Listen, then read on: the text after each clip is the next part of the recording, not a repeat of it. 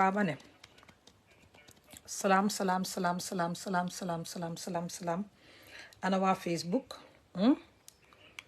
ana waa Facebook dama sol suma lunette bu baax nit koo xam ne bu solo lunette du mun a riid du mun a gis mun ma understand sax salaam nuyu naa leen yéen ñëpp ku nekk seen tur ak seen santa ma wax leen salaam and a happy weekend I hope ne yéen ñëpp seen biir Saturday yi yàlla ngeen salañ di jabal di defar borom jëkkër yi di defar jëkkër yi borom jabar yi defar jabar yi ñoom paus bi nga xam ne dañ am jabar ñuy defar seen jabar yi ñoom ayda mi nga xam ne dañ am jëkkër ñuy defaral seen jëkkër yi ñun mi nga xam ne di lamba kuru ñuy sàcc rek téye suñ toj laay ci di ut góor ñi guys salaam ma nuyu leen yéen ñëpp seen tur ak seen santa gis nga topic bi si kaw réeréewu leen mbir li nekk di xew si internet bi te gis ko na nag moom ndeysaan man maa fi nekk nag moom ndeysaan lu xew rek ñun ñu indi waxtaanee ko because daf dee am solo te daf dee am time yoo xam ne tamit daf dee baax pour ñun mi nekk si media bi salaam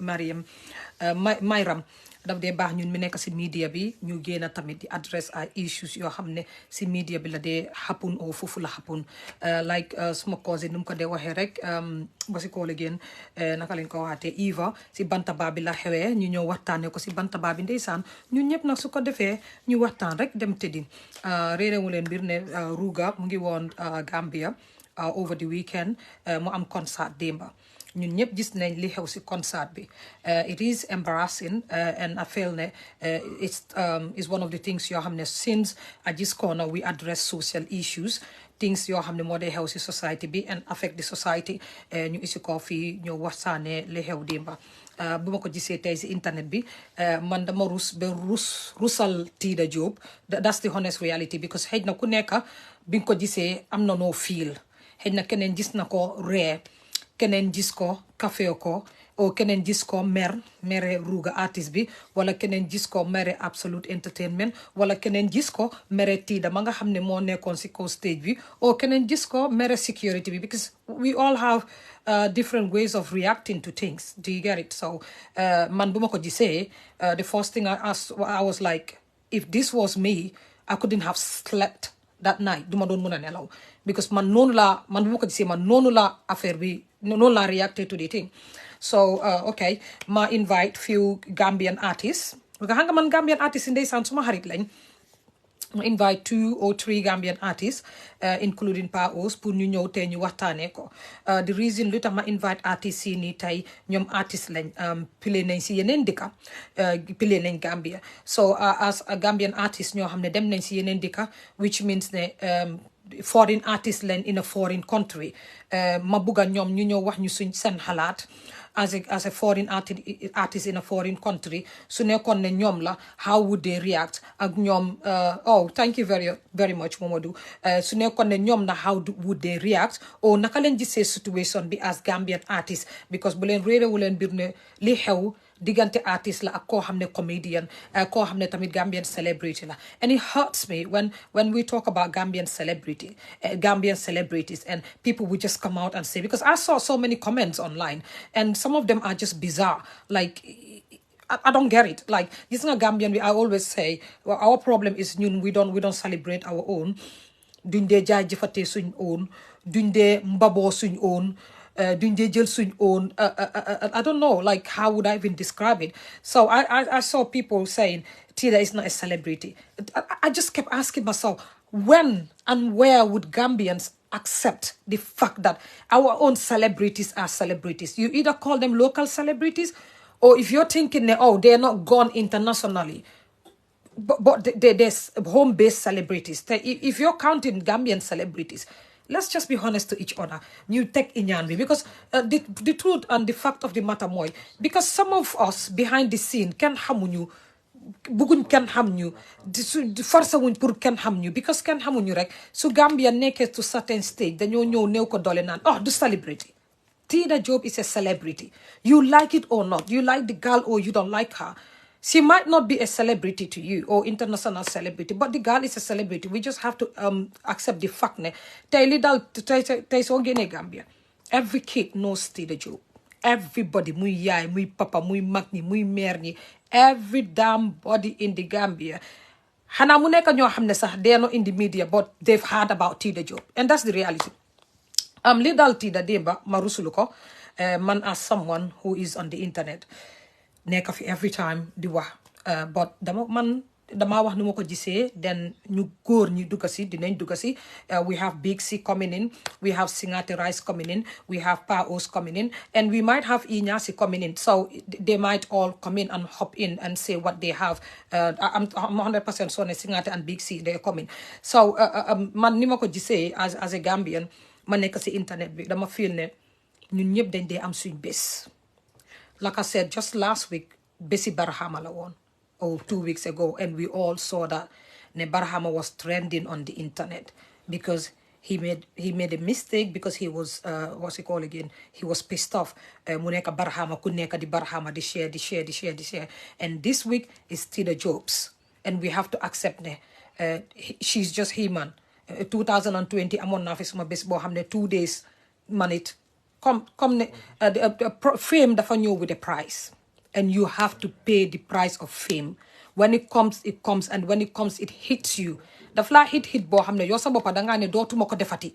Or you just sit down and ask yourself naka laay commencé waat ba mool sama boppa ba dellu fi ma war a. Thank you very much Biran.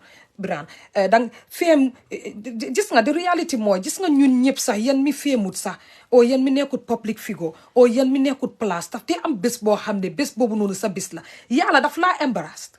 Public bi daf laa embarrassed. I was talking to some girl who is on the media. She said to me, Aji, I went to Senegal and I was doing modeling. Mu ne ma bi ma demee di model mu ne ma Aji dama daanu dafa mel ni ma jas. Mu ne ma modèle yëpp nekk fa ñu nekk on stage di modèle mu ne ma dañ ma jas dafa mel ni danga ma jëlee si kaw ba si suuf mu ne ma Aji musuma rusee noonu du ma ko maa ngi ko wax suma kawar yaram mi taxaw nit du ma musa rusloo noonu si àdduna te du ma musa am that time boo xam ne noonu laay rusee in. So I want you guys to know it. We will go deep into this topic address. So the by like I said, Big C is coming. Mungi send request. Singate Rice is also coming. Pa Oz is coming. Inyasi might hop in. So I just want this artist, Big C. Welcome to Ajis Corner again. Ajis Corner is Ajis Corner without you. Last week on my show, I praised you and Singate.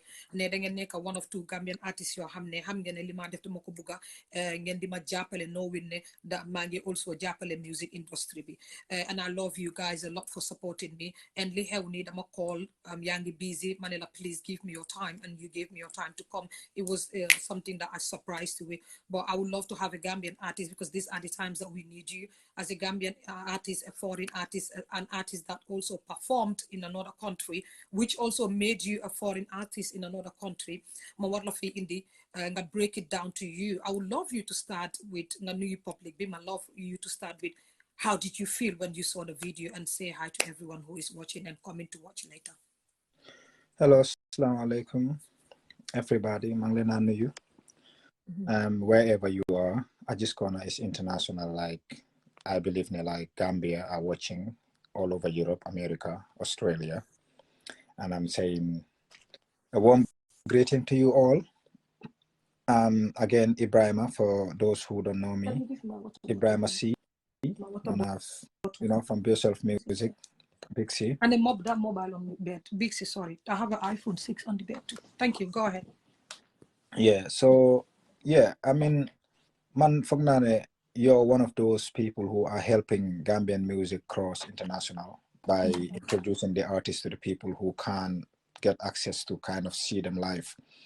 Especially when it comes to the industry, everything that is happening back home, you're one of those guys who are helping us know what is happening. You are like kind of, your youngest self come like a link from Gambia, the people in the diaspora, which is very vital. And thank you for doing that. iPhone 6 is on the bed. We appreciate you. We appreciate your show, and I think it's very important that everyone supports this show. And so, what I think about the situation, the incident that happened last night. Okay, as an artist point of view, I'm not speaking for every artist. I'm just saying my own personal opinion on this. So what I want to say is, I can clearly see where Roger is coming from as an artist, because Yangi Deki Jambur. Yeah. First, we have to consider the key foreigner la stranger la si suñ dëkka xamut Gambia, and he must have heard so many things about Gambia. And sometimes what you do is performing in a other person's country, like them na Norway, singata invite them for perform, you know. And then even though it was like a family thing, and you think about these things, them na Spain, I've performed there. So what you need to think about is like you go in there. Sometimes these artists will get their PRs or like going through Google, like searching about the country. What are the possible threats? What do I have to be worried about? What are the concerns? So you have to think about them trying to put themselves in a safe space, trying to protect themselves. You have to put that into consideration as well. So your hamulo ban information la roja am before mo ñëw Gambia. Hamulo lan lañ ko about Gambia. Hamulo lan la research mom si bopam lan la find out.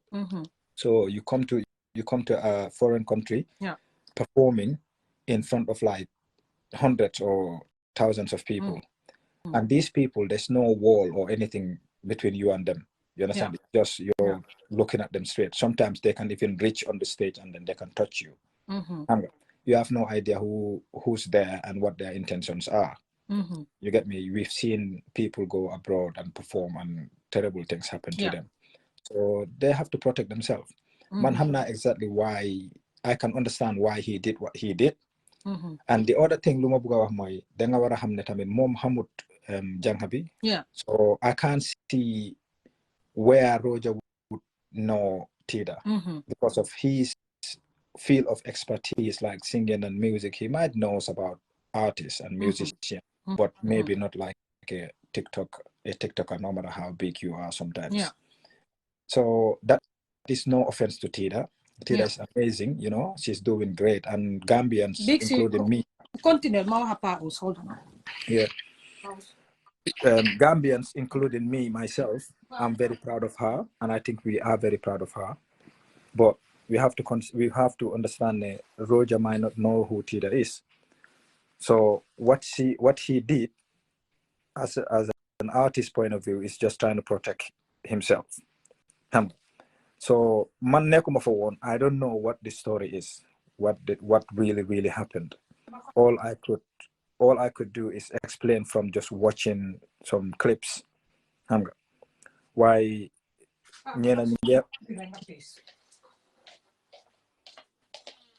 Okay, big signora, sorry, madam pause.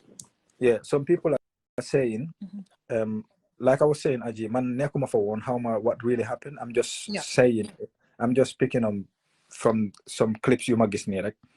But what I want to say is like, Nyena Nyungia Wane Tida was called on stage to come and dance. But then she didn't want to dance, she wanted to do something else because she's a comedian. Understand? So Roger, if more Monica artists, more demand or more ask Tida, I don't know how, to come on stage to do like to fake they've done ask for a fan.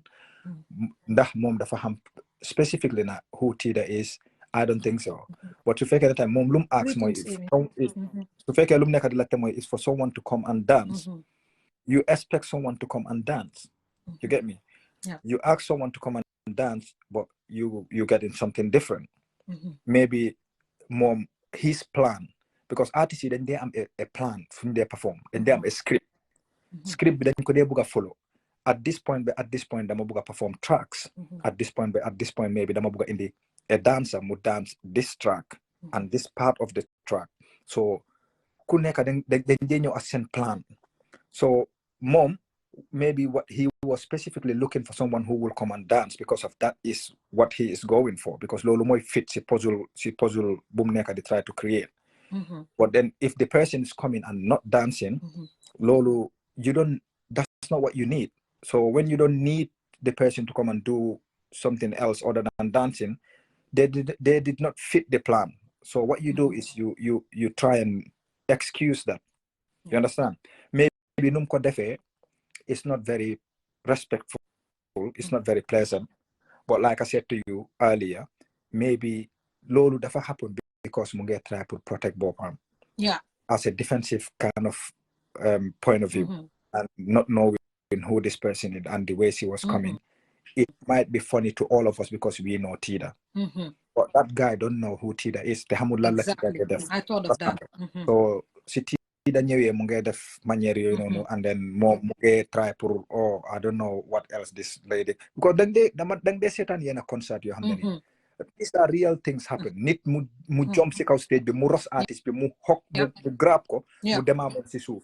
Some of these people might be like activists. Some of these people might be against the person. Some of these people might be sent by someone else who have an agenda against this artist to come and do something damage. Understand? So you need to be always cautious as an artist. You need to always keep an arm length to people who are coming to like meet you on stage. So maa ngi gis ñeneen tam ñu ngi blame crowd bi, ñu ngi ne waa crowd bi they didn't do Tida Job justice, and at this point crowd bi you cannot blame them, because the reason lu tax may wax loolu noonu always da nga war a consider ne Roja xamut Tida, and Roja might not have done it because of dafa am anything personal against Tida. Like I said again, he's just doing it to protect himself, and also maybe Tida mom lu mu bugg a Tida def ak lu Tida def doesn't work with his plan, and he doesn't need that. So Tida bu mu waxee Tida wàccal, I don't see anything wrong. I think people are overreacting. I don't see anything wrong with that.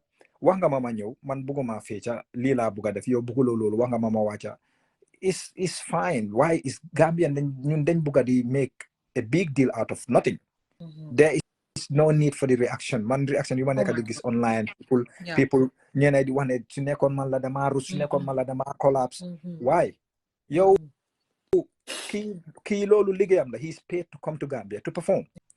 He want this. You're bringing something else. He doesn't want what you bring in. So he said, no, I don't want this. Go down. Like, it's not a big deal. Like, it's really not a big deal. So I don't understand why is people going overboard with all this thing. Big C, add on what you're saying, ma throw it again. Big C, you might think the whole Gambia likes you, or the whole Gambia wants you, or they're proud of you until the day for your downfall. It's like I saw people doing videos and I saw like Lumfa dem Uti, the Farao. I just want you as a Gambian artist, Punga address it. I'm just gonna throw it to you guys and or the people coming. Yo, do you think that because they said Tida was never on the guest of artist list, even though she's a TikTok, most of the time then they just list people guest be because she's a celebrity, she should know where to step foot. From what them, from what to them, the for ham bopam, borin ko if you invite to borufa them, neko borufa them. So me, I'm thinking, so if I am a celebrity. Then you are playing, and I'm a fan of Big C. Can't I pay a ticket like somebody, like a normal person, and come and watch Big C? Is that a big deal? So can you break down there for me, please? We see that every day in big concerts. You see Chris Brown performing. You see Mayweather on the crowd, like the final ticket attend show. This is nothing to do with you being a celebrity or a person with big personality status. Like attending a concert, it doesn't matter who you are. You should be able to do it. I know when you have certain levels, it comes with how big you are. That it comes with like the weight comes with it. So the guys no gonna famous here, no gonna big, no la security risk be there gonna high. Understand? So with Tida and this situation, I don't think there was much security threat in there, because also it's Gambia, and also Roja is not like Jay-Z or Beyonce. You understand? So I don't see much threat in it. So but niti you nekk di def ay video or them TikTok they could make out of mockery. I think that is totally wrong. You understand? Because of, like I said, situation be deserve reaction bu mu nekk di am. Xam nga yow da nga nekk di perform, you are paid to come and perform. Man mburu laa dee jaay, so you want sauce, but I want to offer you mburu. Nga ne ma ne no, man sauce laa bugga wàccal bugguma mburu. Xam nga it's really not a big deal. Tida wàcca na, make a fuss out of it. It was very easy. Bu mu ko waxee wàccal, kooku dafa dem mu wàcca. So I think people are trying to use this situation to boost their platforms. Ñu bari ñu ngi ko use for these clicks and likes and comments and reactions. Some of them are exaggerating it, like writing a big head title before coming on it. So other people will just read the head title and then come like, oh, this is gonna be fire. And then ñena ñu ngi see yoka, ñena ñu ngi wàññi. Lolo la nekk di wax. Lolo is so unnecessary. It's really unnecessary. It doesn't deserve that reaction. People should understand that, the job mom loolu la dee def mom comedian has no ñoom xamuñ there is no room for like, you know what, I need to know where, because maa ngi di gis ñeena ñu ngi wax ne warutoon nag def loolu dafa war a respect boppam. No, a comedian, this is where the difference is. You as a comedian, you should be able to create that boundaries. Like you being creative. That wall you don't see.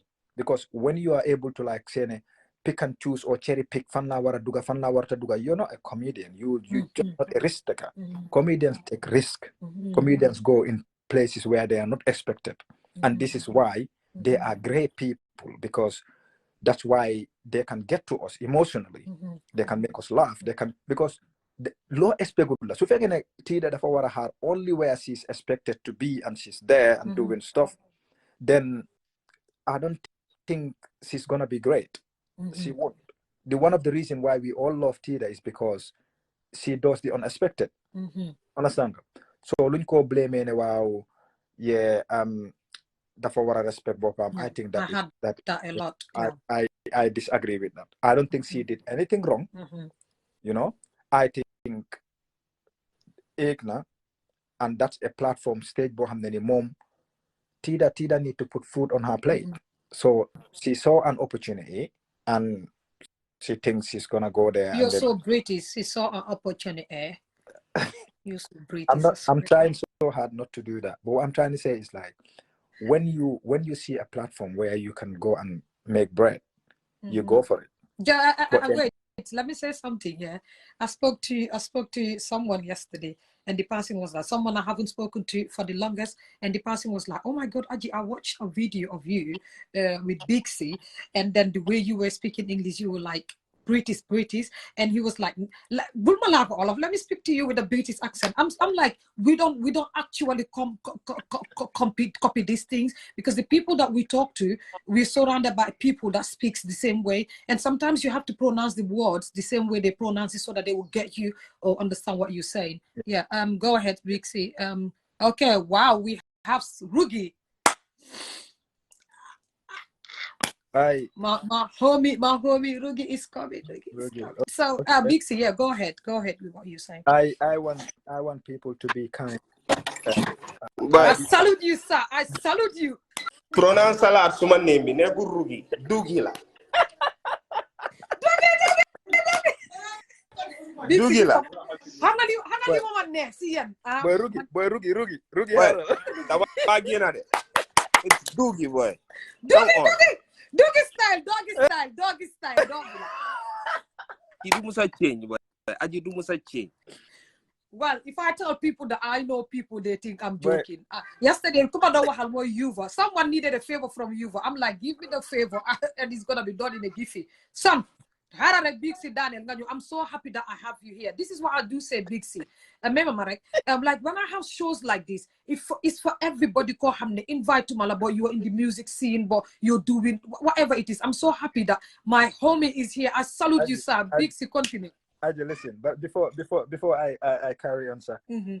This is not just a guy, like an anybody guy in the industry. This is one of the guys that is. That's why I'm saluting the guy, innit? This guy is the biggest in the industry, whether you know it. I swear that. No, seriously, he's contributing. No, seriously. Gambian music wouldn't have been here without him. Thank you very much. That's Dougie. Somebody said request him. I'm like, whoa, where is this guy coming from? Yeah, I'm not daf ma buga tontu because mung ma call manako de mangi busy one. I'm not you know what, this guy, I'm gonna just No, it's not that, sir, because I even went on Facebook, understand that, to talk about loneliness. Wow. Oh, bless. So buma bet way saga na ndey ruga sax ndeysaan. Wow. why dama just take this back like some couple of years back. Understand nga? Now was something that you don't know about Gambian promoters. Soon you say foreign artists, then they mel ni ñoma foreign artists ba bokan day ak bay wala sen dom bu gaay just jur la. They don't want the artist to mingle with anybody. Bugu ñoo may artist bi space sax pour mu tok waxtaan ak benen artist. They don't. It's all about promoter bi all the time di mingle artist bi di dema mom fi su soxle ndox sax mu dem ci pompe bi isul ko wala mu nga gis promoter di def yena yo xamne moy lolu. Artist su yewé ci dëkka fo nga ne ko mané diw sangam len fi am ak diw sangam ak diw sangam mo def li diw sangam mo def li ak yoy nonu. Probably sanga pelal ko guys and vibes and then kum feel mu tanga rek muna vibe ak koku nonu at least dara come out of it collabo muna am something am. But no, then la they practically cease promoter fi then they practically cease artists pour guy ama ñom some connection. Couple of years back am na artist bu fi you won dafa feel ben artist bu ga di rôle am mom bu ga di dema mom man la promoter bi daf don joy ne du dee gis artist bi ne ko mané lu xew ma yow am nen contract moy pour ma yow ma perform ci stadium bi dem suma yoon interview ma dem legi any other thing luma buga def lolu sa yoon nekut understand so ben a point bo xamne tam promoter yi which bo xamne like anybody they want on set or anybody they want to do something ne buga nañ mu def something war nañ ko introduce ak artist amna solo waaw lolu mom amna solo war nañ ko introduce artist bi waye ma ngi la wax ne tam xebaate bu nekk ci industry bi motax promoter yi sen xol du leen dé may yena yi pour ñu def ko 1 2 tam suñ ñeneen gaay fi tam suñ gisé foreign artist dañ dé xép lu sen bop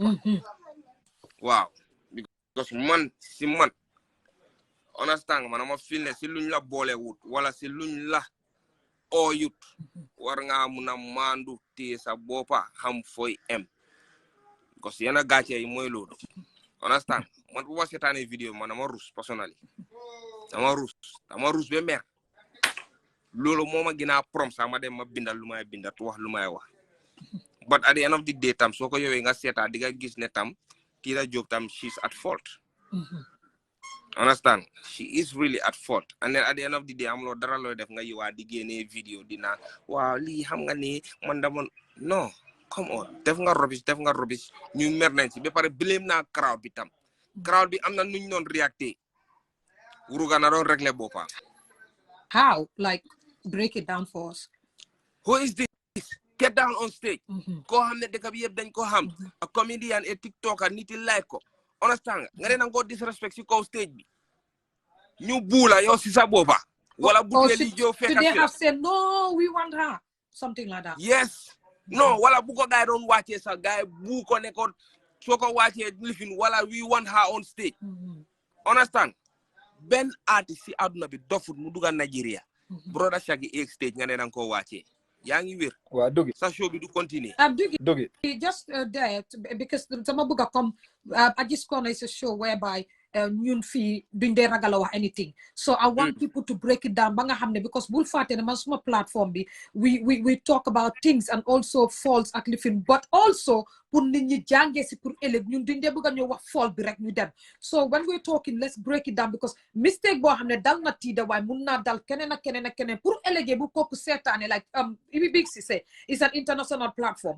tay suñ fi joggé élève nga ñëwa set view ci di nga xamné ñi démon liggéey ñu fi nekkul ñu yëgut live yëpp dina ñëw sétan ko Tida sax mu ngi follow this page she can come back and watch this show and mu xamné fi dama fi wara jàngé Big C yaa ngi am lo doon wax you can go ahead and continue say what you were saying. Luma buga wa is just a continuation of luma start on but xam nga Dougie yow nekkuloo woon fii maybe mo wax loolu but I really want you to listen to this one because am na noise bu nekk so dama buga na ya nekk di echo bayna nga continue luma buga na wax rek Dougie I want you to look at this angle as well Roga, yeah, he's an international artist from another country. Nekut Gambian. Man, Fogumane, he genuinely did that on a personal attack on Tida. Dama Fognerek, he's trying to protect himself, being an artist on a different country. Hamut Tida. Yeah. Hamut Tida, lo nga wara understand. Number 2, yeah. Mota from starting money. Mota from starting money. Promoter yi sen liggéey la woon pour ñu def introduction. Wow, okay, I will give you that. I will dina la jox lolu, but dina respond lolu tamit. Ñun suñ industry bi dugi. Yow maybe Kenan, but you know the ins and out of this industry 110%. Damage bobu nonu you cannot pin it on one promoter or two promoter. Li lu yaahu la bu yaga. Yo xam nga fu ma waxe. Yow lay wax ni. So because of lolu promoter tamit man dama dey gis fu ñoo man I try to see a good and a bad side of every single thing. Man foog na promoter are doing it specifically pour protect themselves because Gambia, your lawyer is very good and that's how it's supposed to be, but there is no industry or structured body who is managing or policing the industry. So because of that, ku isi sa bread, it's your own responsibility to protect it. Nobody else will do it. Promoter bi mun na buy artist bi deglu lu ma wax de mu flexible with every other artist comme noko waxe mu look benen artist bu mu buga vibe with mu dem vibe ak mom. Something terrible happened to this artist, bro. Yo yako isi Gambia. Understand that? You cannot let that weight, the weight of that burden, lay on your shoulders, bro. You have to so is a artist, yeah. It's your responsibility. Security dekabi. Yo, you are good, you are innocent, you're fine. Yo bugulo dara from international artists maybe ngeen walk lo xamne dafa even benefit international artists bobu non. But you don't know who else is there ko xamne ni they're not there for that. Yo xam nga legi right now dekabi naka la mel. People are robbing people from daylight, bro. Knowing this an artist, Mungi sold something low maybe a fancy watch or a fancy whatever. People know where he lives. He's exposing himself to these people, these street people, boy. Swing artists, they could bad, they could need to born. But people around them, yeah, you cannot trust anyone, bro. No, what I'm so promoter, they are doing what they are doing, which I understand why you cannot deny why they're doing what they're doing. They're trying to protect. No, I can deny it. I can deny it, Big C. Wow. I can deny it, and I will totally deny it because of the thing, boy. Artists we see you hotel la most stay, either Tamala la most stay, wala anywhere. Wow. Understand? Artists mumbuga flexal. Most of the time, what do they do? Producer buy you what gadgets and me you no, right? You fix ko for see hotel. You buy for no. Okay, listen. You buy for no, come up with something. Okay, Dougie, listen. Wow. Leg. How about every artist must structure bopa with PR, with management. Lolu is the management's job, not the promoter. You also PR be mu contact promoter be mu ne money. Artists be mungi ñew ci Gambia bi, so we would love to do because of mainly artists yu bari yu ñew Gambia, they are bigger than all of our artists. You understand? Lola la explain al ni. Wow. Li so many artists def nañ ko. Xamna luma la wan. So gisee may wax ni, it's luma experience over and over and over. Am na artistes yu bari yoo xam ne international artist dafa yow seen PR wala seen management dem si promoter yi ne leen dama bëgg a suma artiste def ak kii diw sangam defal lii nii boy they will twist and turn isi kiring karang boy make it hard boo xam ne mooy loolu gis nga let's say naka tuddaati kii nii Sidiki bu mu ñëwee Gambia Jalimani wanted to do something with him dañ mel ni si moon bi lañ war a def. That's how they make it so hard. Legi dem si show bi sa pour performance Sidiki sa ñu ko def issue kirib karab de am na keneen koo xam ne dafa am direct contact ak moom moo yow mu ne ko Jalimadi nii kirib karab moo personally invite Jalimadi on stage. Waa léegi understand déglu ma de mu yow mu perform mu appreciate ko Sidiki ci boobaa appreciate Jalimadi taw foofu noonu wax Gambia ne da ngeen war a support kii nii ak nii but te koko sax ku def that connection has nothing to do with the industry sax foog ma ne sax mu si industry bi ak yooyu noonu it's somebody that Sidiki knows and respects a lot understand who def that connection but the promoters people in the industry that were contracted to work there they make it seem so hard understand bi nga xam ne mooy loolu waa Dougie and then Sidiki si boppam apprécié na waa Dougie so ma nga la wax ne kon suñ ko defoon very simple xam nga ne léegi na doon mën a defa loolu dafa hard pour mu simple léegi I'm gonna bring you back to lu ma waxoon earlier about the structure in our industry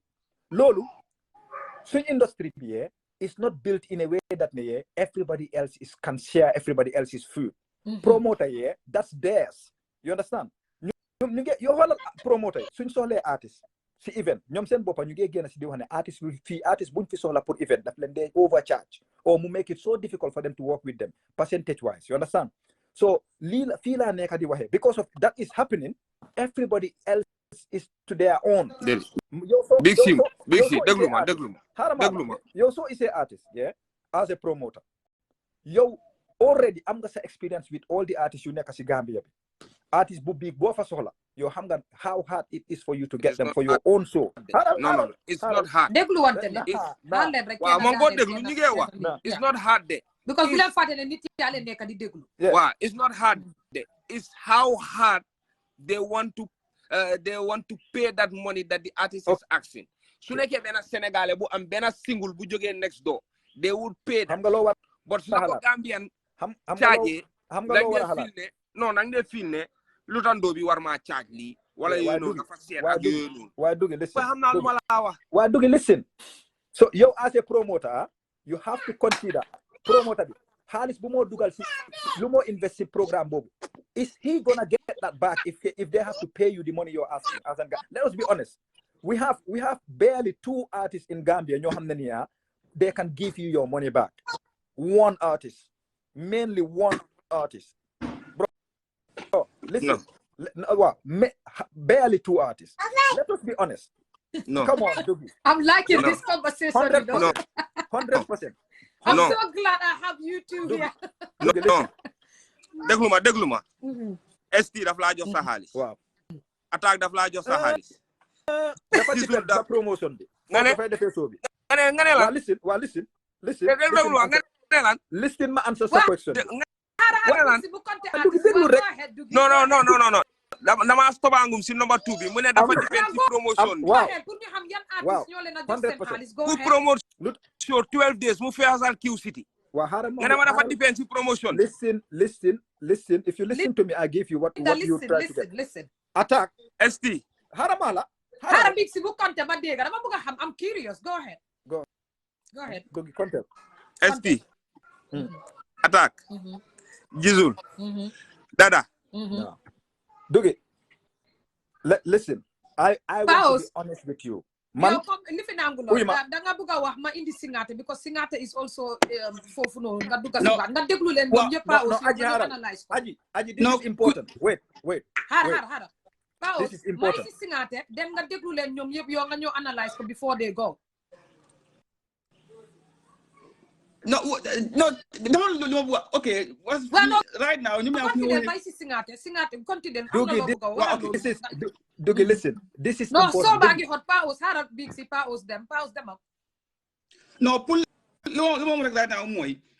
Funa li say naka. In fact, nagan daf go. Mangan yun. Look you naka. Wow. Funa at some point, you guys have to. Dougie big si. We need to know. They are. I'm not for hamne. For big city any size to do this experience for their lani. Why it is the same difference in the beginning. More the management of the artist and the structure and you soon failure do tay dembala one. Why, however, man, I don't want to agree in Gambia. I'm not promoter. Let's establish that right now. We have business men and women right now. Fi ku fi taxaw di always about promoter. You are taking the piss. Now to support what I'm saying, moi, li xew demba did a job right now. Yeah, let's take it back to that. Yeah. Right now. Kiko there was no way she could have blamed that person, the artist, on Kim O because of the allow. Here, let's understand that these are artists being brought to the Gambia on a contract. And anything else, any sign of linga sumayan to the job takes place right now, that artist could turn it around and see any legal opportunity to use it against Kiko O right now. So, of course, because of these are legalities. these are artists nga xamne suñ ñëwé right now they want to perform. Now the stage bi want to perform nit jël amé that mic bu hijack the show and things go. I might say, hang on, let me turn down to the person who calls me. You call me in here, but this was not the deal. Now we have seen some things like this in the Gambia Senegal artists anyway. Been for example, Asanjay right now at for now CD how much CD something. Now CD wanted no CD job. Ben CD job. No, he can do something. Okay. No do CD job. Artist bini amut ban, but then go but bim ñëwé ñi ko dafa né xawa ñëw fa na fi suma le ma jox rek baxna now buñ ayé bi ka biñ play and this person expected Assane Ndiaye's band to back him up. Now Assane Ndiaye né lolu was not the contract between man at yeen suñ ko play rek da ngeen ma fay.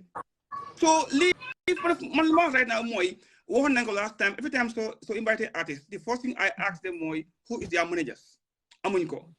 Now clearly if Tida had a manager to happen. Number two, ask her on her show if she's got a manager, and she was like, no, she does not have one. Then, yeah. Number two, she does everything herself. Man, I think the garment artists, Liyahu Barina, but Finyo Dore Moy, they should come together and recognize the Garment Music Union or Arts and Culture to issue all these artists. King Hamid, you're an artist person and you want to go into an event, be seen and heard.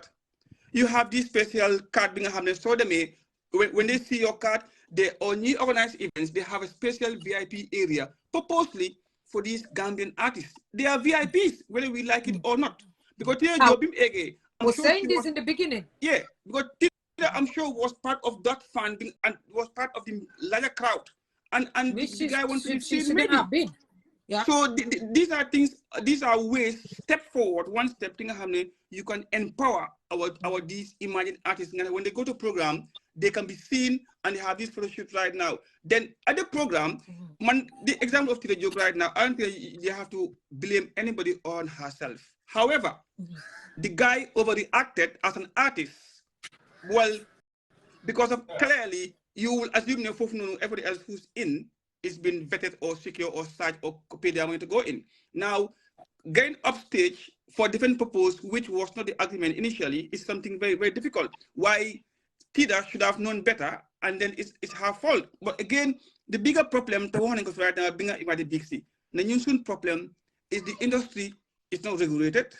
No government cares to know who's coming and who's not coming. Nobody been enacted as an act of parliament is there to make sure so definitely is illegal, I take you to court right now. But then, right now, Gambia, man personally, I like the music industry, but I'm not a promoter. I'm a businessman. I go for somebody else called Hamne can double my money. I don't care where Senegalese or Gambian. The purpose what I organize is a gala. Now, if you mention, yep, can you mula in $100 in a gala on New Year's Eve? Do ST, do Jasul, do Attack, do that. None of these people, if you call it on New Year's Eve, can do know, and man personally, I will never ever risk my money, 100,000 pounds. Pause. No.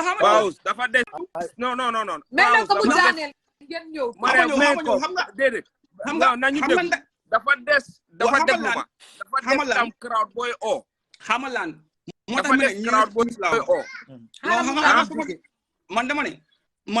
of the programs that I want to organize is New Year's Eve, Gala dinner.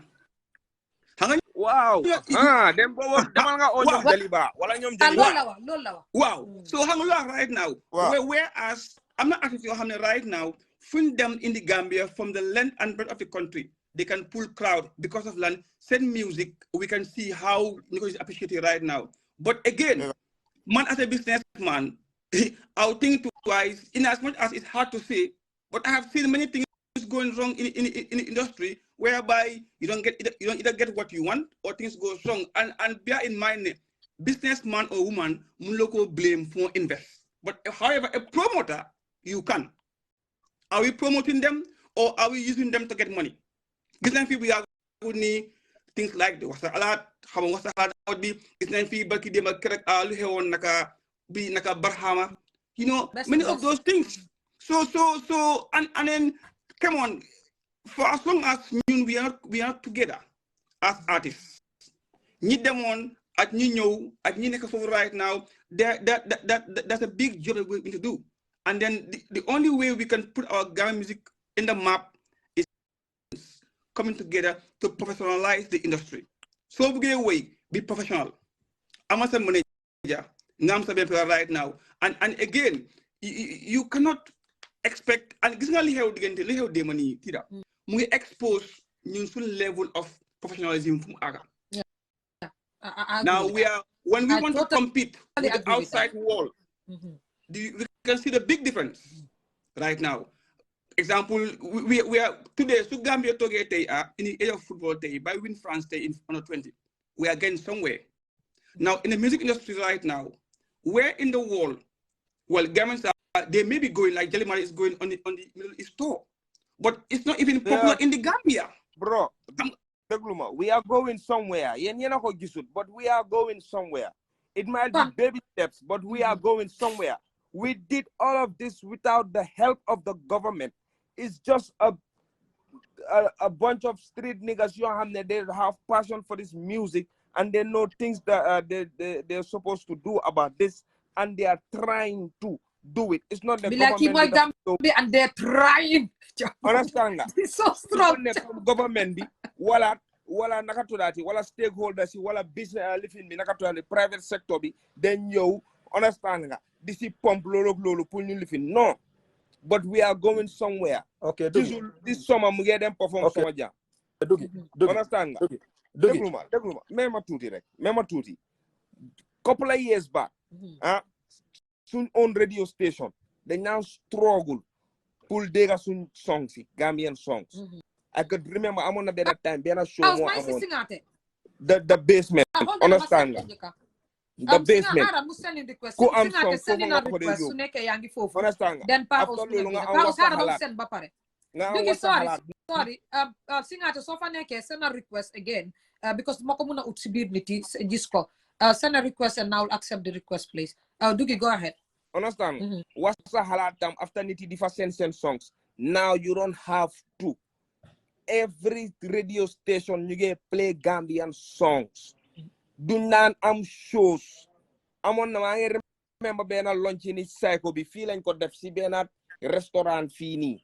Nyun 10 how much 15 nyofa neka. Understand? Cycle sa buto na perform. Dem nem fi agbadi bunka sanyang. Show be how much 20 nits a amuko. After fun muje they non zero on the $50 how much living for your loss. Understand? Dougie. Legi lan mo neka di xew. But Dougie, hold on. Mema. I'm just the one that can do we are getting somewhere. Maybe you're not going to ST nyata years mu ye fesal estad. Someone said, let me break it down. Someone said, Aji only bring handsome men to her platform. Exclude Paos. Paos is a guy you get handsome. Understand? Understand? ST nyata years mu ye fesal estad bi. Jizzle yo na mu fesal estad bi. Attack yo the same thing. Jizzle dem Q City. Dada fesal fa. Kini fesal fa naka tudasi. Dada Jizzle attack ST damat fesal fa. Understand nga? ST di dem Kolda ay Senegal ay Ziguinchor di fa fesal. Gambian artist. Oh boy, Gambian child too. Oh boy, Gambian child right now ñu ngi Casamance. Inauguration lañ leen invite. Duñ daan am lolu. We were not getting there. Understand? Right now, for a show, boy, people have the Gambian songs on their phone. They play, they listen to them. Li amuton. Tambo tepe ini masi ñom aji ak keneen. They now he Gambian artist, Gambian music ni ka. Do them Gambian song. Understand? Everything you hear was Senegalese music. Yeah, Gambia legi Senegalese artists I'm sure Gambian artists I'm sure Senegalese artists show and be flop. Gambian artists show and be them on. Ji bu non living that feeling. Si same lane be Pape Diouf mugi I'm sure. Show and be dafa flop. That feeling first step. So yena gisune we are getting somewhere. Probably yena ñoo buga compare ak ñoom Sénégal ak ñoom Nigeria ak yoy non. Ñoo sen city rek sen capital city rek population buga am rek ñun suñu whole dëkk bi amut ko. Understand? Ñun tay ñu ngi am ay million views. Boy ni ñoom awa yëpp a ngi am ay million views ST Jizzle ñëpp a ngi teg ay million views oh boy mooy loolu ñeneen a ñeneen so we are getting somewhere maybe it's baby steps it's kind of slow understand nga because of government is slow because of government bi ñu nekk si branch boobu noonu ñoo xamul dara si music Dougie nekkul loolu boy you are going back to lu ma doon wax earlier rek mooy structuring the industry understand nga yow lay wax ni yëpp di boy di nga ñun Angleterre bi lañ use structure uyma yan Gambia trying artiste yi yow loo fi explain yëpp Dougie ñëw na xaaral ma génne la way si singate nga duga Dougie Dougie loo fi explain yëpp is 110% true like there's no doubt about it there's no argument hey big si xaaral yow angale ma yow you're structuring and Dougie is trying so aji lu ma wax mooy Dougie lu mu fi explain yëpp that is the truth we've picked it up from where it was kankuran ñëw na moo dafa ñëw hit the nail on the head du sax rek I love this guy Dougie yaa ngi understand lu ma wax waaw man lu ma wax mooy entertain leen ma waay there is no doubt about what you said everything is the truth Gambian artists they've put in the effort they've put in the work understand but lu ma wax mooy da ngaa wiiri waara besoona da ngaa delluwaat man lu ma wax rek none of this will stick dafa mel ni comme nga jël something di ko throw onto the wall te du musa stick like water or whatever so the only way that all this effort will put into use more productive mooy we have to have a structure understand so structure bi waxuma rek ñu am a promoters or a body like Gambian Music Union waxuma loolu rek de I'm talking about royalties I'm talking about involving the government the police the armed force has to be part of this the police force have to be the one lobbying or backing up a structure that will try and work with the radio stations, promoters, event organizers, concert venues. Pour Gambian music play, mu am a $2 or $3 royalties boo xam ne dañ ko collect from there. Loolu go straight to the artist. Label si you nekk di sign artist kini, they have to have access to that budget. Understand?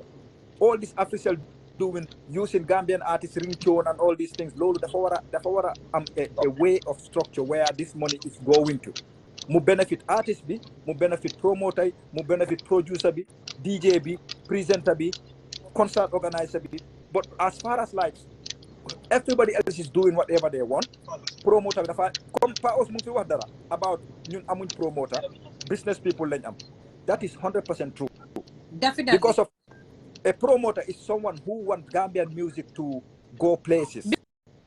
But may I add on something? Lolo mo happen sa si best to best so happen lately. All these people are money making people. There's no. Sticky B and Pa Jawara are promoters.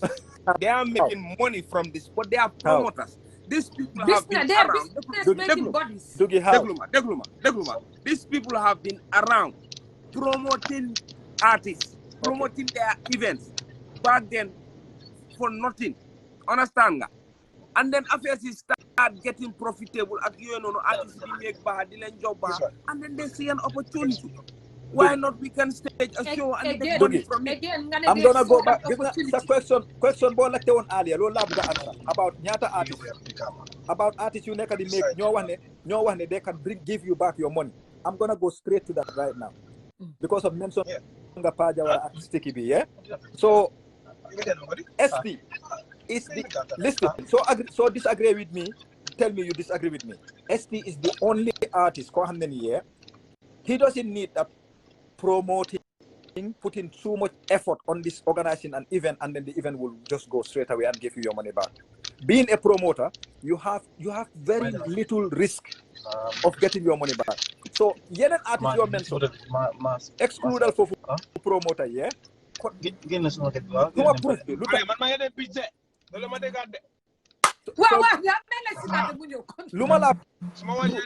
proof of that is here.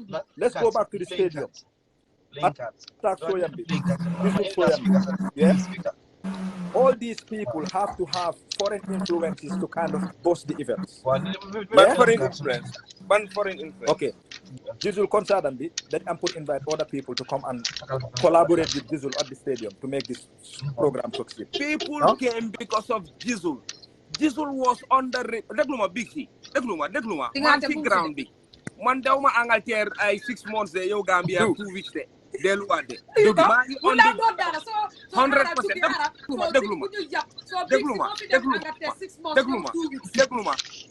Jizzle bala shoyam bi lawa. Each and every radio portal si dekabi. Jizzle is there.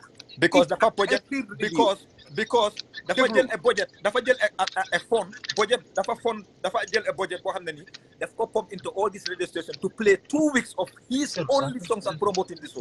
He mu ngi wax 2 weeks. Mang la wax months. Wow, okay. Maa ngi moom dëkkat. So yaa ngi agree with me. Because of people came because of foreign influence. People came because of Jizzle. Yaa ngi agree ak lu ma waxoon. Yaa ngi agree ak lu ma jox wax léegi. Uy leen seen papa si industry bi. Toog leen ngeen déglu seen baay si industry bi. On this big si lu ma wax ne right now. That Jizzle needs foreign influence to sell his show. I remember his first concert he did at the stadium. There was no foreign artists there, right? So okay. So singate. How was Mom, mu ne si bit bi su fa eggee dafa cam singate. Okay, this show is not about this. I want you to take the show back to Tida Job's issue. How you feel, how you saw it. I saw you wrote a post.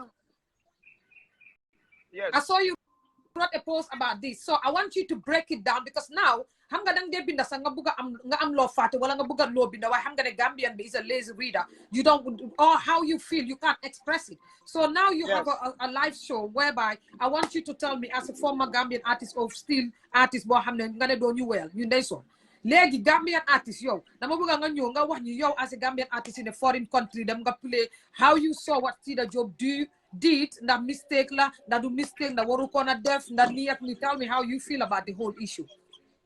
Well, I think the whole issue is it's not a complicated issue. And sometimes when they want even such a cut, you need a PR. Understand? Because you need it's figured and they comes and it. Don't want PR. The fly your eye tips. Because sometimes you are just there doing the thing without not seeing what other people are saying outside. You understand? Number one thing is Tida at that point in time, Mom Gisul Bobam the celebrity or he's someone that people know him. Understand that? Mom I'm not crowd like this. I'm so entertaining this crowd. Crowd sa mom loko sa dang they feel that you want to be part of it. You understand? You know, is it exactly anybody? So mom the first thing is I think she was invited as a VIP guest. Understand? So if you want to go on stage, most definitely you shouldn't climb that stage as an ordinary fan.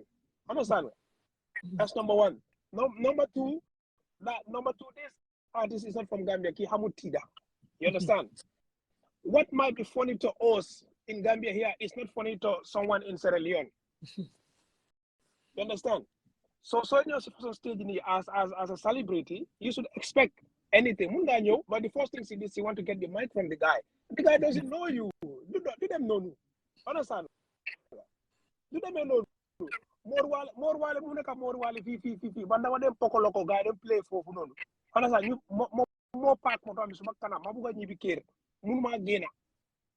Understand? Ma all security pour mu dem final kan mo park suma gannaaw.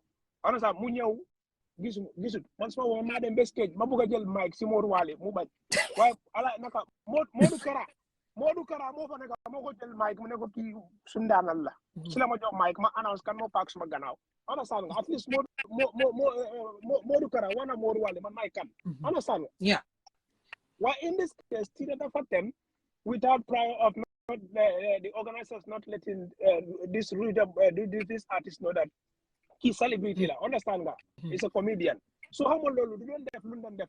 If you look at the picture of the video, ñoom Ruga ñu yëpp ay xale ndaw leen ay 24 25 years leen understand nga when Tida came on the mic you can even see the way he's backing up kii dafa ragal you understand when you look at the way he was running away from Tida comme kii lu moo def ni he's like he's not like comme nit dafa am fit understand and coming to a foreign country someone invaded your state like that mu ñëw ak karate da nga fa ne kii dafa bëgg a hit or something.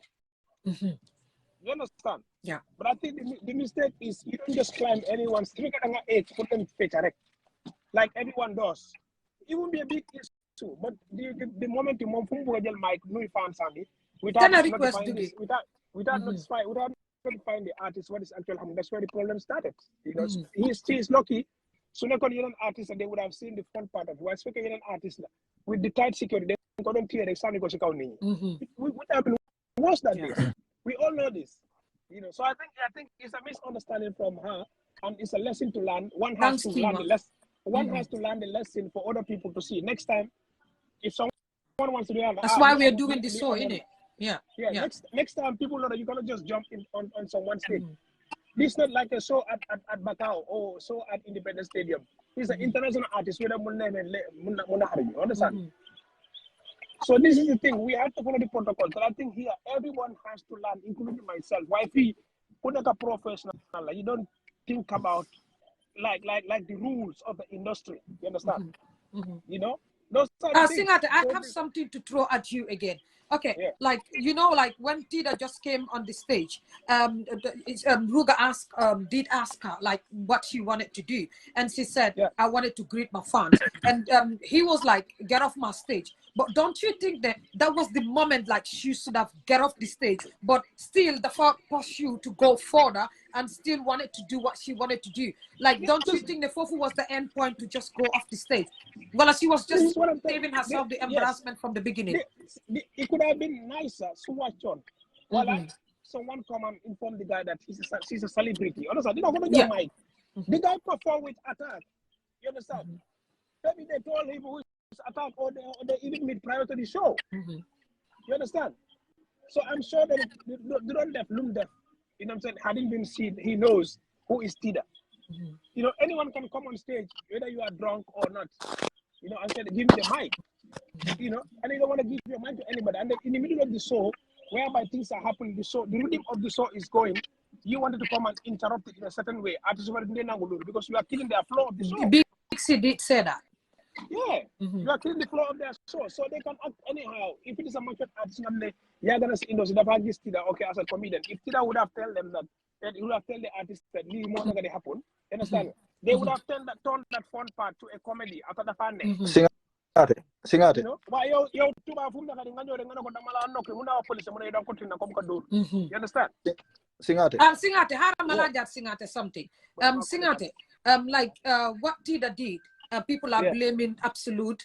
People are the organizers. People are blaming Ruga.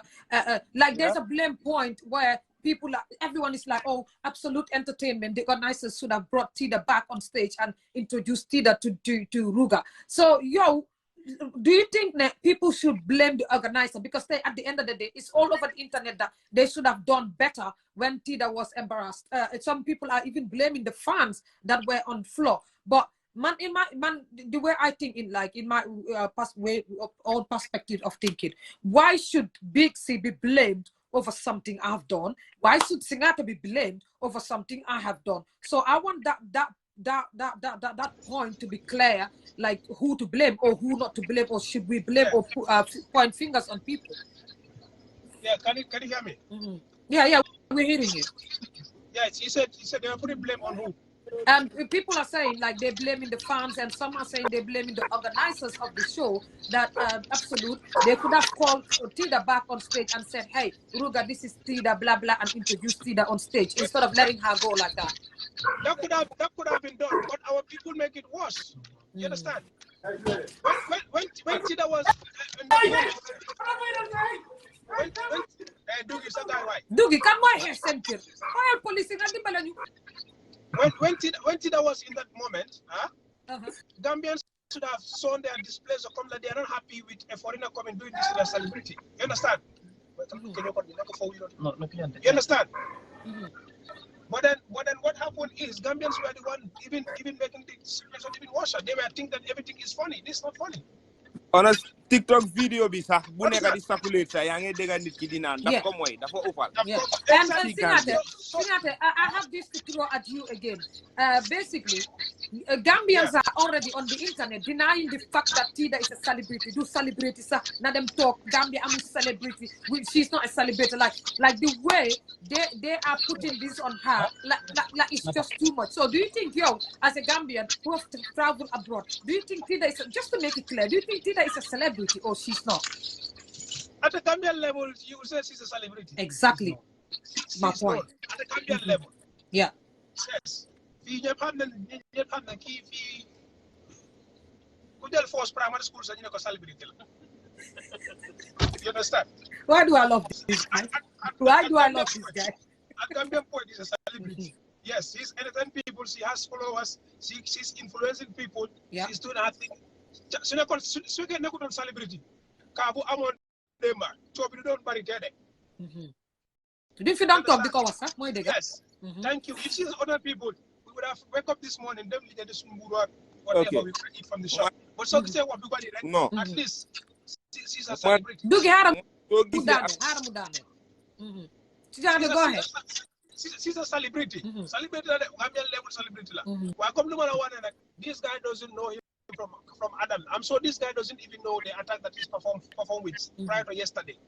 You understand? That's how small we are. We are very small. We think people know us. Even Adam Barrow, people don't know him. This country that when they say Gambia, they think is Zambia. They don't know us. You understand? So sometimes it's important that we buy it. But I'm not when the thing happened yesterday, they don't you come like so support and so that to Dougie did say that. Yeah. Put one artist in hey, soon celebrity can definitely do understand that? You know, but they just let that thing go. They make fun out of it. Best super it and Halebuti gave the job. Booker turned the whole situation into a comedy. But then already I'm not. But I hate this slogan. Listen. I hate this slogan. Kan nga commencé di wax ka am na man mënuma understand. Yeah, but they do bode bay ko. Buguma problem si stage B. Problème na MC Ruga bu MC. Bu ko indi fi. This is a mindset of hereafter, but they don't put their mindset. They don't put their mindset on hereafter. Man, oy ma. Boy, xam nga man lo don wax earlier. I just wanted to add Yo, you are a prime example. You've been to America, tour, them ga America, them ga Europe, you ga Angleterre, understand? As an artist, you don't take stuff like that lightly, boy. Mandama from Roger, part of why he did what he did is to just security reason, trying to protect himself. You have no idea who you're dealing with. The Roger Hamut Tida. Roger don't know who Tida is. You understand? When Roger Ruga. Rugi Haral.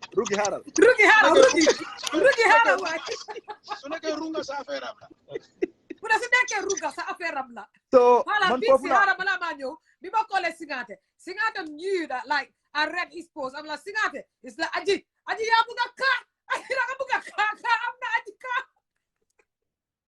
okay, so you see, Tida, Aji, I'm not a lot of earlier, whether Tida celebrated or not.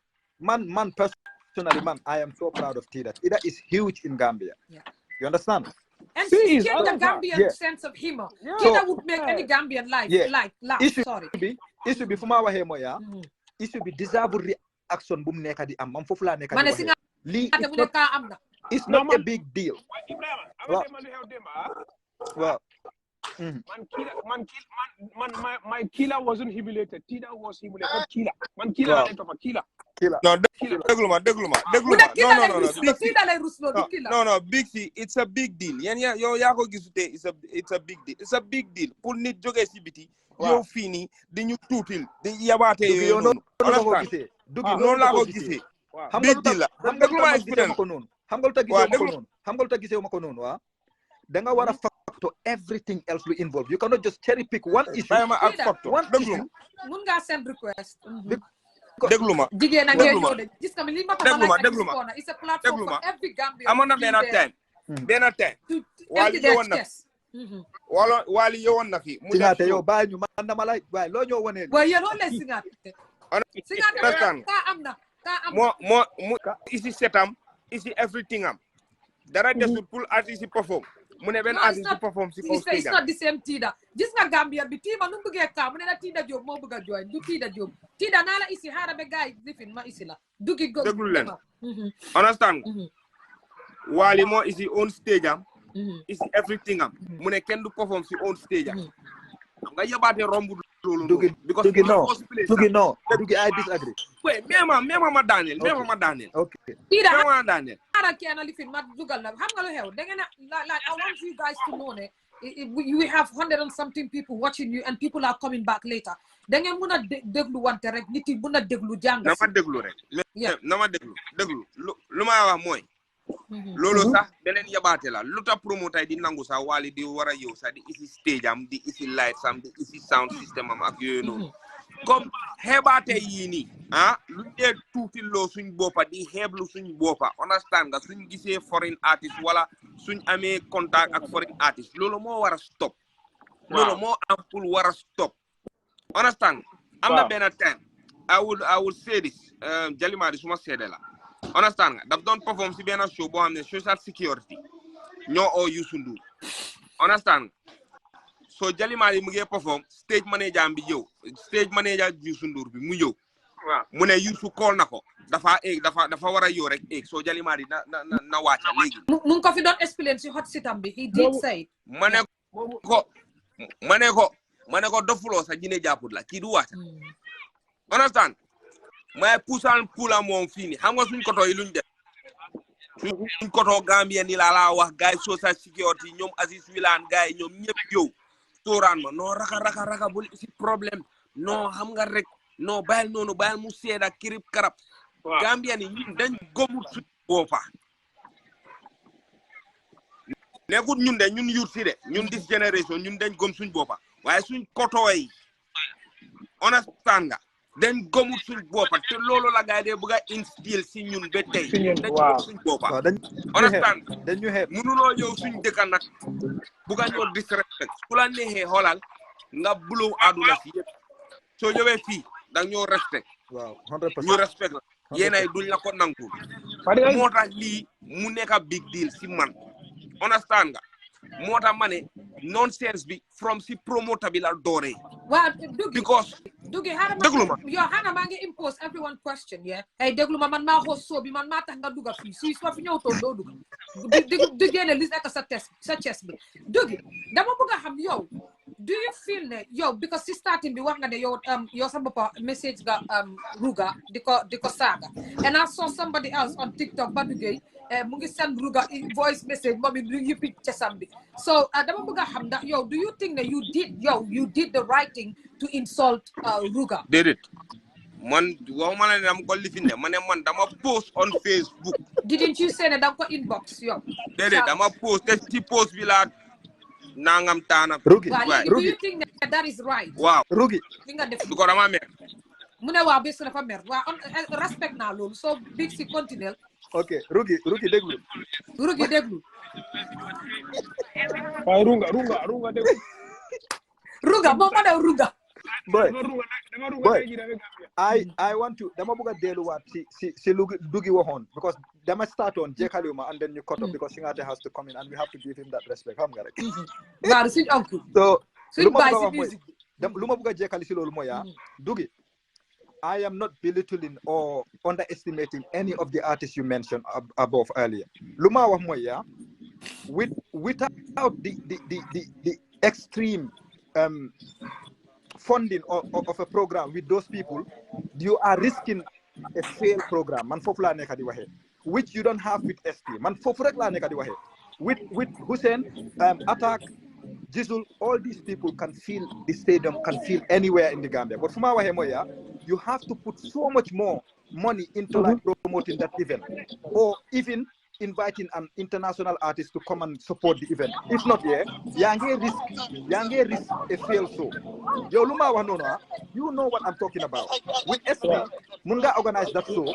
You spend a little budget into just pushing the show, and the show sells out. With all these other people, they have the potentials. They are just not SD. That is just the fact. That's what I'm trying to say. But show thank you. Ban show nga gis show bo xamne du am promotion lolo amut big si lolo gene ko sa bopa bi show bo xamne amut promotion amut promotion budget yi dañ different lolo la wax I'm the problem is here. At this video, we were on the list that were invited to the show. I'm going to have ignorance and academics. No one embraces them. You understand? I like Singate. Tida is an artist. What she's doing is part of art. Yeah. If she wants to showcase her talent, she could have done that easily. Look on there. They can look on them. You understand? Yesterday she went there not as killer but as Tida because she went on the stage as an ordinary fan. Yeah. You understand? Yeah. So them involved as killer. Look on them member. So la ne wan ni ñun tam dañ dé xéblu suñ bopa ko wax li wax lélé. No, why no like invite man suma show when you suma show. You are an artist. But you came to the show. You know the reason, but you came to the show. You know that you have fans. You go there, you're gonna entertain people. Why would you just volunteer and just go on someone's stage like and play for free? You understand? Yeah. You know, if I agree with you. If you want to perform, people will enjoy. But she went there as a VIP fan. Singate mun So obviously, na def lolu sa Singate mun na def lolu sa mu fail xam nga lutax yeah, no, but communication communication dafa wara daw communication dafa wara daw understand haral dafa ba ben daane Tida musi line bi tamit oui ma de gis nga demba num egg she was very decent like Tida Wait, acceptable Tida mu duga accept she went there as Tida he hamuko lola la wani man I like Tida dama ko follow but I think the mistake was done there lack of communication lack of communication was the only problem. It was just part of lack of communication. Communicate on because them, so we get dapat ego stage as killer. Akun be dress time on time minute in the war because they couldn't hear this and because they just want to get a couple of more exit stage. You understand? So this is something because you know watch she was very there as killer as a fan, decent fan, you know. But I think lower earlier. Yeah, I think lower earlier is very important. Tida should have got her management should have communicated with the management. Does not have a management team, innit? I spoke to her here. She said she does not have a manager, and this is where I have a problem with not only Tida, but many people that come here.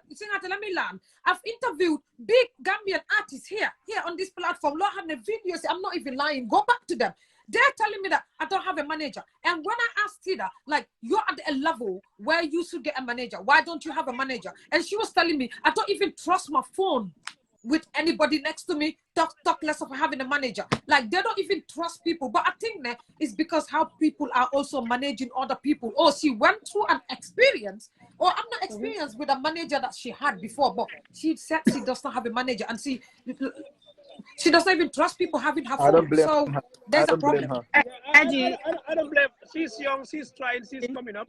But I think she needs to have a manager at this level of her father. Even going to Senegal, doing this collab with Sane and all those stuff. If she has a smart manager, understand that it would have been easier because you need to have a small but sometimes an interest one day in that.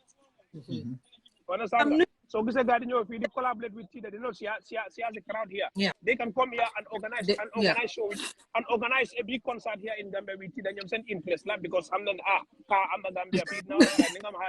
I like this guy. You know I want to add something on what you're saying, Tibalati that Lugasi. You see, like this is what I tell Gambians on my platform when I say things you have at the end of the day. I said, "Manamade joke but make sense of or take the sense." We don't have short-term and long-term goals. More than you body you then they go fail so in career would damage. You need to have a short-term and long-term goal.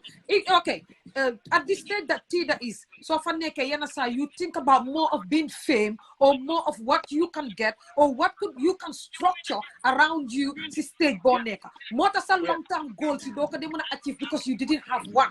So I think the Lord I'm solo this like Tida going to Senegal is when you see the excitement and all of that, like having to do videos with all of that, the fame comes, and fame comes with price. Ma may Tida Munyo Muduga. Tida, go ahead.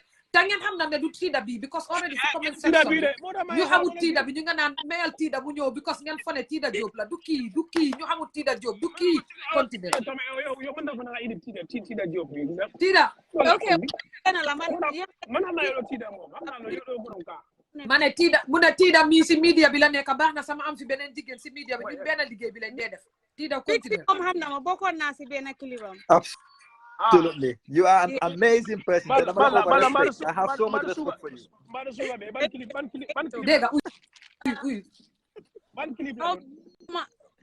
How fast Sigare.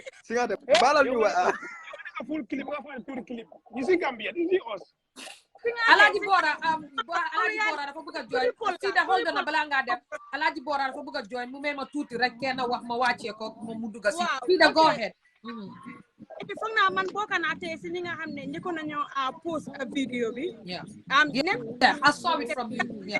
Waaw nekkul li nga xam ne lu Gambia yi rafetlu la yaa ngi understand because benn Tida jigéen la ñaar célébrité mu neex ñu naxari ñu célébrité la Thank you. yaa ngi understand waaye tamit ku wax si fii ñu wax si tey wala ñun tukki wuñ de waaye gis nañ ñu tukki yëpp ñun ñee def si stage bi donc mun a ñëw rek nga bëgg a jël may gi jàmbur yaa ngi understand because man yow gis nga maa ngi doon xas organiser si la ma ne leen ne maybe da ngeen waroon a introduce Tida wii balaa show bi di am and then am ku ma wax ne we did that but ku nekk dafa am fu ñu teg ñoom Tida was not supposed to go on the stage yaa ngi understand Kan you know your music bu ñu sonal fii VIP la way VIP ticket lañ ko jox VIP la waroon a toog waaye tey su fekkee ne yow egg nga ba tey rek insist na nga egg si kaw stage bi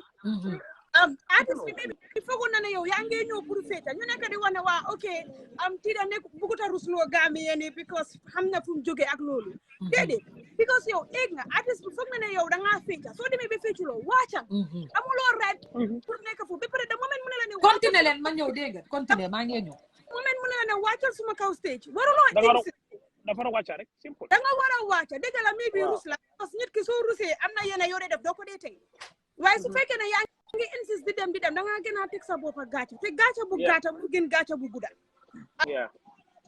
ñi ngi nekk di wax nag Tida du célébrité dëgg la célébrité la daf ñoo neex mën a xariñu parce que fii Gambie célébrité am na ñu nga xam ne ñu ngi oo seen bopp célébrité moo leen gën a nekk célébrité yaa ngi understand naa toj ñu bëri fii si Gambie te one way or the other su la reelawul si vidéo bi reeloo na la si vidéo bale and she's a nice person she's a very nice person moo dama de ma ne Tida moo am yabar man suma kii la amul yabar waaw kii la amul yabar because kii la faalewul kii la faalewul su fekkee la woon Tida just to add on loolu nekk di wax ni da nga fekk earlier lii laa doon explainal gaay Tida nit yi nuñ nekk di réacté rek ma daane rek after si yow nga analyse lu ma wax léegi tey man su fekkee ne gars yi won nañ because gis nañ vidéo bi yëpp man bu ma posté di xas organiser yi dafa am ku ma yónnee vidéo bi bu attaque bi dugga si kaw stage ak bu ma gisee bu attaque bi dugga si dama kontaan because bu ko xam ñoom ñaar ñu ngi so love ñu ngi def lu nekk su fekkee ne noonu la introducé woon Tida gaata boobu noonu du ko si fekka so Tida tamit moo war a xam boppam because tey Tida passé bi nga xam ne dafa just ñëw rek si kaw fii ci jàmbur Tida nekk Tida woon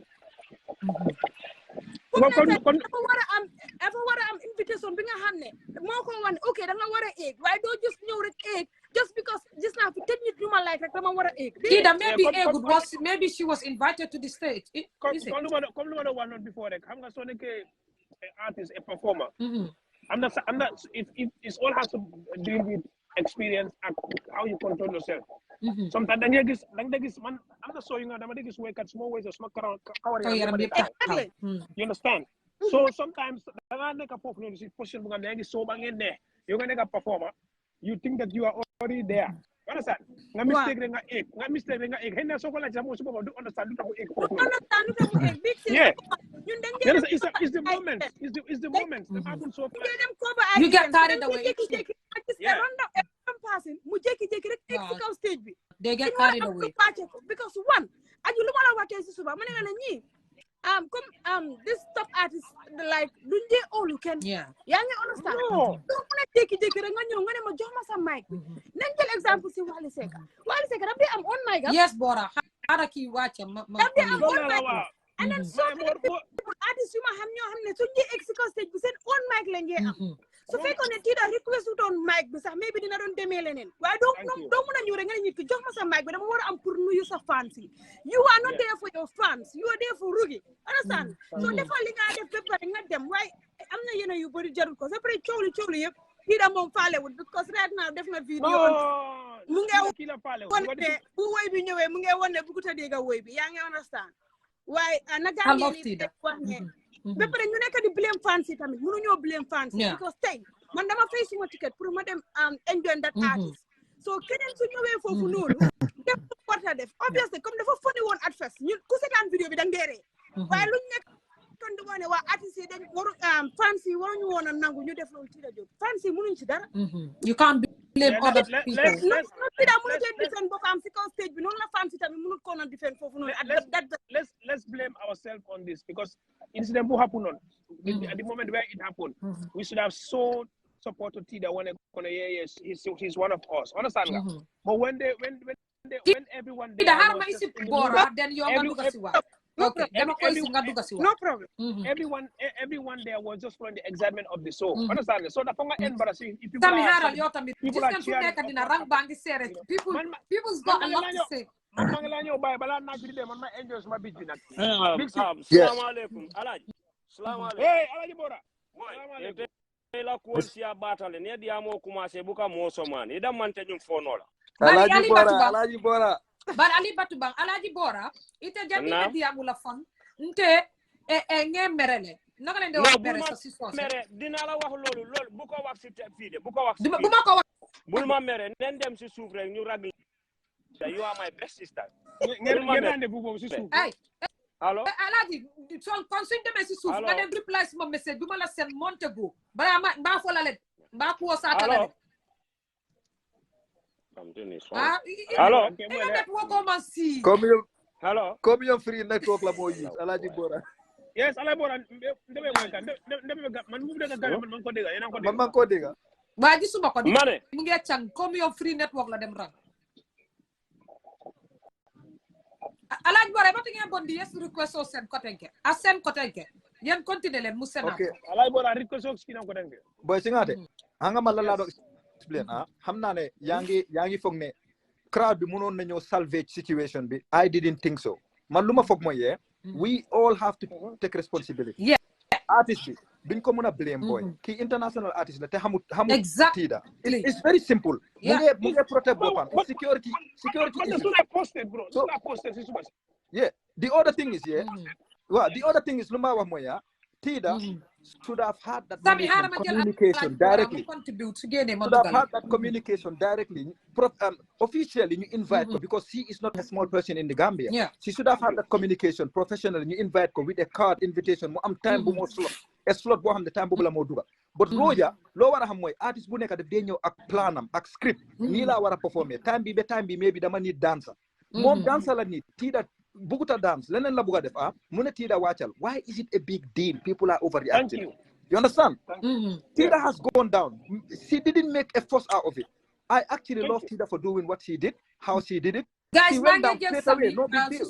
Alaji Bora ni beje biseru kweso sen ni sami fanan dia mutange bondi nga bondi ngete fanan sami malajel. Luma wa rek is a simple thing. Da nga respect sa ligue. For me Tida coming there even you are not invited. You should get paid for anything that you do. How come in there freely to entertain the fans shouldn't be done if there's a manager, they should have booked her to come and do that. I respect that. You understand? That's her job. That is part of valuing herself. I stopped going to Poco Loco because each time I them for them chill, like enjoy some more artists perform. They let them all let them play. Understand nga? And so they would thank you. Understand? But why not them knowing that this is a business? Why would I go and perform at Poco Loco when they're charging get tickets? I play for free. So Tida should know that she cannot. Don't entertain any show.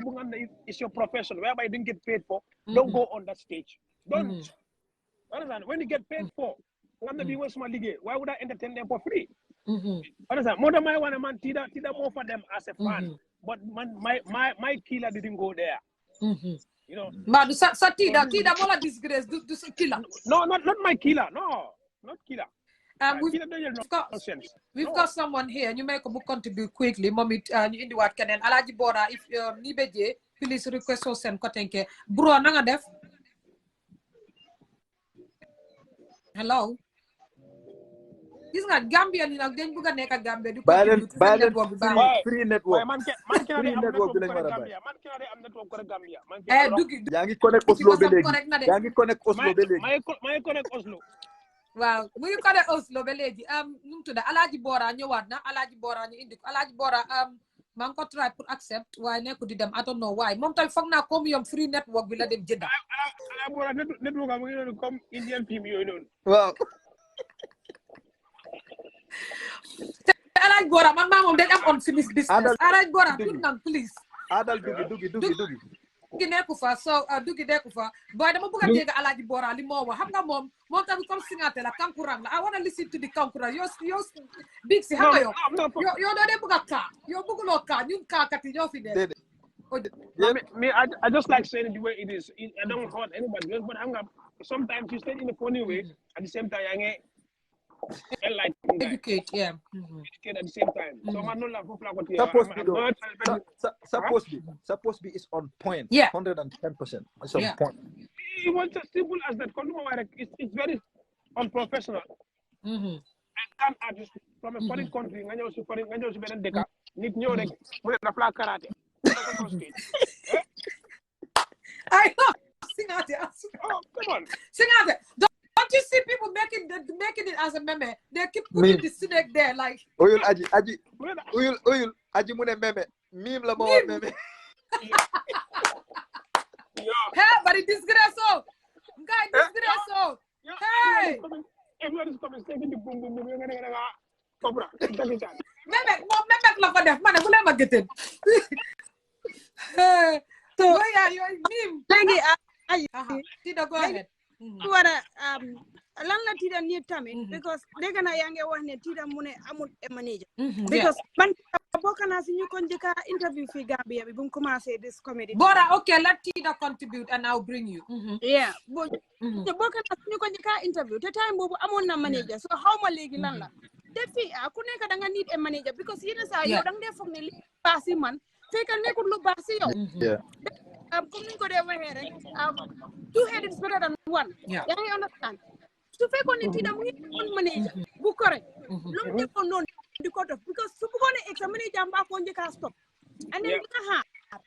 Waaye Gambia bi fii da foog ne ok soo bëggee wax ne dama am manager rek ñu ne yow da nga ekkati sa bopp wala dara. But da nga ko need because moom moo la mën a guide moo la dee mën a wax loo war a def loo war a def. Tida ko war a bàyyi xelam bu baax because moom tamit nekkatu comme tey ñun. yaa ngi understand tuutam dem na ba pare.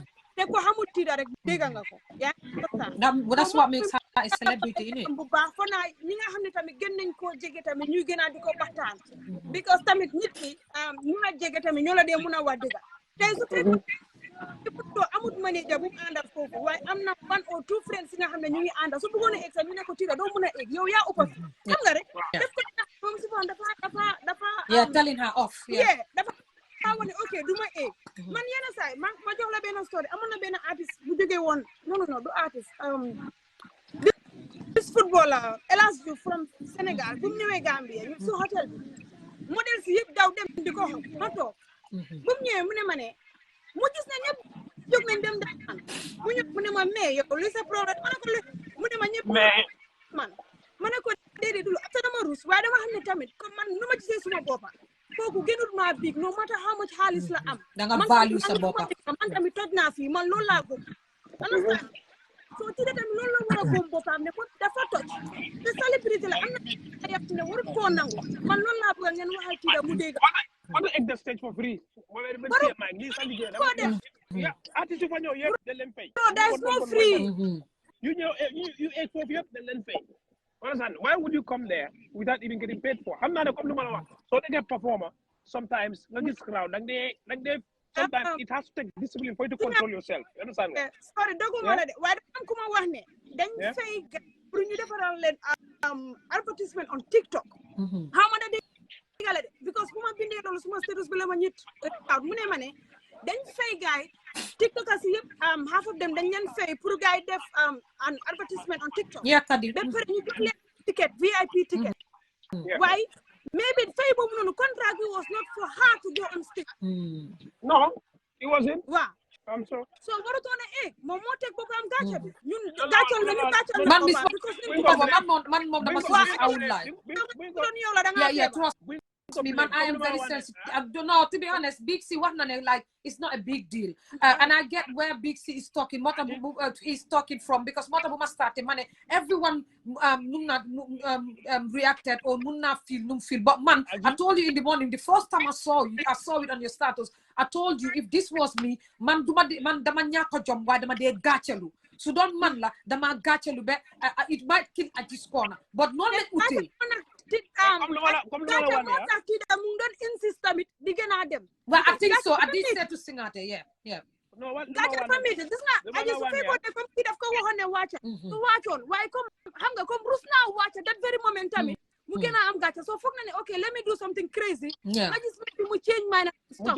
Well, come like sometimes you sometimes rectify that when you mix up. Understand? But I think who feels knows it. There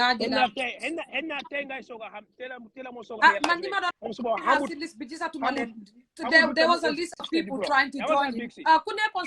Please send out the request. Bora, I've got Bora and the rest of the people. So send out the request. Bora, you can send back the request. Yo, mom, no, send request, but why did I say Bora? You didn't comment, but when I say Inyasi, you comment, you said something. At that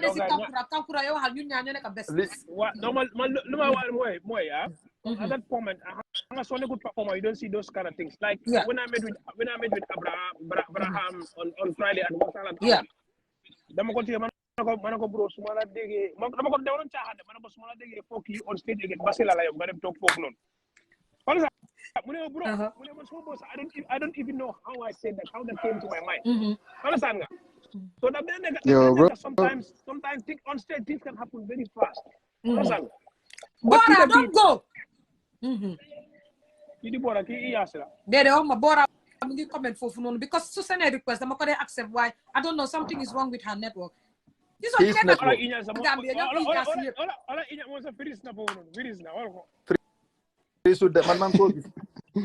no, I knew not. Yes, your continent you dig after Bora. Yeah, do you like do assalamu alaikum, do you everyone, you know, like do what like come what an be like what an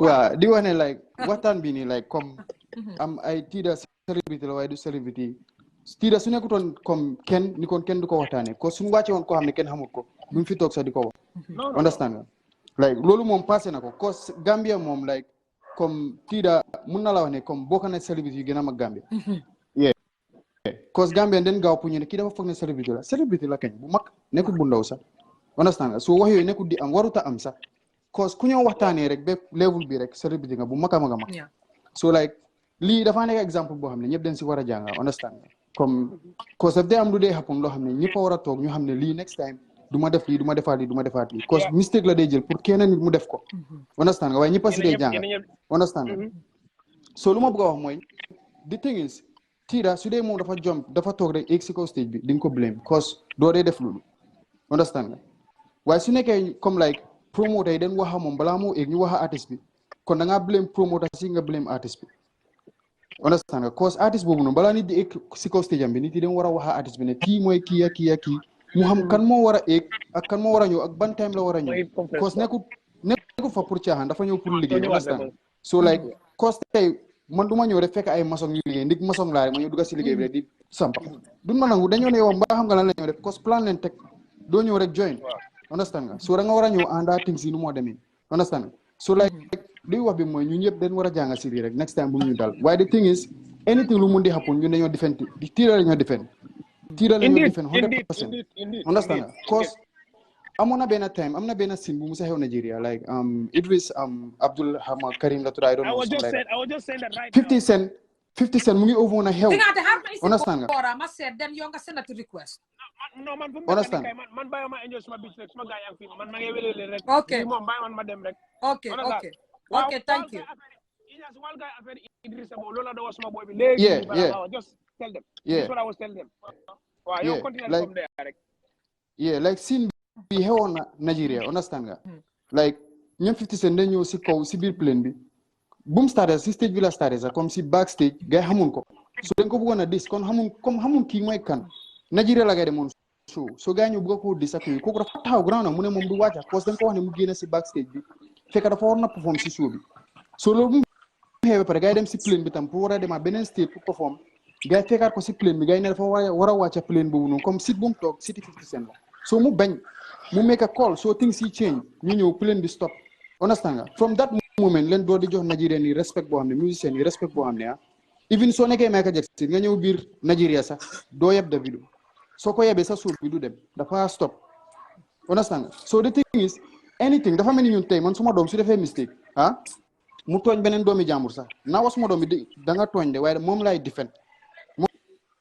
defend soo ñu tiida ñun suñ nit su tooñee sax dañoo wax ne tooñ na waaye still tam moom la ñoo defend moom la ñoo defend cause moom leen am moo su tooñee sax moom lay defend ma laaj la something I want to throw this question to you as a Gambian artist yow tey soo nekkoon in a foreign country nga nekk di play something like this mu happen to you yow da nga foog ne is either to be blamed the organizers community ñu blame ko ba pare da nga foog ne comme yow ndax di nga blame Ruga ndax yow nga nekk on stage as an artist nga ñëw jékki-jékki kenn ñëw di def yëfi pain after nga ne ko wàcca o muy def style would you have been scared in a foreign country comme su nekkoon yow la like how would you feel about the whole thing dina dëgga moom dina comme like dina feel ne like kii mooy kan cause waxul ma moom mooy kan understand nga waaye the thing is Ruga dafa over na réew comme this mad lady warutoon a wax loolu warutoon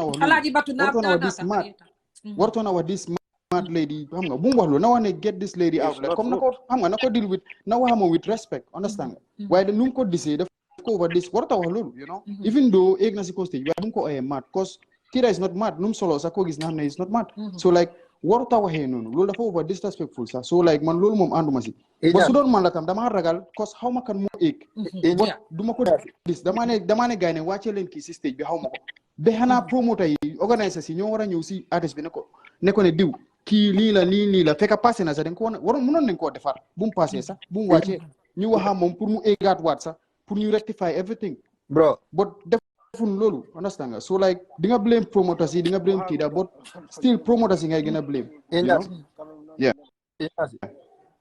yow as an artist yaa ngi wax benn wax bu important nga ne sa doom si tooñee beneen doom di nga wax sa doom di dëgg but moom ngay defend I kind of disagree with you dama feel like ne the truth doesn't matter who belongs to who and who is who. You have to be honest regardless. Tell the person man suma doom dama ko wax absolutely wrong ne dafa wrong. Duma xool ne suma doom la duma xool ne nekk suma doom. Number one. Number two. Tida Roga dama wax naa ko fi few times. Roga xamut Tida. You understand? And loolu stage am la. For his first time in the Gambia. For safety reasons. Thank you very much. He cannot just allow somebody else because the whole Gambia know them. He is unaware of this information. Li hamut ko. So Tida ñëw na mu invade stage am bi, he will do everything to protect himself. So number one, dafa ñëw dëkki jàmbur moom xamut dëkka boobu. Ba pare like lu ma doon wax, these artists then they am security measures. They go through all this Google and searching about this country before you fade them. You xamuloo ban information la Roga am. You understand? Him being on stage, Tida should have acted professionally. Su fekkee invite ko waruta nekk si kaw stage bi full stop. Understand?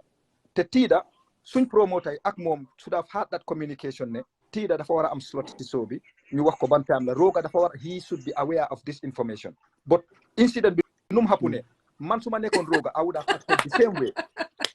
Situation bi num happen sorry guys I would have I would have done the same thing. I would have told Tida, get off my stage. Ko mbulanga dia musilamba. Lol, okay, Bora, come in. No, dama buga tontu. Excuse me, Alin so demanding rek. Wilan Bora, ki momam Gambia. Manding call ko. Thank you very much. ñu manqué affaire tontu bi li nekkul affaire defante wala defending. We call a spade a spade. I think ati solo muiti ndanan nga yang si R&B. Yes. Nde you put yourself into people's shoe. Hanama de ila nyanto mu ila nyanto leti. Ila right mu ila right leti in the first place. Nkana miracle mbe Gambia jana ni muona ta jana kuoke for his or her own security nyanta ka blame because of Gambianism. For me, in Gambian music industry, there is no what we call patriotism or nationalism or Gambianism. Alianda kumo moy bad because manding call koni mol meju be ka fale barni fa me fa mol beji be ka la barne barni fa me fanju be ka fale. You see munam problem in the first place. Tida ba me manke tidati.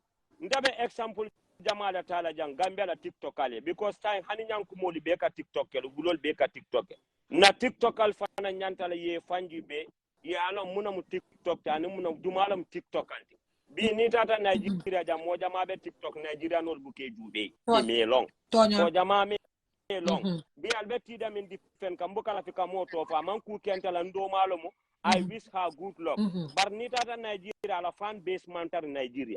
The fan base is Gambian, Senegal, and maybe Guinea-Bissau until less than Takan, London, Adol, in culture. But Nigerian community people make a fall mandia. But Yalam in the first place, ask me must I am a fonyeko Aji Nasi. Aji in Minka Diamo base is according. Hello, Aji. Mr. Aji. Teka ko apparente fogal degane ko degantan taro lay waccal.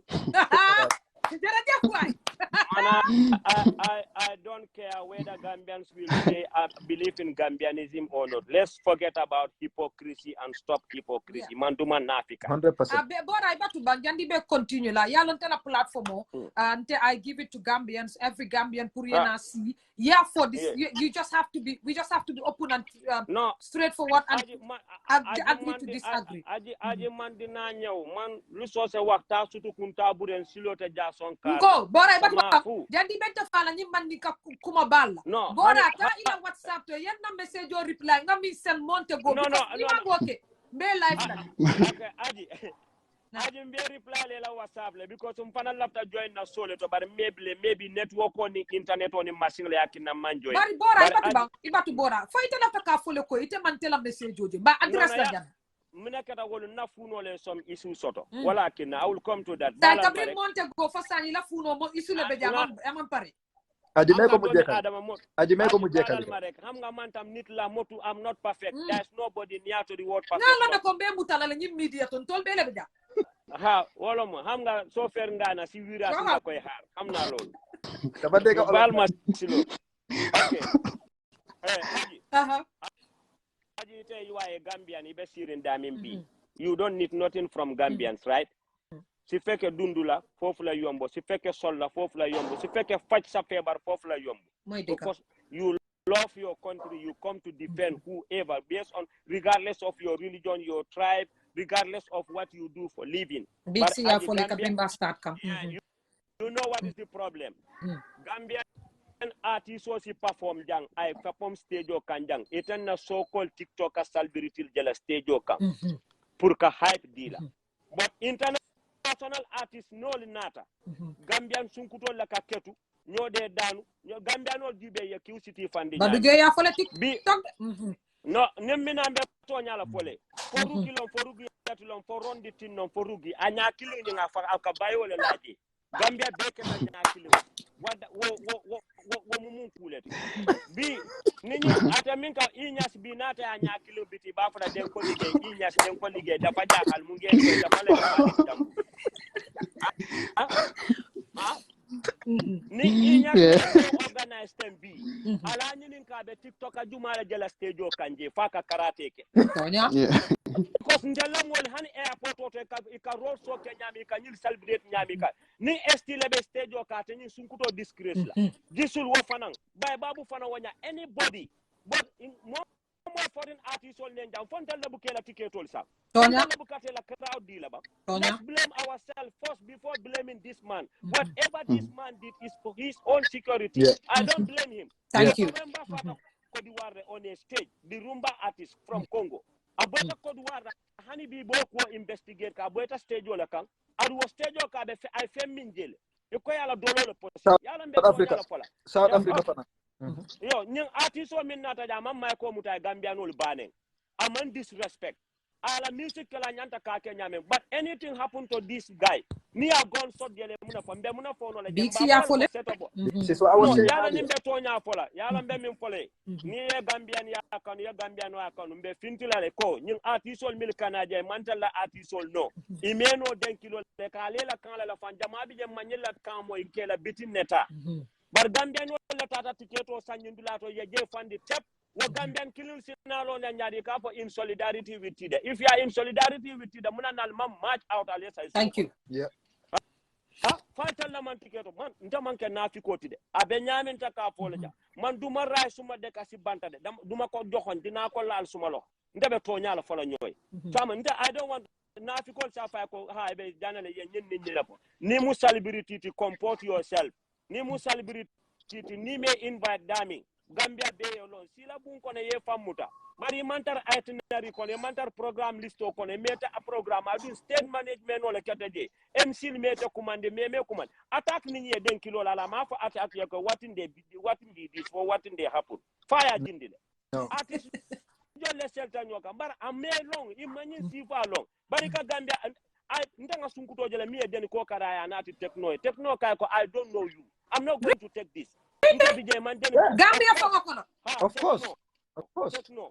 Bari mala karalo kente la kambano ti inyasi mo man karalo kambano inyasi la simi so fandi be kan ko bir 1965 lo ñenti sa to be simi so be ñaatu kan mo la ñawal yo way man ko ala ni bora inyasi fandi be ko nama fo ko mo ati so ti be kalon fa big si papa dibe no big si papa janga kontam no lu may wax ni inyasa nit ñi ngi use bluetooth wireless yow yang ci boom be legi way dina watu way no ding ma may ma ñëw wa ding ma may ma ñëw Bora aji da nga wara rus aji war nga rus no ko wax man artiste la dinañ la wéri yow da nga def no ko xamne ku hey fanan jok hey yendo nanu mu ngi mar hif Bora dégg no xam nga li kaf la man comédien la il faut ñu toñante loolu lañ xamante fi yow nit ñi yëpp ñu ngi si bluetooth yow yaa ngi si buum ba léegi bii si lonke sa montor mu dog lonke sa tànka nga daan ku taxaw nga daan doo mun a root doo mun a daw aji da nga war a rus no Bora no ma toñal la mu bokk men dafa mu bokk wasa non Iñas xaaral ma ñëw Iñas nem bay toñ ñu waxante dëgg yonente mu ne sa mbokk xaaral Iñas sallallahu alayhi wa sallam mu ne yonente mu ne am nga kaddu bu nga waxee fii man d'accord ma si loolu man ay boy bi nga ne sa doom so si tooñee da ngay wax diw sa doom yaa tooñ soo pare nga ñëw defend sa doom man din ko déglu la moo tax laaj ma la moo tax ma wax loolu xaaral ma wax la lu soo wax man din ko kamin folom eta fono la tonya bente buli ko bolo de nyumbul ya may to fono ari mu fale eta sulu tendino la ye sulu bandi lal tende gis nga yonente mu ne samboka su toñe wakko dega suñ ko toñe tam nga jappale ko lolu moy dega mom su toñe wakko dega suñ ko toñe tam nga jappale ko nga farle ko si dega no haral ma ñoo rek gis nga man diga na lay wax yépp cause am na nooy demee du ma mën a tontu ñaasi may ko mu daanal rek ñaas bala xam nga nu ma la dee waxee ni lii comédien la su fekkee si kaw stage bi la sax dinaa la tooñ si lii man xam naa trademark nga sol non bu ko jël personnel non am cool like non lu ma bëgg wax mooy non dama bëgg a daaneel fooy waxee cause bëgguma nga dem too much du ma mën a wax fooy waxee cause yéen a ngi over wax si lu ma wax ni man lu ma doon wax mooy fii sa doom su tooñee di nga oo sa doom mi ne ko ne diga yaa tooñ waaye su demee si level boo xam ne da nga war a defend sa doom ngay defend fii ñu xam ne loolu waxuma la doo da ngaa defend sa doom bi su mu starté sa doom bi su rongee da ngaa oo sa doom bi nga xam ne moom moo rong waaye su fekkee dafa dem to level boo xam ne dafa war a beneen level moom ngay defend nen waxante diga déglu ma rek dañoo waxante diga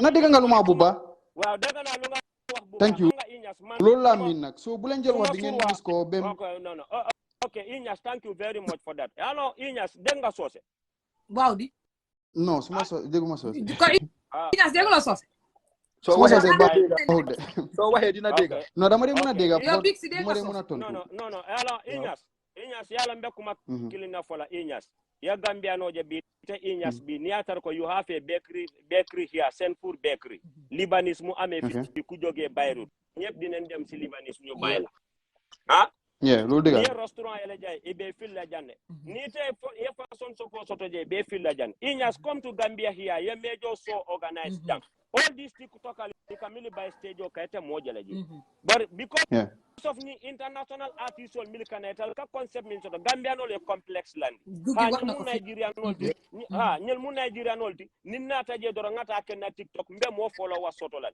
ya jele siw ak bayra du benn fame and popularity man ke kilinti famous gis nga bayra yalla mo ko de jox du safara du serin du tere du dara talent if you have a raw talent you respect yourself on top of your talent dangay aga funga wara aga but Gambianol alinga bo jutulam fanna finga gis walu balago di woy Gambianol be ketula Yusundur Gambianol be ketula bari jumala je jay ke Gambianol ka ketu Gambian artist wala ko wala nde I believe ko ni atar ko best of the best like eta kununko na selta stage o kan pa jawara and this boy they will not all the MCs will not ask her to go down. But it in Mimbela, it took TikTok alti mu artist soleti. Your nature of media manke kilinti. Allah den klinya manke kilinti.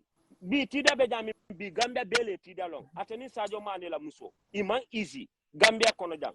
Ninta muitelti ni me invite stage. It nanta taranya ndula tol fa mo malom for their own security. Because artist o nyanta manager sotolan. Comedian o nyanta manager sotolan. Ne atar ko ala manager biji aka computer stage wala ka ba fala ko no amam beteto because of he may invite malaf ye embarrass but ni seltana unexpectedly mo malo mimbe table mo malo mimbe kera du for his own security maybe ya file ko Gambia la crime rate is too much Gambia to tinyata internet molbe ñoo stop la muro la molbe ñoo fala jang sol ko ne jam mo bado man na jam fo juma yala iPhone 13 12 sunya buri jam pof kan man na jam fo pof kono yala mobile o sunya jam so yaji ki noni no momo mina Gambia ba fole be careful that country they are very dangerous so mo kana this boy is not rude aman den killa jan ka Gambia nen aman kuke but the problem o be nyamin tel Gambia no le nyanta we believe in ourselves we respect ourselves nam fa long you know nying man better this nyim malo fa la warata mo be tidalo na hana video post mo be la ka jibe she's good, she's doing good. But I mean, farmer manager soto ba. Manager soto. Manager soto. Anyanta la manager soto. Ndaka da Gambian soto le fanga sai mo buka. Nena tata jalibala lonchinto le ko nyoko mai ko mutan ko over my dead body. Imanta invite man penke. Nin tata celeste jo kanja MC ko nyoko hey ji. Ndabo keno la nyadi. Mo yala self respect fama. Yeah. Ndaga mbay mune xam sa bopa mo gen nini wola ñu wax la. Ndaga mbay yolo fo. Hanamadi nyantale yecher di fanda jandi mol be respect la. Respect has nothing to do with bunch of money, has nothing to do with wealth, has nothing to do with asset.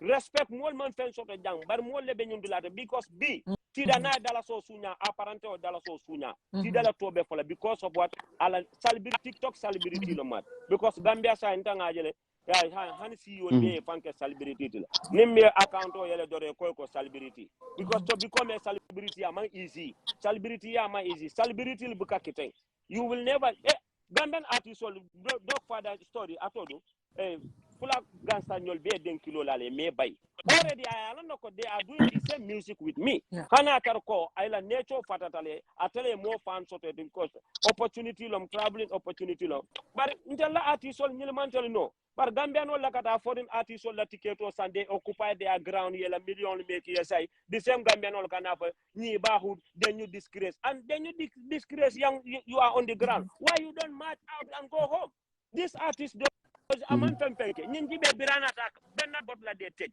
Gambia be ya ñaa kili taw anu ñaata nit bari ala ko lay batuba iko di inyasi ya ñaa kili ko soro mu ne kala Gambia no ba fala iñaasi dafa strang dafa dof amu da waaw den ko liggéey bandila dafa saay la mu ngi ututu bara fendi airpiece julo la bala bari to mojele ba fola ko this is outdated airpiece julo international girlfriend you know no we call it iñas ne wax dega de crowd dem fi Q City ñewal mana yow ñu def so do gis kenn par ni ko Davido ni flebo mina Bixi yo man na iñasi nga dis har ma is ma airport no dama Bora di ma may tuuti ma dama bëgg a ñëw si lay wax dama bëgg a ñëw comme like the thing is doo mun a compare Nigeria ak Gambia loolu moom mënut a possible non déglu rek ma ñëw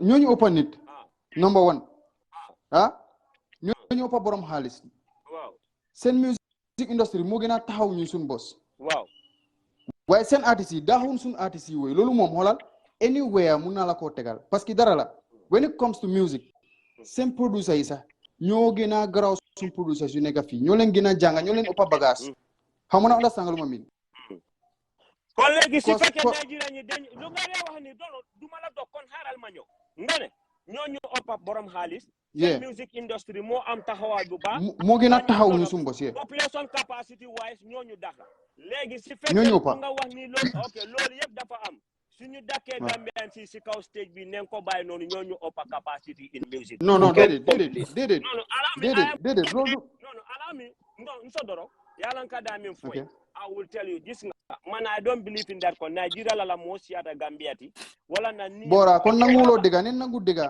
daga kula opanit no ya nya biti Gambia be nyanta nya kilu biti la yo xam nga benn febar la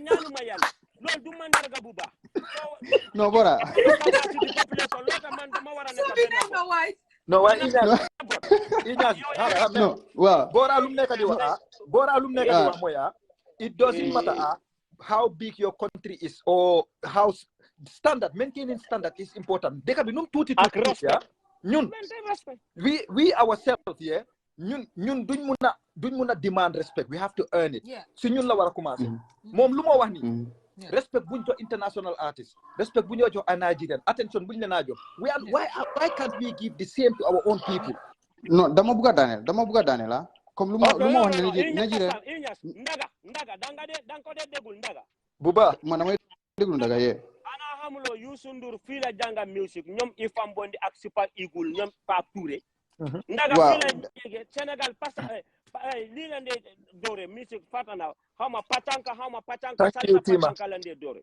loolu dara la buga no Bora harama jeexal music xam nga lan la Gambia no man fonk de mais Nigerian music there was a time Bora not listening dunia bu kala Bora ni jiba Bora di ma may ma wax relax di ñaas continue ma bala rek ma wax ak mu ngay fatal Iñaas luma non lu ma bëgg wax mooy soo gisee xam nga dëgga mooy dëgga yow nga ne da nga ñëw fi pour wax dëgga neen wax dëgga bi because man suma boppa no dama bëgg wax ne man suma boppa comme like soo ma tegalee na adis nga ma yow kii na kii mu la mu dama la ne non kii mënul ma cause man fekkee naa fu Wizkid di recordé si Hakim te déglu naa ko mu ngi record Hakim kan so man Hassan ko xam ne jigéen bu gana jël xaalisam kooku la non Hakim Sunland non Sunland music Hakim Morkan boobu no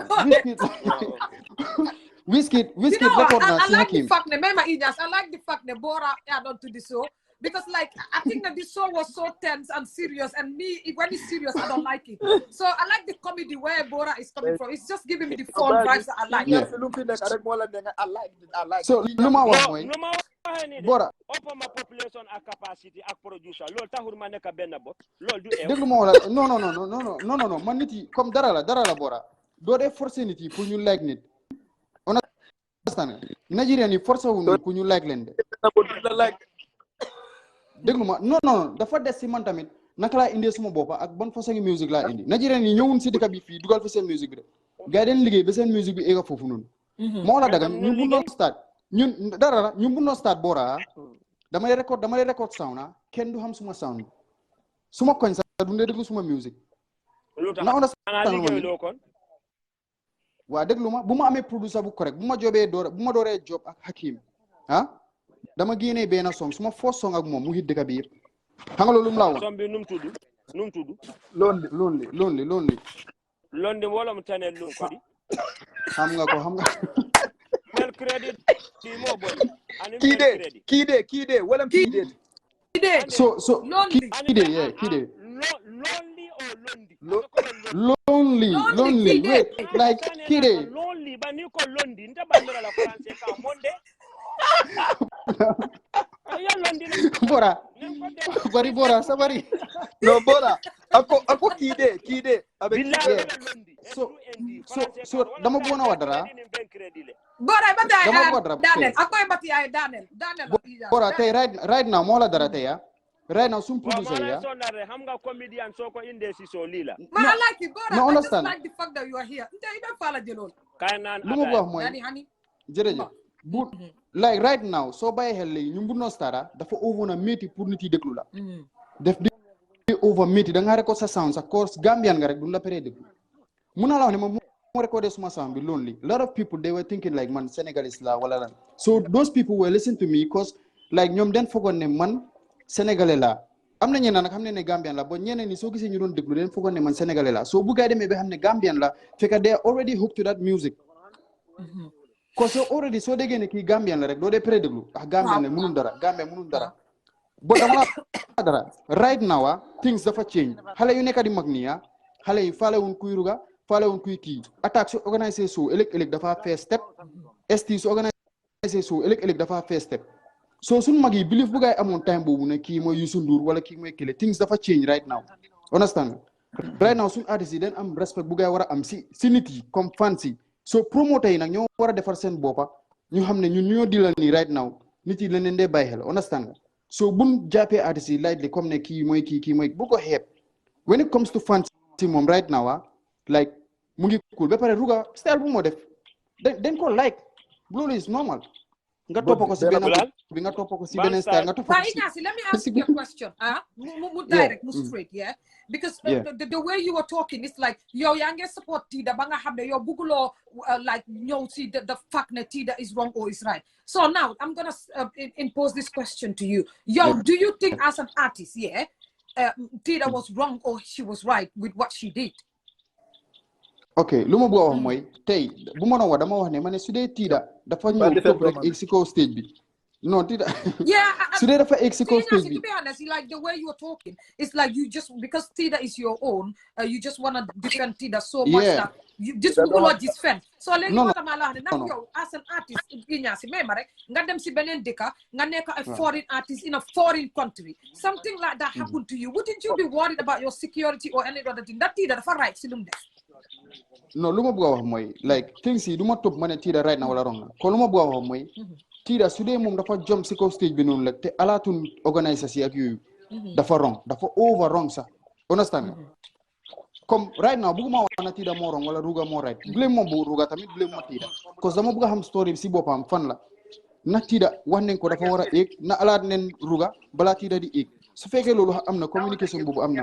kon di nga blame Ruga waaye su fekkee loolu amut rek doo mun a blame Ruga understand nga cause sa stage ñu ko war a éeg foofu noonu den war a xam ne kii moo war a éeg Adama Barrow sax su waree ñëw si stage yi Ruga bi den war a wax Ruga ne Adama Barrow mooy ñëw éeg cause si kaw stage boobu noonu Ruga moo ko moom mooy xool kan mooy éeg ak kuy wàcca understand nga lu ma min so mënuma wax foofu noonu ne kii moo wrong moo tax mënuma wax ne Tida wrong na su dee dafa topp rek éeg ba su dee tamit xam nga soo kenn xamul lan moo fa daw but Ruga di nga understand mu doon defend boppam cause beneen dëkk la ñëw du dëkkaam understand nga waaye man lu ma bëgg a wax mooy nu mu adressé Tida dafa wrong comme nit jigéen la def ko over this xam nga this mad woman xam nga warutoon a waxee noonu to be honest dëgg man su ma defend boy Tida lay defend su wrong sax naa wa dafa wrong like the language with you the language was harsh but like in Nigeria it's a common but léegi xam nga like with you because yow yaa ngi wax ne the language was harsh and it was improperly addressed she was improperly addressed but don't you think that like in Nigeria or other part like Sierra Leone this mad woman or like ni ko waxe it's just a common word boo xam ne xit na si yow your message be strong, but to him it wasn't something so strong as you're taking it. ma wala dara tey si tubaab di wax ak doomam di ko tontu mairie africaine mu ngi taxaw su xoolee doomi tubaab boobu dafa xam ne digga kii mu ngi over this yaayam waaye tubaab bi du ko gisee noonu na understand nga dëkk bu nekk dafa am lu gaay dee jël ak lu gaay du jël comme ñun façon wax yooyu man doomu sax digga ma egg si kaw stage ma waxee noonu jigéen wala góor sax understand nga cause dafa am noo war a waxee soo xamul nit sax si biir dëkki jaamur nga ñëw xam nga waxala moom with respect parce que tii da ñëwul rek xëy xamoon wala tii da ñëwul rek jam ko dara wala la soo na wane neen wàccee kii rek mu jee understand nga so like comme man tam doo blame tam ruga noonu bu baax waaye comme man nu mu waxee moom moo wrong ba doo ko blame tamit cause moom that moment xamut woon luy daw foofu xamut tiida so the thing is ne like things yi doo mën a xam sax fan mooy fan cause story bi ñun suñu boppa sax xamul fan la cause kenn xamul na wax nañu tiida tiida ne wàccal at the first conversation wàccal suma stage bi foofu loo ne tiida dafa waroon a wàcc si stage bi from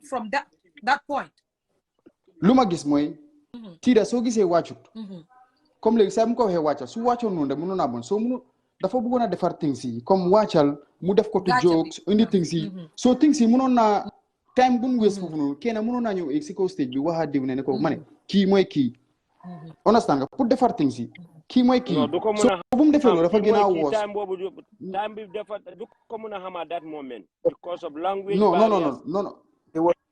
non artiste yi nekkul dof de sun lu ma bëgg wax mooy suñ eggee si kaw stage su nit ñëwee mu ne la diw kii mooy kii yéen artiste yi nekku leen dof de kon am na ñoo xam ne benn boti leen de nga xam loolu tam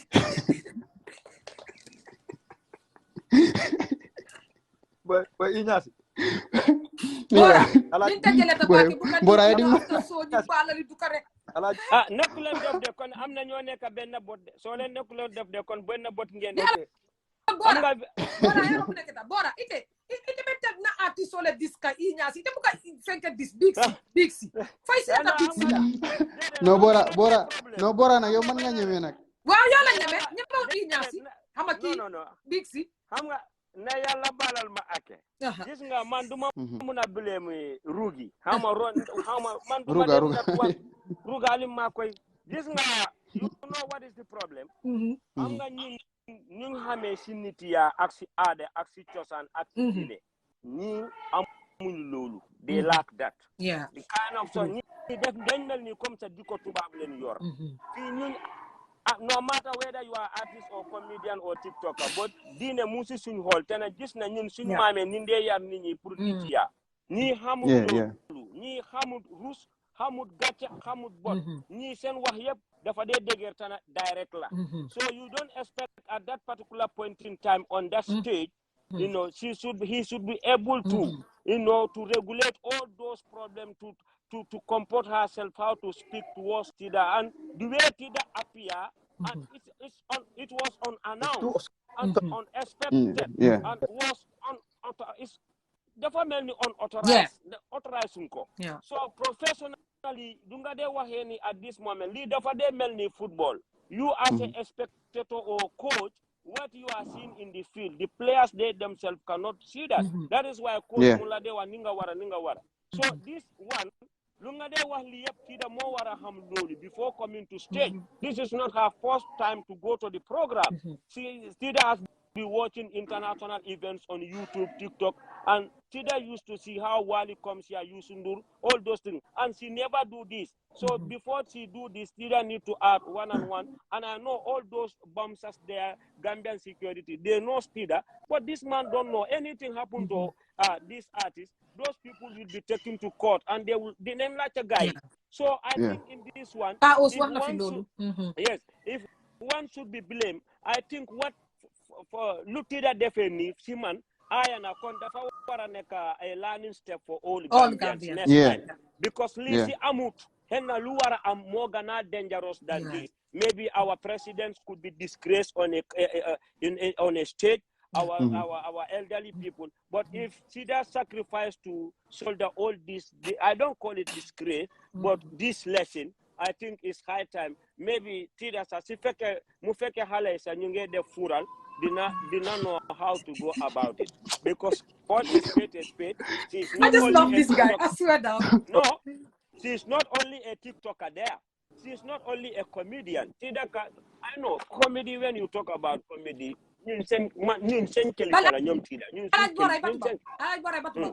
jadi ite ikanna artiso inyasi ya disla ya disani bigsi faya mek na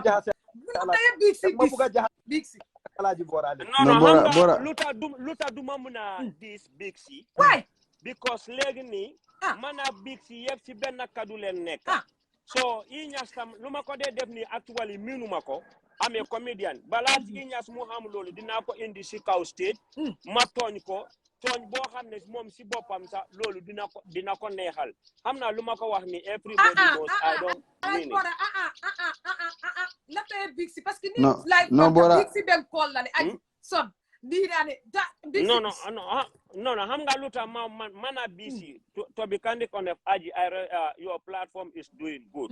I see as you as a Gambian you are not biased. Képp ko xamne defut lo xamne jaar na ci yoon you come and talk about it.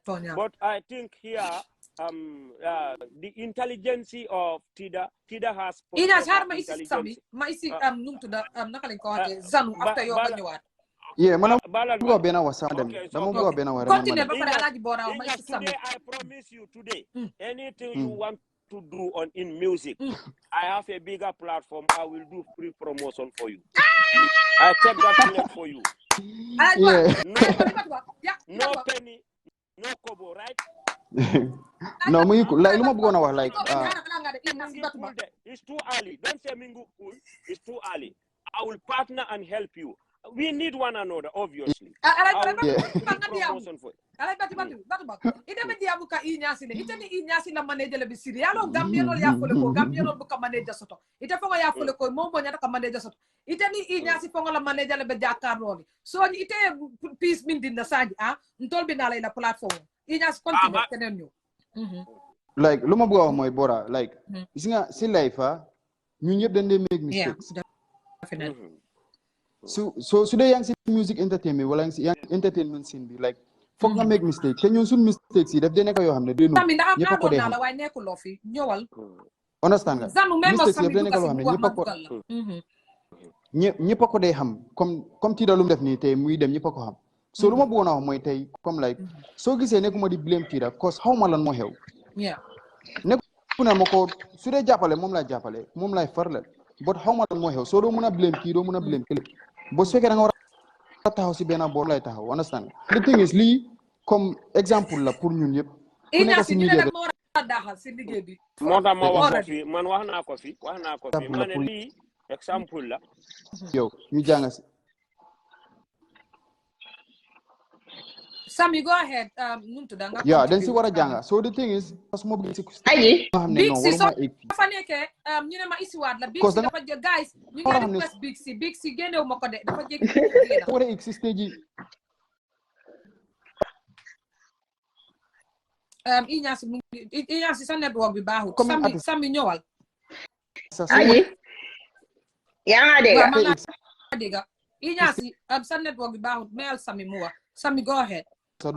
Man Reena bay tas gis nga aji bala mala gis live dama gis video bi Ismaila mu post ko si saasi rek dama defar a quick video trying to address it understand because affaire bi dafa funny ba pare ruslu at the same time because man dama rus on behalf of mu nekk di insist di follow koku noonu understand nga koku tamit reaction am bi mu gën a worse because su follow ton koku he would not react in that kind of way but do use those kind of words on her understand nga comme nit su la waxee ne xam nga bu ma toppa nga di ko toppa rek dafa wone kii mu ngi wér wala understand nga these are normal things that happen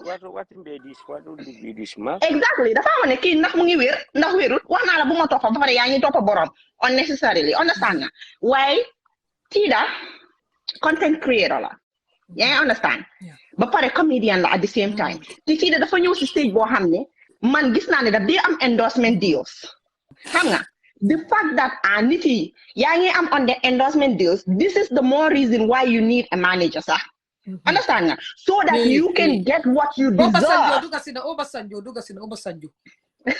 so that you can get what you deserve because most likely Tida is so unaware and so maybe understand sa xam nga nit so famous nga mel yena façon yi mel nga ñu jékki-jékki rek nga fame nga jékki-jékki rek nga fame things can get very overwhelming for you and this is why you need to go to people ñi nga xam ne ñoo la jiitu you understand nga ne man de man tay de xam nga dama fame xam nga maa ngi am lots of subscribers maa ngi am lots of followers maa ngi am a lot of fans so fu ma dem dama dee gis ne nit ñi dañ ma dee teel a xame ak yooyu noonu ba pare ni compagnies yi ñu ngi reach out to man trying to offer me understand su ko defee borom su fekkee ne moom tamit dafa aware mu mun laa dimbale on the way forward xam nga waaye soo bëggee bàyyi sa bopp noonu because tiida li ko dal the lack of awareness ak improper management.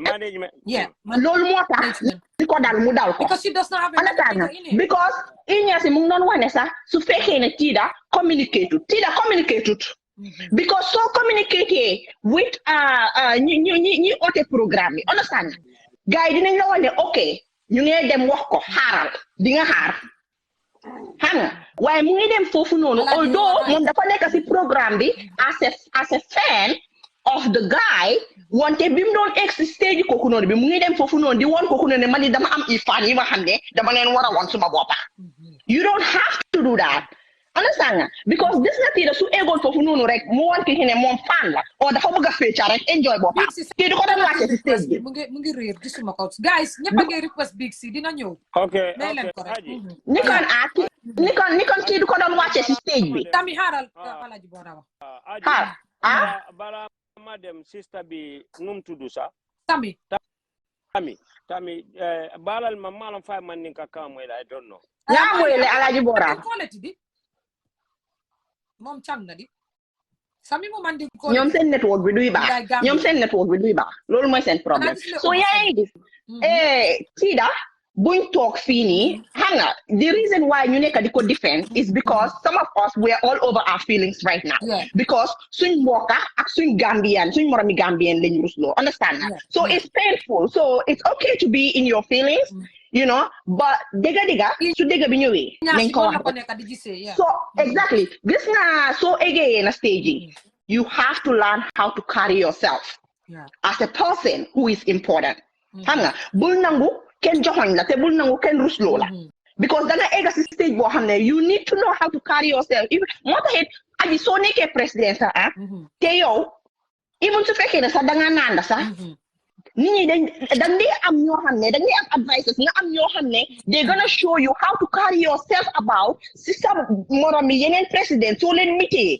understand nga saa yoo leen mitee da nga war a carry yourself as the person that you are and Tida didn't do that I don't know what she was thinking and why she think that going up on somebody's stage is okay ba pare nga naan ko ne I want to greet my fans ba pare secondly the reason why Bora ma interrupt naam Bora moom network am bi baaxul waaw ma nga interrupt waaye network bi baaxul xam nga ba pare xam nga xaw ma ruga la xaw ma you don't come on somebody's stage because ruga xamul la yow xamuloo ko maybe yow xam nga ko but as a fan not on a personal level yeah you understand so moom xamut sax yow yaay kan waaye the fact that you mention that I want to greet my fans means you're somebody that people know understand nga means that yow da nga am followers so that alone mun na moo tax mu reject la because you cannot like doo mun a twist or nga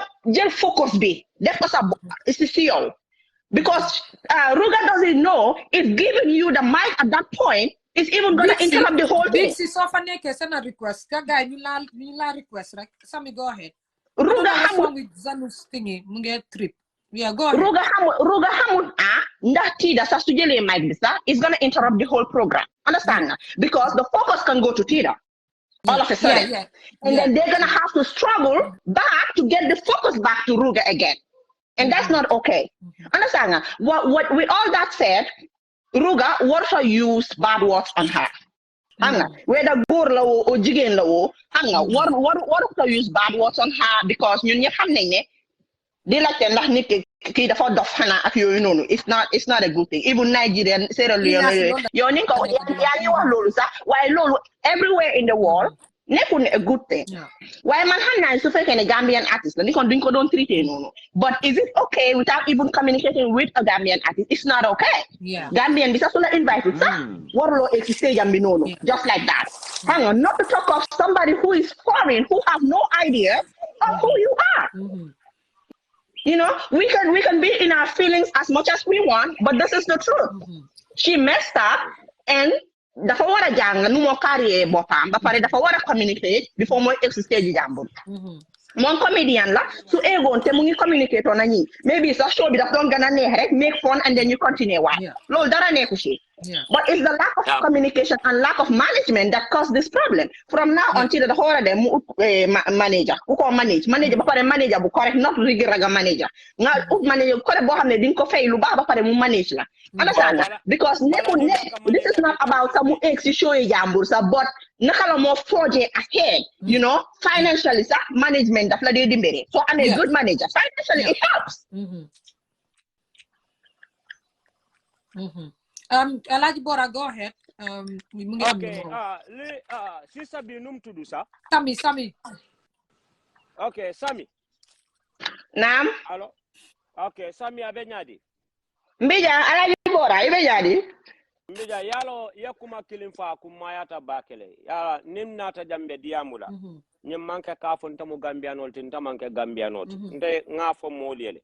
Aramadin manke mondinti bi yalo ne darajo mo atiso ka kilia bakel ene misianol ka firle tija mu public figure to bara yalo nyom fanan nin tida selta la stage ka fanso la babu asi nyina so ta sa hijack no bulo ko exactly that is not good the image of this artist mo buka so wala pour yela image o table yela image o hijack ika mo invite na so la kela so table ko ni aja hani musolo nal kata kulliyo te ka ko bul sol comme ça nga opa borom jen muna wal ko bes lu mu roy rey boromam la tollu te na bes bi ñëw na sa bes ñëw na kii be waaji bi besam la gudiyam la moom stage bi moom gudi bi fota nit da nga war a dal nga tay munako bu waxee def I want to greet my fans munako this is not comme du sa stage du sa show loolu la ko wax so bar ya gambe de natar ko this is the show of Tida ye rugi malundi fo rugi yatulom fo rondi tinom ndabu ka to ko I don't know niatar ko tidale forina malundi ten Gambianol nyanta hypocrisy la bulala no you cannot go in your large number to buy somebody ticket defending his interest and his image and his protecting his personality again you want to blame that why you dance on top of that you don't match out more kana si dan the whole Gambia have a bo blame la Alaji Bola, yalla mu nekata something because things could have gone the other way from it. Because the thing is that you tida be bularin ruga no manyameng because amalutale amalla fikaji so that's understandable. You understand? Abe bulari wo no manyame wala reaction of on asitambi no ka komandi mad woman da ma fonga lade. Asa push no because asa push no ka jindi because now okay at the end of the day na jolonta gambe no le na ka ruga fanan attack o ka bu dere wala. Now problem bi door ata push la because because amna yene su ko defé rek gambe ni dañoo react in a way bi nga xamné ñoom tamit dañoo def lu metti ruga bobu nono and at the end of the day who caused all that Tida la wala of course it's Tida that caused it no sister push bisa bin aga fofu because Tida paro min kije Tida either Jetli or Bursili or Jackie Chan so I love Alaji Bora I karate ka kije kung fu mastalom it a push no la jolom because of I taekwondo the black belt.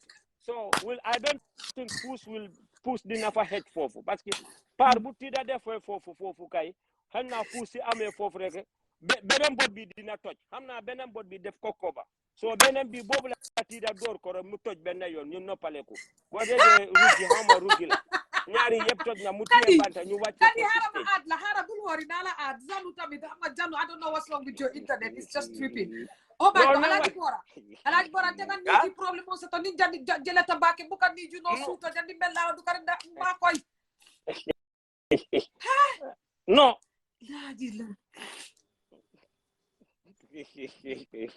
Soti you go ahead mom contribute push bi mom kay boobu bokkul si parce que su ko buggee pousser Sami rek harama Tida pare isi na kadi after nga karaate dugat. gis nga man ma that man ma alone dem is telling Waaw, us man ma isi dem kadi. Tida pare waaye dafa am lu ma bëgg a wax bala maa dem about Inyasi Yeah. understand nga maa ngi dégg Inyasi moom tamit mu ngi try compare about su fekkee ne sa doom nga war a xam nga support yooyu noonu and I'm so happy ne ñii ñu ngi ko rectify si loolu noonu gis nga nit du def loo xam ne it's not right ba pare just because it's outside nga ne déedéet xaama support ko den nga dem inside nga bëgg koo wax dégg foofu noonu it's gonna make it worse because kooku du stop su ëllëgee dina ko defaat ko because at the end of the day si biir néeg bi rek si sutura yéen ñaar seen diggante nga ko bëgg a wax so Tida waxuma ne artiste yi sax wante fans yi war nañ koo mun a wax dëgg su ko defee su ëllëgee mu bàyyi xel si ñooñu xam nga ne di artiste suñ ko waxee sax xëy na mu nekk a little bit of clash why the fans should be able to tell you ne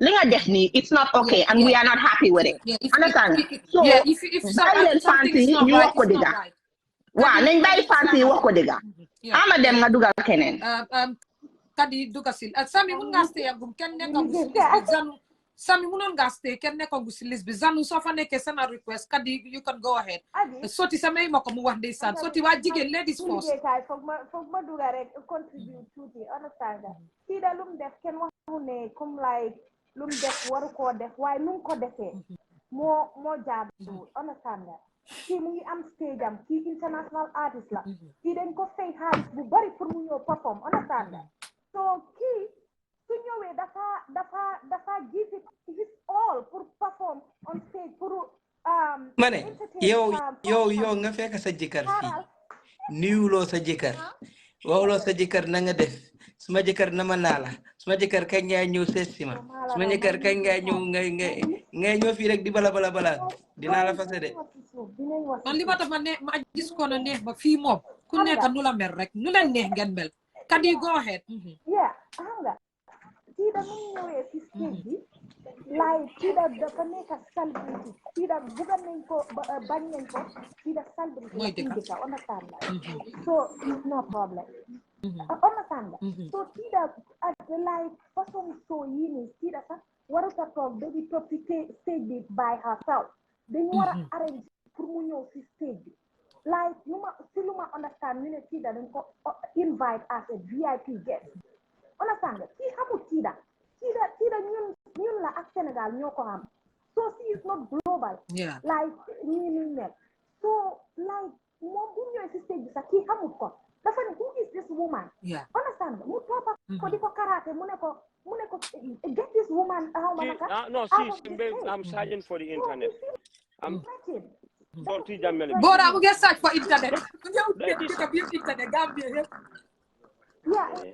Bora is looking for internet fela jam waaye Gambia ni moo graw ana Zanu tamit mu fa de Zanu send a request okay Kadi go ahead sorry so Tida is not an ordinary person in the Gambia definitely celebrity la loolu la war a understand so bu comme like ni ko waxee kii nekkul ne dafa réew na at like nu mu ko handle waaye tamit at a certain point Tida tamit nu mu ko folayee noonu foog moom tamit mu reacté noonu man gis naa vidéo boo xamante ne Davido dafa egg si kaw stage ba femme bi ñëw pour lifin ko rek mu puus ko mu daana si biir nit ñi xam nga because dañ lifin dañ concern about ñoom seen own security dañu ñëw from the crowd nga ñëw lifin ma noonu attaque ma noonu ma noppi si kawam understand nga ma xool la noonu wata ma soo ma ree wala nga gaañ loolu is not like warta def loolu la nit ñi di wax nekkul ne nit ñi bëgguñ Tida man Tida nu ma ko bëggee sax du jaama I'm a fan of Tida to be honest I just love Tida waaye nu eegee si stage bi ak lu mu doon ak understand loolu like dafa ruslu man ma toog dafa mel ni man maa eegoon si kaw stage boobu noonu maa ngi mel ni damay sebenu maa ngi mel ni kuy sebenu so understand nga like rusoon na rus xaw ma sa lan laay def so Tida nekkul ne nit ñi dañ ko bañ wala dara waaye because of Gambian la ñu ko dee def ñoo xamante ne xamuñ leen dañ dee faale dañ dee xool vidéo bi rek romba because we don't know them but Tida is somebody dear to us dañ ko love we love her so we love her embarrassment si ñun la ñëw like man dama rus yoo xamante ne Man sa wana ko bi ma starté yeah when I saw the video dama rus pour mom sax. Yeah. Exactly, dama rus pour moom. Nekkul ne nit ñi dañ ko bañ wala Gambia ni bëggu ñoo support Gambia but ak ni nga ñëwee ak ni nga approché nit ki noonu lañ la dee handle fii da fi nekkoon fii keneen from the crowd kenn du faale luñ ko def ci stage bi waaye kii da koo xamante ne la dafa am listen followers in the Gambia pare celebrity la loolu duñ ko mën a jël si loxo waaye xam nga yéena yi danga comport sa self nga won ni sa level fu mu em waaye lii danga wàccee sa boppa Someone said, congrats, Tida, you stole the show. Yeah, she definitely stole. Do you know what? Yeah, man, I said, you know, when I saw it today, Tida didn't make us must I said to Tida DK, Manako, Tida could get even more popular. Video could even go viral to other countries. That this is what happened. Even though we are saying video, but maybe this is the video that will even sell Tida internationally. Who knows? Yeah.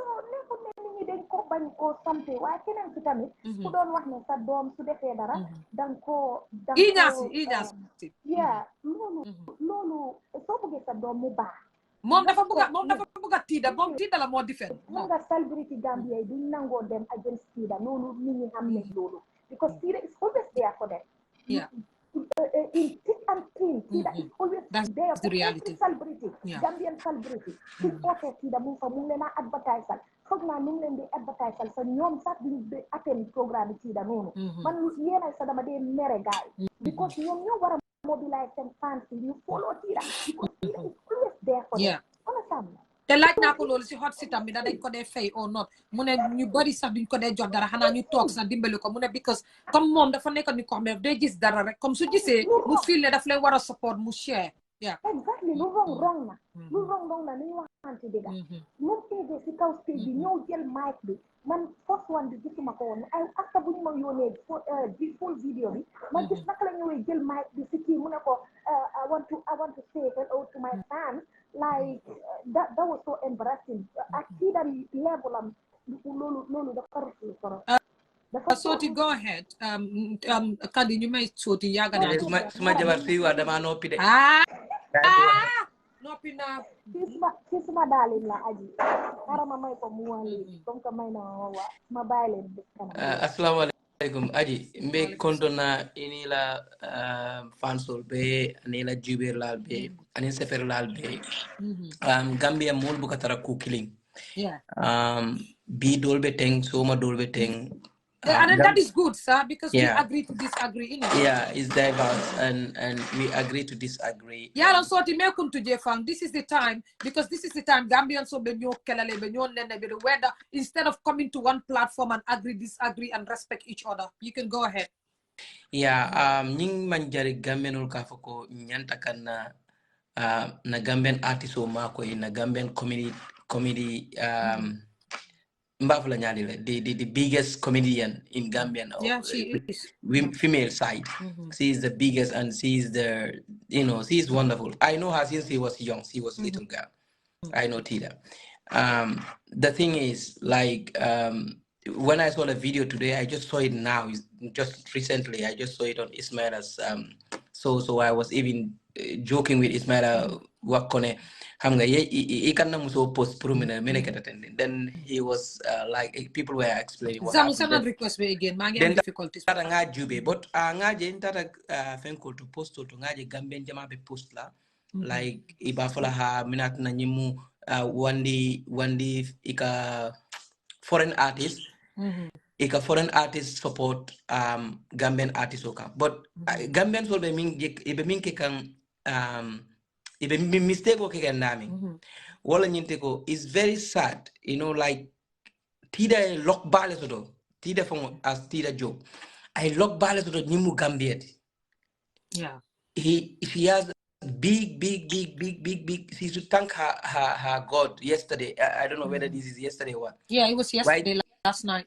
Yeah, Tida should have thanked her God because if this was a secure how to call it, a secure musical jamboree like how they do it. Concert. a music concert. So daily, if this was that, ibe tida chikalale ya fai mol kono wara ya chika ya sambadulado because security level taraje mini alongo. They protect this kind of artists. They don't want people to come near to them like that from crowd to if ning tida nata ning koma silola. Maybe the artist will understand. But tida crowd la kono a jumpta. You sure? I think she came from the from backstage. Okay. No. I saw her. She came from the crowd and jumped on the stage. Oh. You don't do that. You don't do that. If this was another show, me along security babije, ibatira chikala nu ya murundi abota dami. And that will be more embarrassing. Yeah, I think she came from the back. That's what I thought. No, but the video I saw at the side. I saw at the side. I saw that she went off the stage at the side, but coming, I think she was, well, I don't know. Oh, she came from the back. From the back? Yeah. Okay, what the video is showing. They invited her to climb up. Sorry for speaking. You said what? No, you can speak, no problem. No, I mean, Ruga himself invited her to climb the stage. She said, come up. Like he used to dance with girls on the stage. Okay. So he called Tida to come up. Because Tida found your video I called Ruga la call to come up the stage. But then it's not, but Tida want to show Ruga that she's a comedian. Hold on. Then if Ruga is the one who called Tida to come on stage, then it is Ruga who made mistake because Ruga, you invite me on your stage. I'm a celebrity. If you invite me on your stage, I will say hello to my fans before I dance. I will do that. I will take the mic. Yeah. You invited me. You called me. No, he invited her for a purpose. That's mean to dance with her. But Tida wanted to tell Ruga that she's a comedian. She wants to talk to her fans. And Ruga is trying to tell Tida that today is not your day then. No, but the video I saw, he was like, "Who are you?" That's why I don't even understand this because he was saying, "Who are you?" Yeah, before I invited on stage to dance, just like any other artist would invite someone. Ruga anywhere that invite to dance with him on stage. But she wanted to showcase her. But business. Tida Delta wala coming like if you invite her to dance. People invite. I saw that. If you invite her to dance, you give her the mic and she will greet. Go ahead. You understand? Why Lumaiwa Mwene lead doesn't have to be a problem. It doesn't have to be a big problem because all of them made a mistake. Ruga made a mistake. How to call her? Tida made a mistake. They both made mistake. Ruga, if you don't want Tida to talk on the mic because Tida has fun in Gambia, don't invite her to come and dance because we all saw that anywhere Tida went, she will take the mic and greet her fans. We all saw that all the time, anytime. So we should respect. Yeah, dance, you leave the stage, not take the mic. You see the formula, No, but yes, I agree with that. But yalo mo dalta minna, you cannot stop it. Yeah. Idalta minna, you cannot stop it.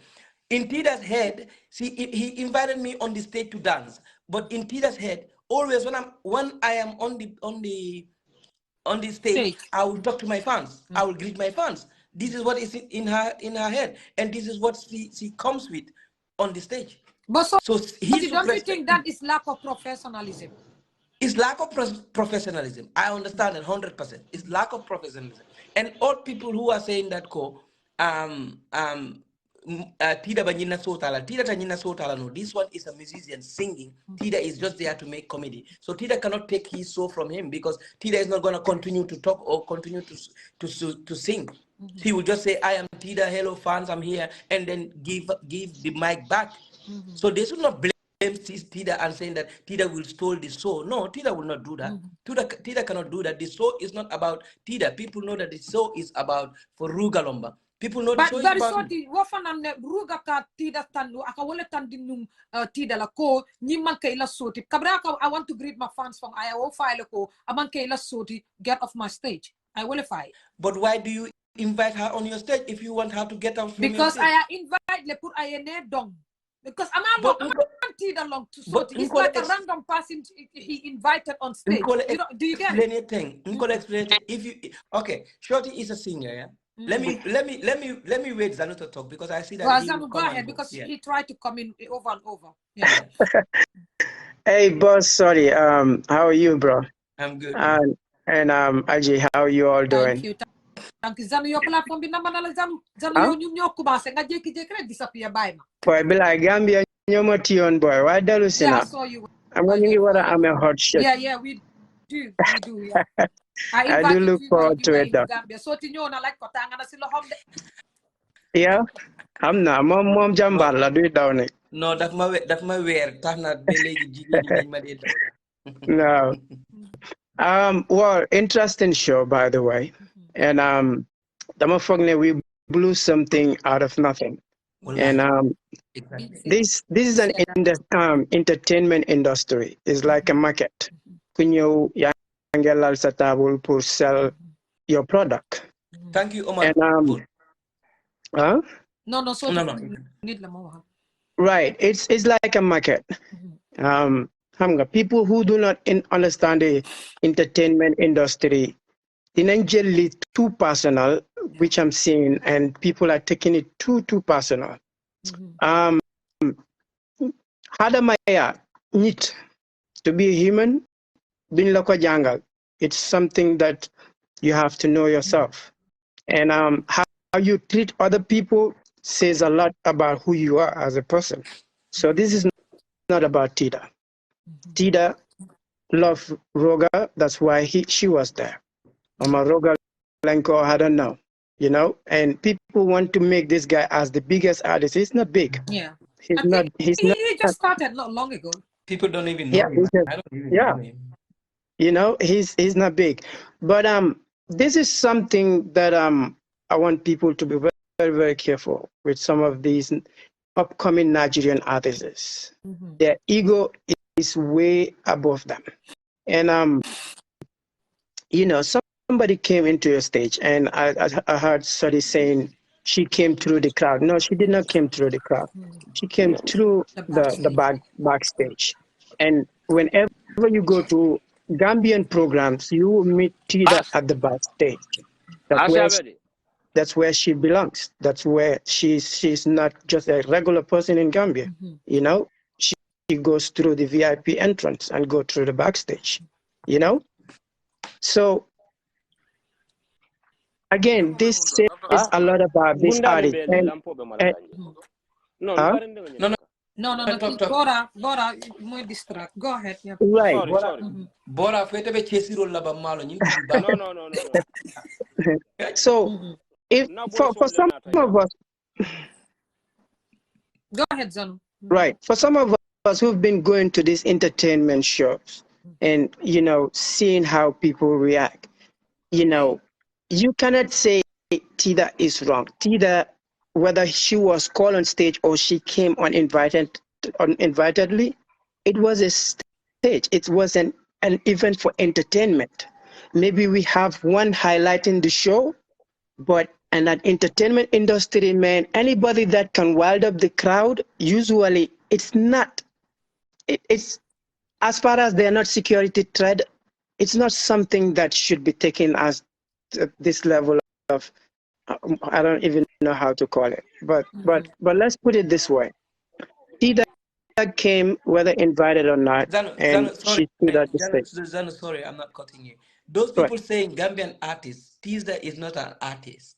No, she is. You will call her an artist. Yeah, she's an artist. Because what she does too is art. Yes, so you can she's doing artist. Yeah. She's doing art, but she's not an artist. Okay. So yeah, but Sorty, you can define her as an artist. Okay, Sorty. Yeah. Alimbala domandi nake waibe nyari. But I see about halin telephone setting. Ani yala bunyani horomolo ndoro. Kekendo waibe nyari. Mfale da mbora. Nam abe nyari yalon telbemu Gambia dingleti. Mol meta nyoba la stage o kan. Ba yalon ko sorti bi dunya be tembo minto internet o nyin TikTok ol ni Facebook ol ni WhatsApp ol bi advance tabakel. maybe nyin jamala meta kela bar mbe saminto ntama nyimuta as something ordinary or just normal yalla mbe saminto TikTok la ñu warande natar nun kunu ali 90 2005 ñol lon 3 ñol 8 ñol ñu fa It's the hana power ke of social media, yeah. ayo yalla ni mu celebrity ti bi gambianol yenyu muta kulati bar to mi nte tida is very intelligent ala ko diata nyamma kon bar ko min keta ten gambianol la jeri nyaabe nyamani modol la jeri nyaabe nyamen to mi mota fono la ko ni Sorty, host the show, I'm coming. ama sorti momo ko tida mamalu ebe kumole di andi na malu tal ha wala ngana yalo fana al nsodo mande al ka kum nyala na mola muti ni ajen ke follow baake e ka to nyala fon tabu ka mo yile ko la e kyon la mbike yot ya jele sorti tel milka diamu social media al nga diamu na modi al nga diam nyin Senegal ka so min ke Gambia bu ka talante hani la ka foreign artist sol jang nyin nanyin dula Nigeria no libe kontile kono la Firitonian no libe kontile kono Cameroonian no Senegal libe kontile je Gambia no le finteta India large number al ngam fanjibe ngam fan korosi bank yamoy itina non tela banko kan ngela tiketo santida mantanyin dula to firi yamoy hana tara ako tida fan ko nyina ata kumanda ako nyina akumanda ako ngako kije yamoy because sa nyina ata kumande birin ko siata social media tension on haita tidia fan ko nyina ata kumande milibe ko nyina akumande ibe lorne bal yamoy bang rugi ko for rugi atulamba akai tida tolon tida job tinna you are one of the best TikToker come they've been telling me about malo nyade they've been telling me about you come mo jumale ajaya ndanga lonno ko ninyi fan attack na e donne ninyi ne tida kumandi nyum fan manya ma to buo do wallahi bubi do mi wallahi bubo to la kundo ay tida malundi ita kundi la mola yen nang busa these people are artists karantal they have their papers they are very intelligent graduate lamiti alaji bora todo mandi kana yalon taka damin fo min keta tida la kuna man dianye ninta sano bi TikTokal be mba delete la dula to le bari nta delete nola problem folo be nyame bi tida Gambian sola yi atenne ada ka celeste jodol kana bu ka celeste jodol ka bu ka kala bar evento do bi je kari le Gambian ol man bete amba mo jama be ni sia kan bi social media ni la status to bi wol be e ka fala ngatida like bar yana mo jole be siri ba fo mo bi mo jama men ne man tida se afay ba si atande tonya ya boy ne yente jente ninte be tonya fala mo ye Gambia janje sorti isi kodo di Gambia nola ye konton di ala luwa sojo ye ko be bari la slightest problemo Gambia ninti da su ko la te daraja la te na kundi nek bi ya te daraja la bara la slightest problemo bi ibole tikala ya warande nimbe tonya fala ngato wala nan koy nafiki yala be nyun ko ka nafiki balle bi jande mili mo bi miyaji be tidala fansol bi nin 1000 nam bi 800 to be ibebe siri la bu ko ne bafla mo li bax na ci mom wa alaji bora kabrim video fongoto endin to kabrabe jika moya fola ko bax na ci yo da nga faraw torop nko nta fanantulobe sunkutin la moy way ki moy tida job ki da nga faraw adu wa faraw Nigeria no to faraw folo wonya ni Senegal te Gambia no lo so come on, what country are we living? Munana kunu Gambia no be ma match out Q city kono ye finti. Ya foko kontelta nyintala. Because ntel be ndia mo min nambe dia mo la jibondi la nyinti di dafa melni ndox bu tour ken du ko muna buub. Ñun ñoo wara xam suñu boppa ñu xam fu ñu wara taxaw. Ndox kañ ken du ko buub. Jibondi ulam sorti nte kana Facebook nga to nya fo moy my space, my phone, my internet, my bite. I don't care. Ndeta fan ya fola moy. So you know, Conte as a veteran comedian, Dunia Dauda, you can stand and say that. Yeah, definitely. I'm in solidarity with her today, but Ninyam Manke, Kudole Minakela, member Garaula. Before you artist or say, in Yantala Yakuman, the TDC base, I didn't apologize. Not another. Many people said that too. Yeah, Ning Gambian a foreigner nata jang. Gambia fa ka celebrity legend, another celebrity nata jang. Aka fam put down below that. Yeah, celebrity banja na mala wonya. If you are a celebrity, I tandi mola hanika private jet all sort of, but talent mu talentless. Oda tonya. Mbela motola kucha nata kucha Senegal jaliba kuyata la launching. Mobe konyo kucha hana mol kata konto. Nko manta kucha konto. Hana tari fo kucha lomba fo salato lomba fo kumbalo manta ko wala ne mantela message reply and so no nso do mandi so ibaka na sonka No, instead of So ti jame tele na number di la ko iko ngas brings hot seat. Na ko la mandam. No. I apologize you. We will come to that. Salty pelanta be diamka. Salty knows me. Salty nimbe to All right. Ni musa Let me go offline. But no. God, how does Zanu nga continue because linga don't I'm sorry. Balan mare 2 minutes. Balan mare. Yalla be mum fala moli. Nte. Nin Zanu ka den kilo la bi. Kanda bongo man nata Gambia jan wallahi talla nin ala nin kila mbita Zanu la fole to nga je diandi nga sayna because mba jalal ko nte nin Zanu la mo killing nte nin Zanu la mba killing fa killing bari ya Gambia nol je bi hani drama nin drama Senegal la international nyum famu doman sunkutu ndel ka ketu da wali la soto yusunduru bari nte felentin da mobu ka ketu Tesi ko be ki jan kendu hom way samande wali pitim way samande yusundur mo bebe boy mo man ketu nim fata fayte ketula han kan siya ta kela ndesan ku bari wax boy bu sew bobu mandi boy bi kolko so nembe to nya fala téléphone la kanyun doya sin téléphone la kanyun doya sin falma ñu foreign artist ni nata jang Gambian celebrity fal ka bi sini la wala nyami ndabuka jumalente dide because ngami long Gambia no fa kata lori na fa Gambia no fa kala celebrity fili jabe borna wonde celebrity no da ka jale la so fam paral buke esco yusundur ñol bina paral be esco after ngefe nan ko tenk no yalo man dina ko bay fi rek man lumay wasiti da job rek min keta tidala asika nanyi manke tidala mina kelentel belela ne memo artist woti kana sele wandi stage o kan ne memo artist soti kana sele wandi stage o tadi ya ina sibulale sa ibe soti de to sa ibuka big si ba big si no because big si be anga keri ibuka sona ka big si this big si no I mean for big si nata mena big si mu dinke wala timbe mu dinke wala big si ya file mbeta tarnola one side five balance hani bora kala te big si this nga foile ibuka big si this akan dimile no ulo waru luta mana big si te yeb ben kadule neka bari yenna artiso inya si this le wala kan dimi xam nga inya si mom xam nga mom tan na def ben bot mu ji duma ko support dina ko Zanu, go ahead. Zanu, Zanu, Mr. Bora.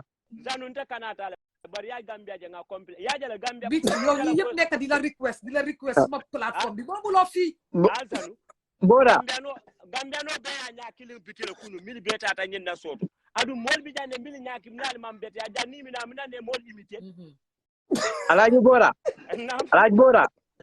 nam ya je munke da tidala ite fana yewole Kenya ne last time nak momo na la problem ko idea atu musuma la def lolu Ntenita benta sancha bagaras tera gune no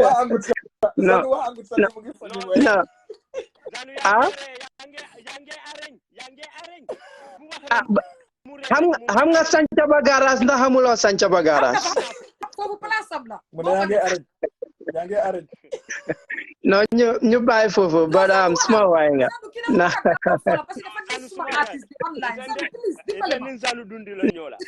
no alaji nkoto male but of course for what you said, it has make a lot of sense. Like I was saying, personality, character wise, it doesn't matter if you're a celebrity or if you're just a regular person. These are things that no one can train you. These are things that you need to learn from childhood to adulthood. You understand? The kid, the artist is rude. There is no sugarcoating of it. The artist is plain rude. And I wish you follow the artist. You would see what I'm saying. And the artist is he's immature. He's really immature. He's childish.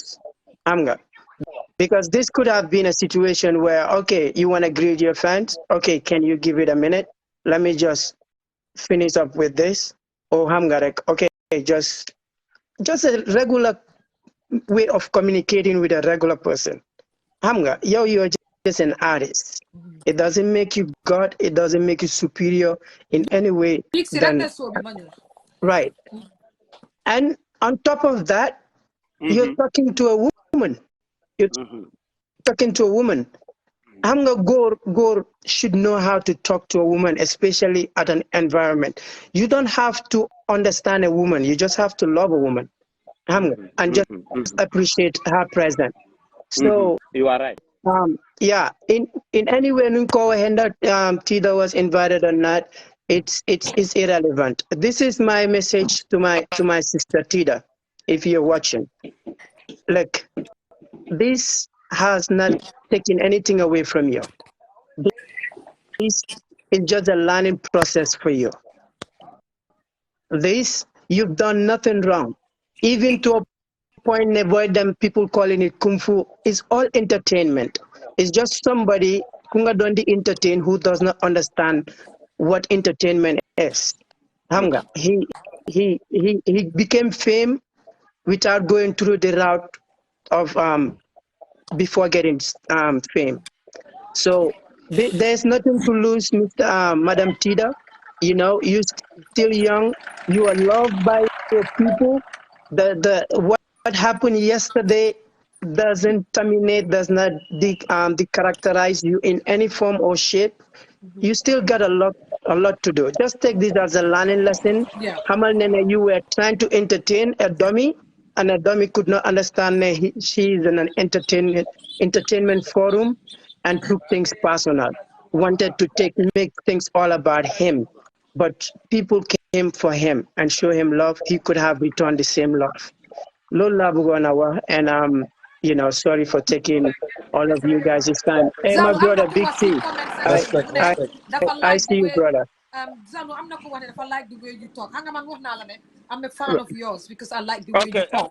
Because you talk with patience, and I love that. Thank you. I appreciate it. Okay.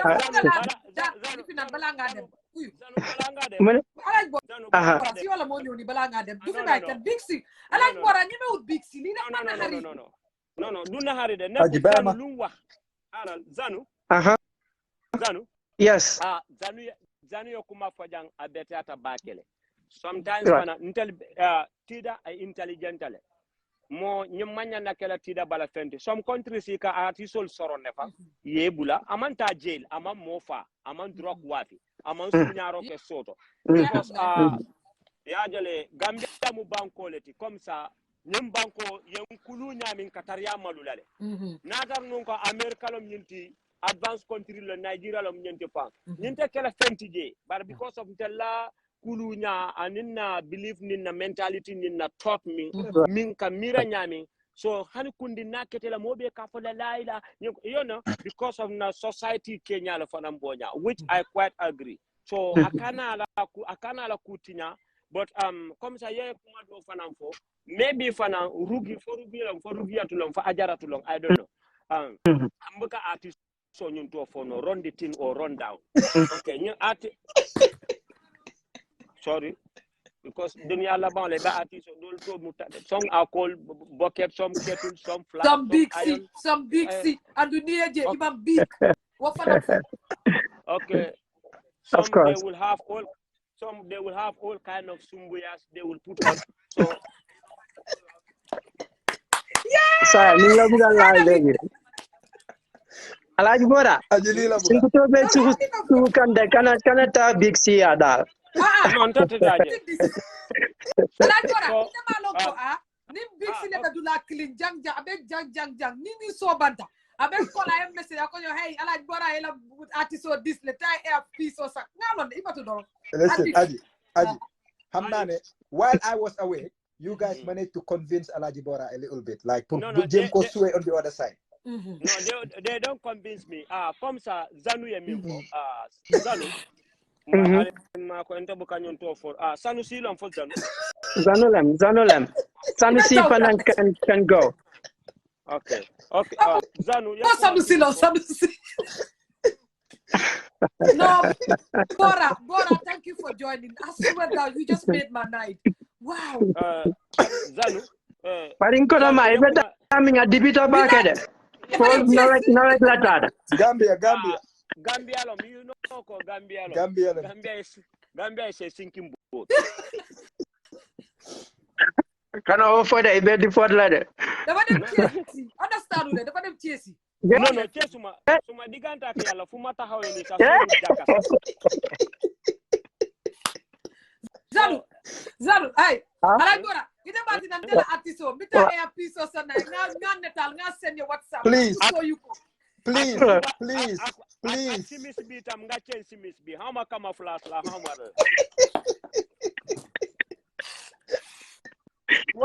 Please. Wait. Dixie, hanga leo. Alay bora, ma rero, hanga mene duma muna nopi elek, noki. Suma bulo sugar ba neka di drop, bena mane uti coke si fridge bi. Ni nga na toge mo hob. Need nga ko. Why Zanu lu wax legi ni ya. Wow. Make na so much sense. Like it's also important to always consider the other side. Why man luma don wax rek I still stand on luma don wax. You bari I can agree to disagree with Zanu in one sense. Moneka lum kind of blame Roga and then Roger dafa rude ak you know. I think being an artist, yeah, I promise you, boy, it can be very tricky. Situation be more complicated to it. Understand? But everything, come Lubora earlier, everything happened so quick. Luneka dafa happen at the same time. So to use your mind and start to think what is the right thing to do, lala wara behavior. So neka situation bobu no it's very hard for you to because I'm a lot of time for think. Right. You understand? Everything happens so quick. So man fuma waxe moy artist bi ñew na Gambia du dekam xamut tida tam. Yeah. These people they do everything to protect themselves. Hamulo ba information la convey before coming to Gambia, what is Gambia all about? That experience of an artist. So these people come not knowing who is stepping on my stage. They have to keep you at arm's length. You understand? Because of this artist you happen come am na singata lum don explain bu yagut. Ak somebody else about something that happened to an artist in Benendika. South Africa, then artist mu ngi ci kaw stage bi dafa tore mu daanu fofu lam dé. Yeah. He's one of my favorite No. Papa Wemba, the Rumba, this thing, Abidjan, the same thing. No, this one is even recent. This one is recent. He's one of South African rapper. Ñun da nga wara consider that ñun we are Africans and we can do so much things within these Africans. Understand? We can what? Within each other. Right. It's not environment we need. Therefore, so many ways that we can utilize power and then do this magic and everything. Jalima di boko invite si hot seat bi wax na ne mom as an artist dem na fena mu job perform after performance mu greet people and mu nuyu kena bim nuyu kena ki mu ñibi har hadam bi kanamam bi yep deewi fofu yep paralyzed. He said he wouldn't blame anybody but he felt like fofu la joge. It might be really hard for us to believe, especially they might think I'm talking stupid right now, but trust me, these things exist within the industry. Understand? So artists they may international come deki jambo garing they their own review before you them they have a script to perform with. If they come to this country, then they cautious about how moy ñi gatsun stage. Maluma fogg ne mistake before happen moy tida management waron nañu communicate ak promoter. She does not have a management team. She does not have a manager. Okay, so amute tamit situation bobu nonu man personally I would have advised Tida not to go on stage simply because of No. Big C, I didn't Alaji Bora, give me a minute. Big C, you're an artist, and you've been to many stages. I brought him here, innit? Right, you perform in many stages, you know, since long. You probably do not know me, but I've known you since the time of open mic. Yeah. No, look open mic. Yeah. Close mic la. Close. Bora, Big C No, I said that in reference you've been in this game for the longest time. Yeah. So you understand everything. And so that's why I'm not gonna try to make this a topic of debate. Yeah. If anything, I would think you have more experience than I am, right? Right. But here's the thing. No matter what it is, humanity comes first. Whether the artist should avoid being at an arm length. The artist was hugging this lady, number one. They were very intimate. You understand? And he even went on to talk to the lady. And the lady did request. It was a request. Okay, can I please greet my fans? This is a request. Simple one. Please kiss my boyfriend on stage. You see, even that wouldn't even warrant a life sentence, right? Can I greet my fans? As an artist, let's even put the artist off. As a human, nit lawa. Kunga hamne respect nga samora minit, and you have good manners and good characters. The communication style should be very important. And that guy does not have a communication style. Forget the fact that even somebody can say otherwise. This is a lady. A lady, it doesn't matter what type of a woman. Jigen mom soko fomundi agag mom rek. Number one thing we go on the man's head is ngajoko cheer. Yeah. Ngajoko cheer. I'm with you. And this kid does not understand that. This kid, I can tell, has not been performing for the longest time on stage. No, yeah, good boom started. Yeah, good. Because you wouldn't do it. Somebody else wouldn't do it. Even Yusundusa wouldn't have done that. And these are biggest artists than his. I went to a show here not long ago, and it was Davido. And they were taking pictures. And the lady came to take pictures. Davido just looked at the lady like this and like, shush. It tells you the mentality of what we think these people are and where they put themselves. Then who should we blame? I should blame Roger. I don't know. Roger. Okay, Zanu, because me, they know for you. Okay. They come for you. Can I give you? Okay, Zanu. Can I give you an example? A Right. scenario. AKA, yeah, artist of South Africa. Right. So you see how that guy departed. The for them Right. promoter moko invite Right. Benin City, Sibir, South Africa, promote them perform. The guy went, and then the promoter was being kind, like in front of everyone else, like taking them to this restaurant to have food and stuff. Right. But then I'm not somebody else who is targeting the guy to kill AKA, like to end his life. This person is a lady and was outside the restaurant. Right. Mixing with the crowd like nothing happened. Right. While they were outside, stood with the promoters talking, greeting, exchanging pleasantries. This lady walked normally, like nothing happened, like I said. Right. Up to the guy and shot the guy and went. So my point is here. Right. You cannot judge this lady, kid, adult, or whatever. It depends on where you are at that stage, at that particular moment. And being an artist here, with the adrenaline, like at the moment, at that instant, you cannot. It's very hard to make this judgment that you're saying. You're practicing calm. You're talking very nice right now, as if like it's a normal situation. No, but Zanu is like this. He is always calm when he's talking. I understand, but I've been on stage and I know the difference. Right. Once you're in stage here, if there's a little bit of fear, especially speke balanga then musa warn or then advice, whether lolu degala or don't, it plays in your head. Right. So very situation puneka, then they want to read differently. But CBC, I didn't mean to cut you. Okay, what was intimidating? What was intimidating about Tida? Okay. To you, nothing is intimidating. To me, nothing is, because we know Tida. But Roga don't know who Tida is. But Roga was hugging this lady first. It doesn't mean they know each other. It doesn't mean. The request is what turned him off. The request was what turns him off.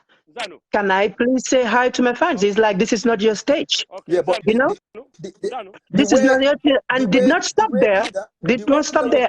Get off the stage. Guys, give it. Right. Just no. Just give me a minute. We just have to put the contest here instead of thinking outside to the extreme. What could have happened? Really? This was a friendly approach. You cannot bring anything extreme to this approach that was happening on stage. This was a friendly approach.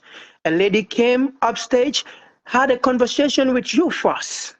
Can I have the mic? I want to say hi to my fans. What was dangerous about it? Where was the threat in that? My point is, There you know was where no the threat. threat is? You know Okay, where the just threat is? hold on. Then it moved on. It moved on from that to, okay, I feel that this person does not understand I'm a comedian. Let me show my art to him and kind of make this a funny kind of a sketch and make the environment a little bit lively to make him laugh a little bit. Maybe he will understand. On this Right, platform right now. He's entertaining right. you. And from there, and still, you as an artist, you still are into yourself. You cannot just handle this situation in a matured way. Okay. That tells you who you are as a person. The situation. Man, I'm never gonna play these Roga songs anymore. I'm boycotting this guy. So for the to be honest, the guy is not an artist. He's not an entertainer. The guy is just Bora batuba bora ya gibele ko big sita tala tisa to change. Ay tisa dodu at danato kote. No. I was wearing this to this, sir. No. What Okay, you on yalo, about? Zanu. yes. Waste of energy is sometimes forbidden or prohibited. Okay. Bora, idan ko sotila ako ye mo la sosea. Ako Tonya. Okay, I just allow me. I for sorti rombasiala. I for ndo my mbasiala. Ako ya siya na molena. I will soti thank you for fighting for me. Okay, thank you. Ite da yo okay. Yo jahas bahas la rek king hamul ko ngay farle. Da yo okay. Ngay to mu fara farlo fen. Farut fen. But yeah. Ñu de ki moo de su fekkee moom capitaine la si géej bi daf dee jàllal sàcca yi mu jàlla ñu dee riite sàcca Zanu Nam. ni nga ñoo mooy abe betala we will all understand it. Of course. Ntel be man tida kong we are Gambians. Binta damman bi tida be kala du CNN fa batala la ya bibi. Right. Yalong for nyina mi siko jampata fa man jampa. That's not the issue here. Yalong sometimes excuse manya natara ko dolla. Mbe fenke men for black na African society a maneta bakele. Yajele Michael Mingakaiko, I request can I greet my fans? Afanansa miralako. As fenke no la Michael to me Michael contaminate la sikuke no ajele. Thank you. Okay. Yalo no sometimes you come more far. No.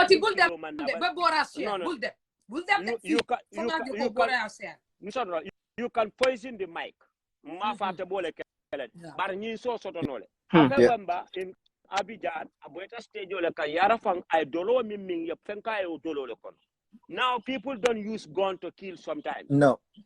If ka fendol kele ka ke serbeto le bala, han ka ti ka ke fenjama le bala. Modol bi je ke fenke no bala ye ne ye te hop. So e be du ne la dama sila long sol affect no le gradually. More la katuli la life not at once is gone. Adu nyimman banko long ko apiso nata janna la mobile. Thank you. I told you I forget the name. What at a viral legend. So yeah, we saw it. Yeah. Ntama poko tida mamfuta wo label auto. Barko ning artist or anything ke at that moment I be deciphering. As you quote off and fana mantima because crowd le bija balo be candidate be entertainment ola amalla fi so boring. So at that moment, at a chance dinola more dollar, yeah, for me now control the role. And after something, I want to do some clarification here. Let people know there's a difference between TikTokers and comedian. Sometimes you can become a greater TikToker on the art, but you can't comedian. It's just like griot. Some people they are singing, but they are not griots. No, allow me. Dafa am gebel am nandanan amna. So sometimes munna neka gebel nekulo ndanan. Munna neka ndanan nekulo gebel. Griots and artists, sometimes musicians, they are different. Let TikTokers also understand sometimes they are only TikTokers, but they are not comedians. Comedian man easy. kake comedian ota Gambia janno nim mo wulto so manda do right TikTok do I 40 people soto do Tani Bora, I think Tida is just a TikToker, not a comedian. Man Tida for the man Tida for I am trying He's talking in general. I'm just asking also because you know what? We've got people watching and people who come watch later. And this Right. It's a good question. It's a good question.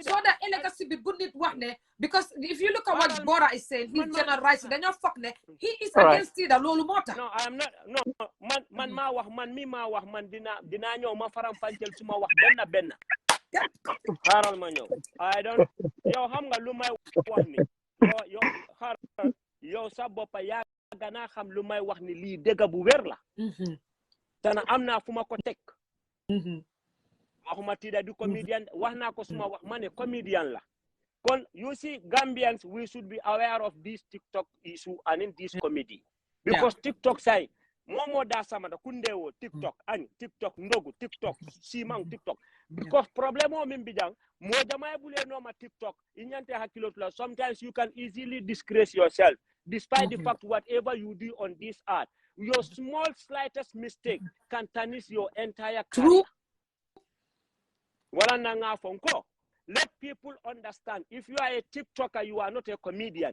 limit yourself within the frame of TikTok allow me make me focus more yalon Tida is a comedian and also a TikToker but how many TikToker ni dunta Gambia jan dindil be ma nyame na TikTok nimman kunti nyato problemo mimina wala betambila nyinna wala nanko there is a boundary between TikTokers and comedian comedy manke easy de comedy is not easy to become a comedian and mba for being for sini she's a comedian but mbay kumo generalize kanne nkanda kumol fa nga faraba nyantanne na diate miye yata denga lulu man suma basang dama ko lalal ku ko buga nga dem tedda ci kaw I don't care who the car fit you put it on who the fit you wear it no mu nga defante man sumay ñëwé ci social non sumay ñëwé ci social media dama de ñoo ben kadu duma ñëw ci social media wax dëgg di ragal ci nit ñi non ñoo ma put tural man ku ci nekk nga wot ko so pare nga dem ne ko Bora mu ne do comedian la and also TikToker but TikTokers yi name by sen hell bu leen forcer set boppa TikTok is not always di nekk di load video yi di génne di def dara bi mu dem tedi allo Zanu Nam I am talking to Gambian TikTokers right mu TikTokati ibe fan ibe hakilo to le fan to bakale ni be social media ni mol ke follow bakale bay sa hel sa boppa bu baax ñu bari fi ñu live follow so amé ka aka da ngay ko xamne from the same womb will be sitting and discussing about you negatively they just wait for your downfall man mota siw Gambia ak bayre Gambia dama ko de bay suma hel ko xamne mo yendo du la taccu mo yendo du la way thank you very much Lamin mo de genne di am ka amna so fokke ka moto la du ka moto de sa gatché bobu la de nek di ka amna Bora mu ngi wax something very important ñun one of our main issues in the Gambia moy duñ dé bëgg waxante dëgg alal hakilo we are people pleasers Gambian bi mo dé tok sa bor mu la wax yow lo bëgg dégg rek lu mu fogg ne yow loolu nga bëgg dégg mo la ko wax rek but knowing ne dégg bi this is the truth it's not gonna hurt understand Facebook live say the truth and leave bro you understand man be pare also it's okay for us to disagree on things it's not the end of the world right we can have different point of view that's fine right right the law was Degala, and we don't want to take the entire show because I know other people are on the line. Right. Man, Fuma don't do ahead. Right. Yo tide nyaka manager mota tenga uti manager. Yo la de yo tam Youssou Ndour mo la daka system. But I remember the first summer Gambian weekend ni big si be play la ngata fun hot. Big si amere na ko watal fi. Well, the Nabana waiting be this. Waiting be this. Papa big si daga ajis corner tiko de have no ko papa with disgrace ko. Waiting be this. For waiting be this lomba. Nga wako waiting. Anyways, Monfuma, before I get offline, I need to go. Anyways, thank you, Bora. I actually yamung febe being amwele, and very much. you know, like. I want you to say this in English. Moli amoy ko nimu TikTok at Gambia nolu ke satisfy and ninke police ye hakilo to because Gambia nolo mote hanita mimbe Europe. Isi kodo ki Gambia no yokuo be kai one day your problem o sota ko sa waji du dara mungi fi neku di dara di wone bopam si nini. Gambia no hamu taranga. Man hamna fi de amun kolare. No. The right word is amun kolare. No, Gambiani hamnen teranga. There are some people who are just off the line, but you know, there are 2 million plus of us. I'm sure the majority is hamnen teranga. And you know, the few others Nyobugaya what is known as human being human, but you know.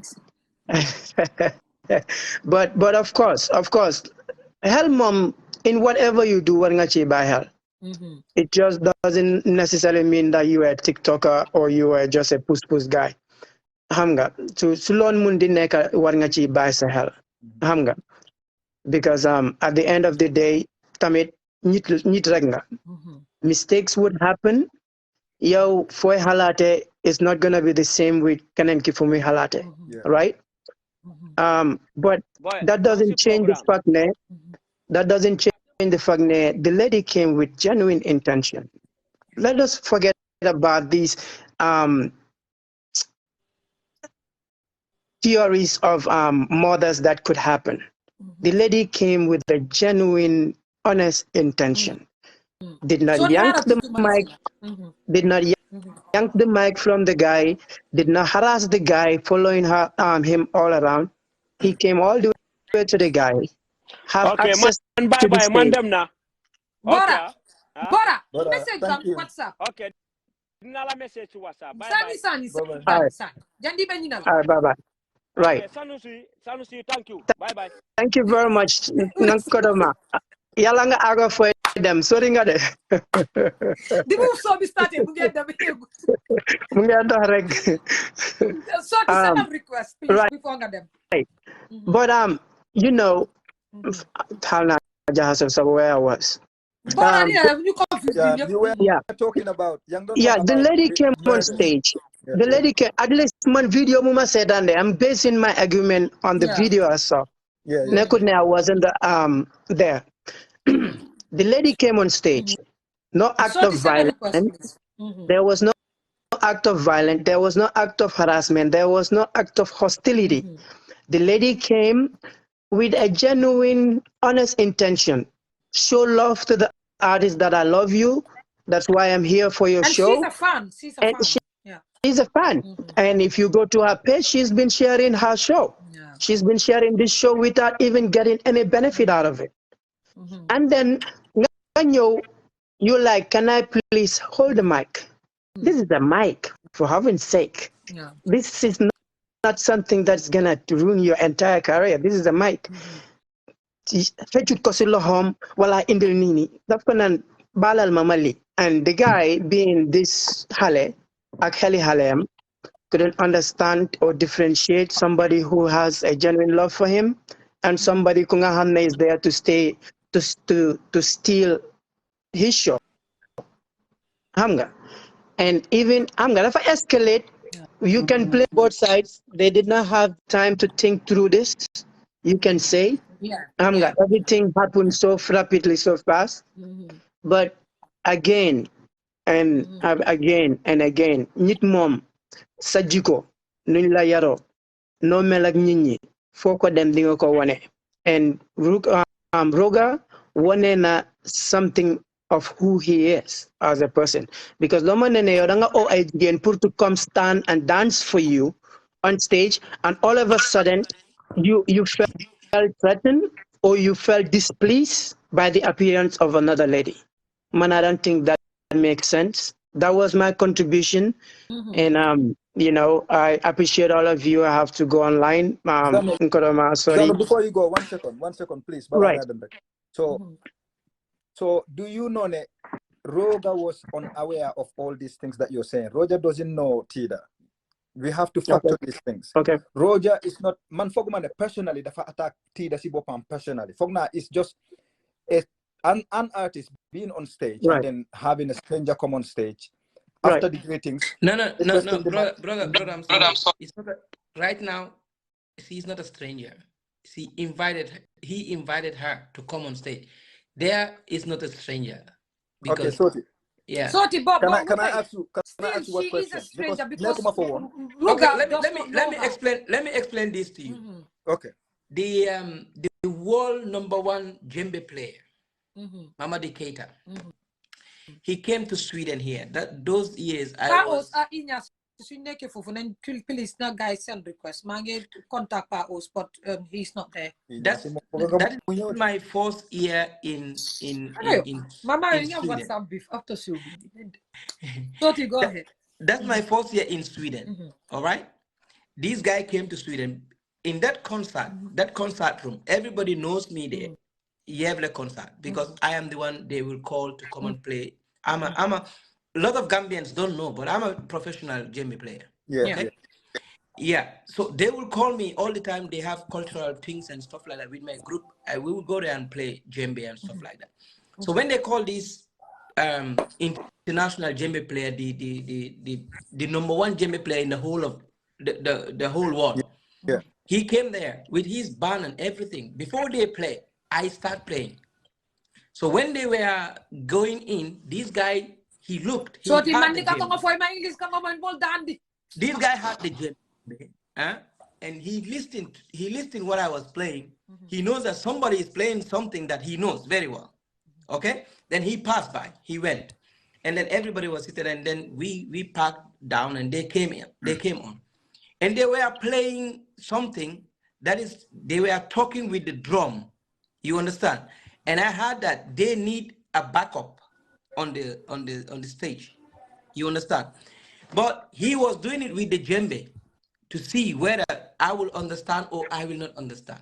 He was inviting me with the djembe, calling me on stage to come. He doesn't know me. Right. He doesn't know me. But he saw that something I was doing. This guy, Roger, doesn't know Tita Job, isn't it? But Tita Job was sharing these guys' flyers. She even made a committee that people should buy ticket. And this guy knows. We are saying that he don't know. He knows Tita. They told her who is Tita. They told him, sorry, who is Tita. If you see the connection there, the communication there, you will know that these people, okay, they don't know each other like friends, but they are aware of each other. Okay. They are aware of each other. That changes the narration, because the thing is, man, I don't know what connection do lot of Gambians, lot of Gambians went to the show because of Tida. Right. Right. Okay. Because Tida was sharing everything. The maybe Tida was paid to promote the show. You know, saying Roger know this is a very, very. I'm not saying he knows. No, I'm not saying he knows Tida. Yeah. But he is aware of Tida. He knows. Oh. Well, Sufeke yo law right now. Lolu more actually happened. Yeah. Then it's a different story, because I think there's lack of communication between them two. To my knowledge. Yeah. To my knowledge, Roger doesn't, because Mange just grasped from his reactions. Yeah. Like he doesn't know who Tida is. You understand? And also, Yenange kind of downplay the risk of artists being on stage and then having strangers go on stage, like fans or whatever, trying to hug them, trying to, perform or grab the mic or share pleasant. Bro, gis nga man, non la fogon, buma gisee video bi, dama fog ne Tida dafa just jump like other fans always do. Lol la fog. Because the video people are showing, they are not showing the whole skin. Right. Because degolo man mane, Tida dafa ñew from the crowd, and people are telling me no. She came from backstage. Wow. but man how ma won lolu non understand okay yeah why after because video buma gis dama gis ne just ki mu ngi wax Tida ne go down okay hanga Gambia ni ñun dañ bon torop understand nga ñun dañ bon a lot of people them they gis duñ they even share Tida's program duñ they share Tida's TikTok duñ they share anything why legi video buñ kot ne ñu ngi ruslo Tida rek everybody share it and everybody is celebrating it you know te Tida luñ wara xam Tida jigéen la understand nga lu góor mën a jël jigéen du ko mën a jël kii dafa rus boo xoolee vidéo bi Tida dafa rus moo tax mu bañ moo tax muy def karaté moo tax muy karaté because dafa shocked understand nga jigéen pour am shocked is like this I said I couldn't have survived it Tida dafa jël shocked today beneen jigéen dafa daanu foofu noonu understand nga o mu def boppam ne dafa daanu mu home ñu jël ko yóbbu ko boobu mooy jël rusom bi waaye léegi Gambie ni gis naa ñeneen ni dama rus sax ñoo xam ne I respect them so much they are sharing Tida's embarrassment because this is an embarrassment not only to Tida but Gambia. To all the Gambia gis nga man Mamadi Keita bu ma eegoon stage am fii moom daf ma oo ak sabar bi ma egsi jël sabar bi deneen sabar bi pour uyu ko waaye even ñu àndal they were all acting like this. Like the securities. Yeah. To come to me, to stop me, not to come on the stage. But he do like this. Yeah. Because he know that what he is saying, I understand. I'm going to do it. Okay. So before you continue, you see that action. Yeah. The fact that some other people were trying to stop you, and he acknowledged you and said, come, that is a knowledge. It's acknowledging the mom. He kind of know, you are an artist. Yeah. You understand? Prior hearing you play and stuff. Yeah. Knowledge bila Roger Lila miss mota muri reacted. This is what I'm trying to say here. I don't think Roger attacked Tida personally because of the Faham Tida and then the Kobga Ruslo. I don't think that was the intention. Don't you think Roger also might be high on accusing? Well, let's maybe we are kind of going like making a speculation right now. But what I'm trying to say, I'm just asking. I'm being on stage,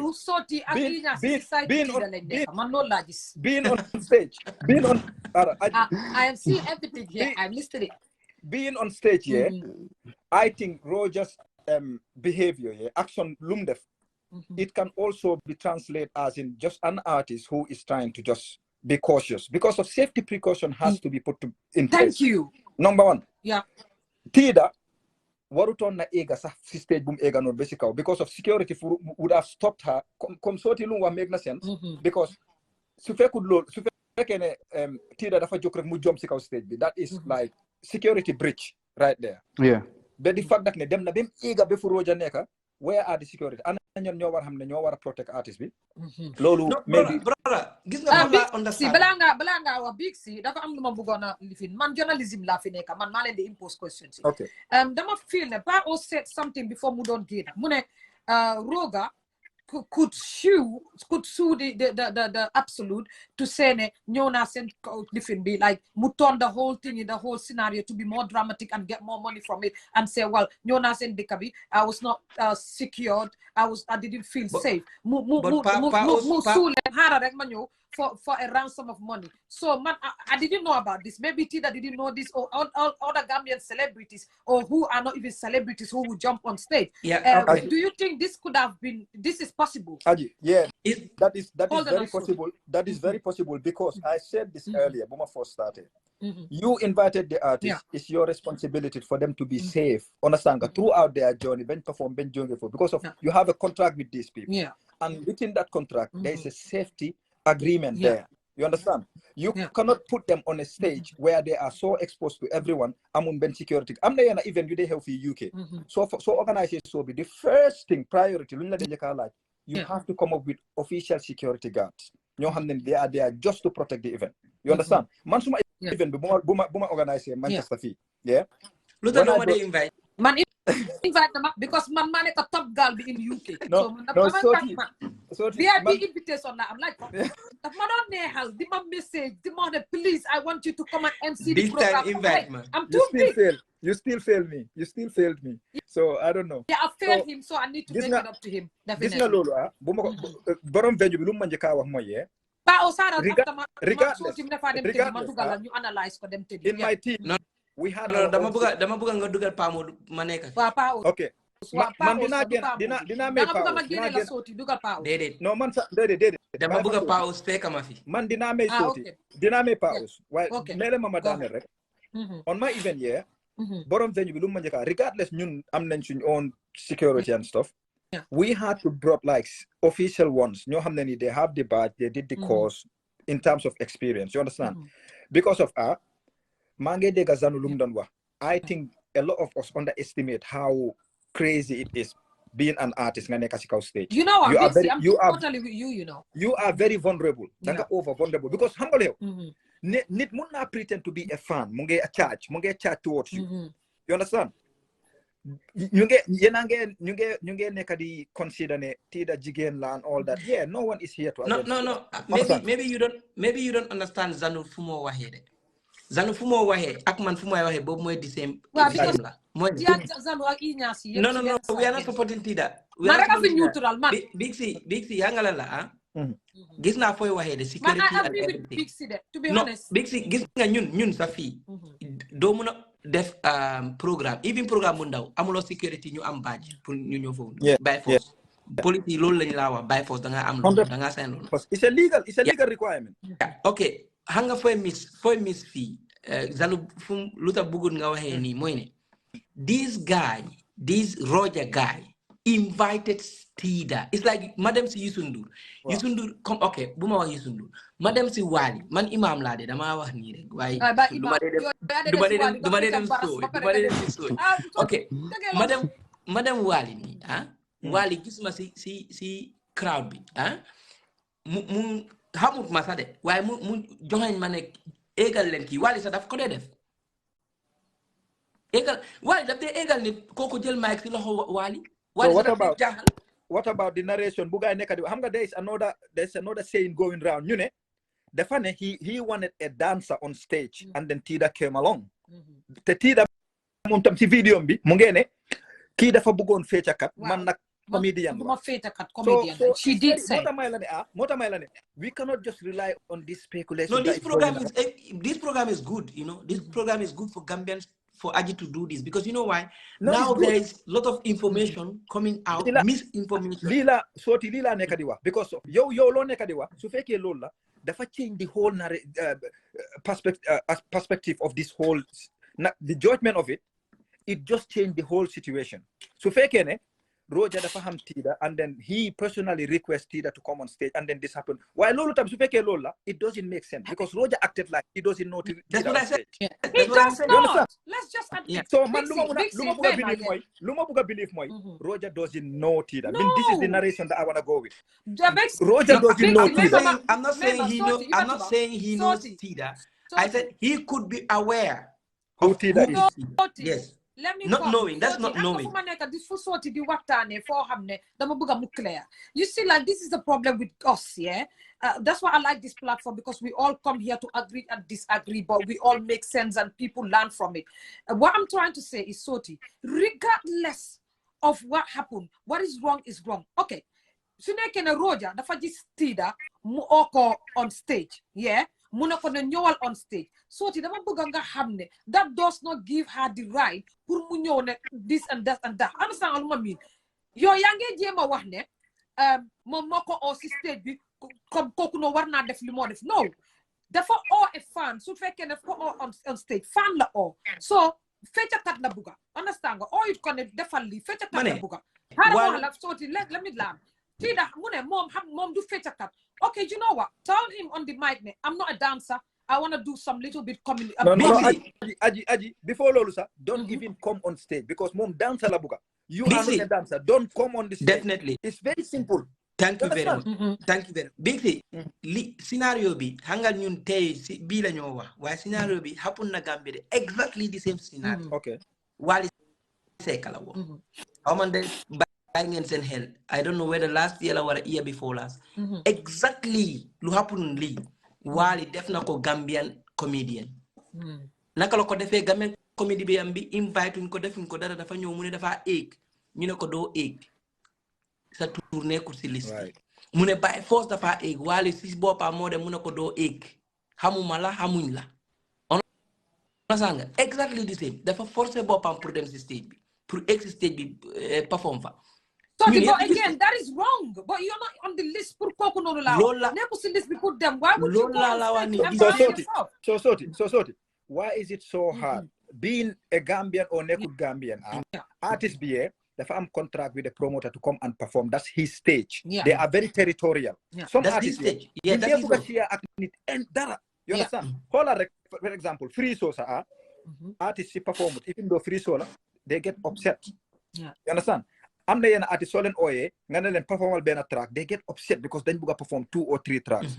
When you are on stage as an artist, man feel people are not trying to understand this.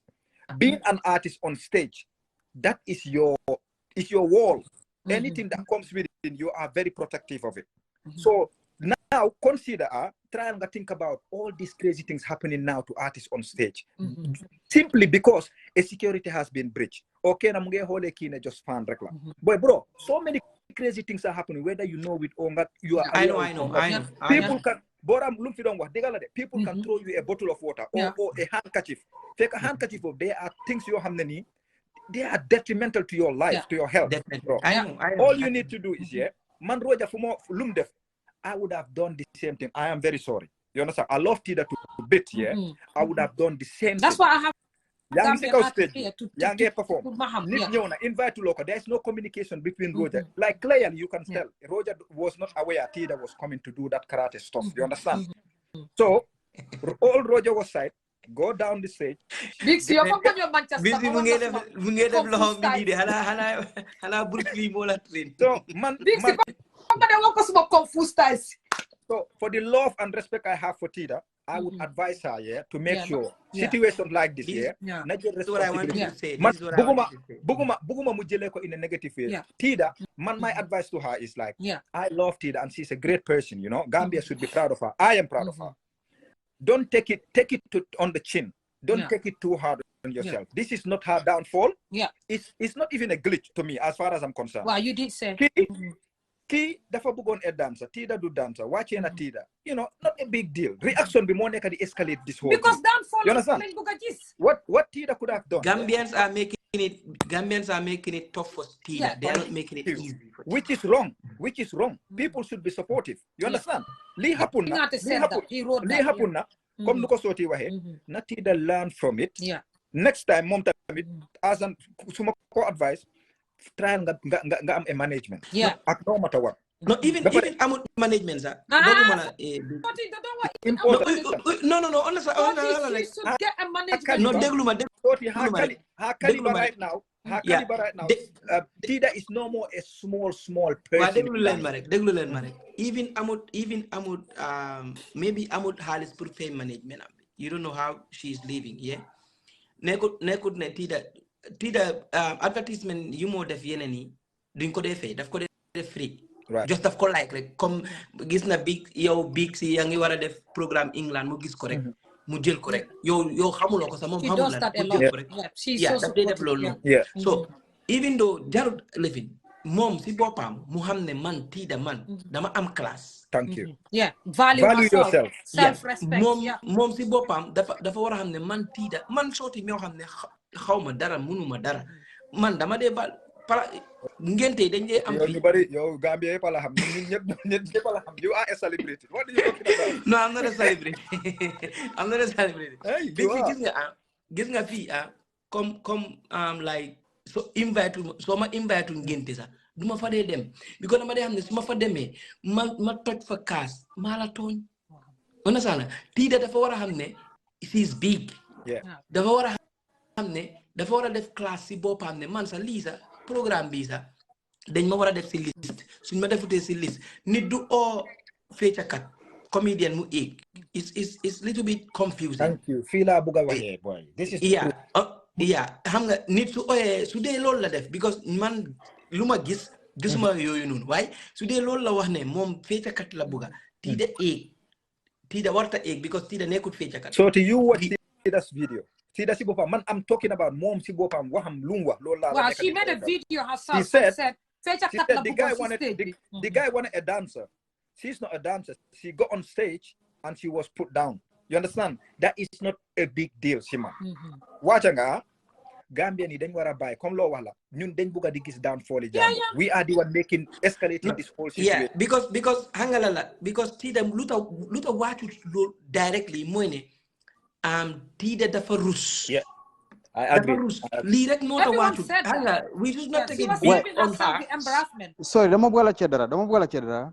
Ñan ñoo may tida be mëna ek comme ñan ñoo ko jox comme fu waxé dans la soxla ñan ñoo indi tida be fu pour mu mëna ek ci kaw stage bi ñan ñoo ko indi fu soko setlo num don ege xam nga gis nga so nekké ci souf as a person it does it no one knows ki tida la ki aji la ki soti la everyone was downstairs so bu waxé I want a dancer people look around tida is making the effort to wanna go up everyone will give her the support yo sa so nekko ci souf ding ko melo pour mu jog so I don't think that's an issue because as far as yangi down ki request na kena yangi buga jog some people will give you a hand to go up but the issue is here Tida know who she is.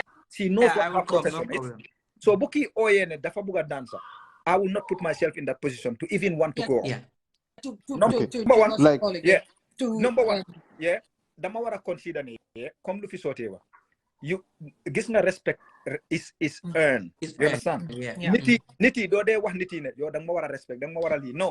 People portray you to be respectful. People portray you how you perceive yourself. Naka nga comme big ma don ñaan pour ma ñoo MC comme big ma don ñaan pour ma ñoo MC di ma ñaan di ma neexal. Understand nga Ignace nit ki yow yaa de tax nit yi ñu respect la ñu xoolee la regardless nit yeneen nit yi luñ nekkat because right society buñ nekka nii we have people who nit dafa hate moromam they will go to the extreme of paying other people to just tarnish your image. You understand? So you cannot fight against these things. There are certain things that are beyond your control. But one thing that you can control is how you handle yourself, who you are as a person, what people see. Nit mun na ma wax so much things about you Ignace. Dafa bon, dafa arrogant, hamut bopam, dafa li. But man suma experience ak yow is what will determine how I should go with you. So Tida, regardless, no matter what, this situation here, learn from it, take responsibility. Bull blame everything on Kenan. You have a part to play. Take responsibility. Learn from it and then move on, bro. You know, it's not man-to-man. This is a big deal. It's not at the end of her career. It doesn't, like I said, it's not even a glitch. Just learn from it, bro. No, you know what? Dama bëggoon a wadara lu ndaw from like manu wax me Tida comme xamna Tida hold on 1 minute. Tida sa du jël li lu rëy de maybe xamna Tida bu baax. Tida is a very strong-headed lady. I know her very well. Tida du jël li lu rëy de why su toogee mu gis ne ñun Gambien yi the way we react to it ñu ko bully it can harm foofu la moo toog mu xalaat ne wow so Gambien yi are like this so xam nga comme maybe yow yaa ngi foog ne ñëpp bugga nañ la nga def tuuti mistake. I said that from the beginning. nga gis from the mistake ne rek nga def benn mistake rek nga gis ne everybody is against you then yow si yow ñu tuuti yooyu noonu ñuy partager sa vidéo bi nii di la rusloo yow si sa head bi ñooñu dañ bari so da ngaa foog and Soti I saw so many negative comments you have the people are saying baax na si moom baax na si and you know what I hate and about even some are saying that she's mad. I saw somebody say you know what I hate I don't like to use the word hate but I hate this with all my strength. See society buñ jógee you see women are the ones putting other women down. When women empower women, most of them are on my platform. I will never, ever sit down and bring a woman down. When a woman is put down like that, because leader for Ruslu, you know what empower. But instead something like this happens, you go to the comment sections. Is women who is saying Banasi mom can do celebrity for why are women doing this to other women? No, dogumala gis na bena jigéen sa mu ngi bind ne fii ne kenn du celebrity. Muhammad sallallahu alayhi wa sallam rek a nekk celebrity. Moom tey Muhammad sallallahu alayhi wa sallam si boppam su dundoon tey dina wax ne man duma celebrity man yonente rek la. Celebrity maybe mom si bopam understand what is the meaning of celebrity xam nga ñun Gambia Tida ñoo is dee gis nit a celebrity, we like it or not, Tida is regardless. by force celebrity Nga like buga na ko ko you don't celebrity, know nga it buguloo ko because celebrity. you know why Tida is a celebrity ma wax kooku ne lu tax Tida nekk celebrity she have gone from the Gambian boundaries. It's not that Sasoti, inside even Gambia, she's a celebrity. No, Harama Dimbale correct. Tida has gone to Senegal. Senegal people, they know who is Tida. Casamas people, they know who is Tida. Beyond that, they know who is Tida. So Yange, sorry, sir. The reason Yes, why sorry. the reason why this conversation is here right now because is she because is a celebrity. she's somebody. Yeah. If not, man mayo yepte dunya swing time balu. Dama bugona wadara. Boy, Like is it pause aji man na turu numa xamé Tida. boy, so Turu numa xamé Tida. Okay, Big Sis. Thank you so much. Invite me when you. 100%. Bala Big City them Big City dama la bëgg a a huge thank you as a Gambian artist boo xam ne maa ngi ko wax keroog si show bi nekkuloo fa suma last show bi si show yi Fula Gangsta bi ne bàyyiwuloo ma benn boor damaa été suma téléphone nga call ma uyu ma dangaa nekk si sa soxla ma ne la kaay suma platform bi because you know ne I love what I do and I love Gam music and I just want to be there for you guys dang ma dee mën a add weight tamit pour support ma for all this to be here I couldn't have come on live smala call amumala o singate. I just want to say thank you for supporting me. Yena side nga gis something online nga call ma wala may la bindal ma li nga defal mako. I just want to say a huge thank you. I wish every other Gambian artist is like you and muna nga nek ko xamne smala call duma la am as a big artist like you I buma sonal like duma am time but I just want to say ne you know I love what I do and you just want to add weight to it regardless. Each time I contact you, you joke with me, you laugh with me. I just want to say thank you. You are a sweetheart. I much appreciate it, to be honest. And to leave on now before Damalako had near Gambian, we need platforms like this. Platforms like this what is the link between the Gambian, the local Gambia and the outside world. You understand? So you being here, Lord definitely it costs you money. It costs you time. And time very valuable, especially so neke abroad. So I haven't even eaten. You see my blood sugar was dropping. I had to take coke. Yeah. So the fact that then they make time, to just sit here and then do this for Gambia, every Gambian should give you that love and respect and support whatever you are doing. Man, I have so much respect for you, and I'm honored to be here. Before you go, I want to say this. I forgot about it. You know ST. Before ST will be ST, boom way suma haftan and stuff like that. Hanga ñu bari xamuñu way bobu nonu suma haftan. And ni en junkun say junkun ni en junkun say junkun. You know when he was doing that, sometimes he will go to some shows, they will not even allow him to come in. Yeah. You understand? And for me, I thought that ST don't know me because that's why he was a little boy. He was going to school.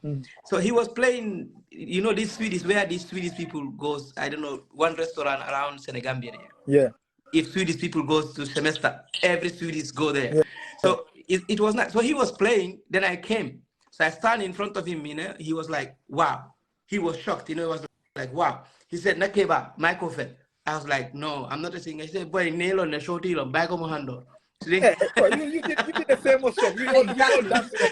You know, so I was like shocked. Like ST knows me. You know, like I don't know him. He just said, "Nakeba, microphone." I told him Nakeba. You know, so I was shocked, you know, so like for you, like really, I really appreciate what you do here because like I can support Lebake to be honest. You know, behind the scene, it's not even here. I always see his job. It's like you are a big artist, but you don't put yourself that I'm big, you know.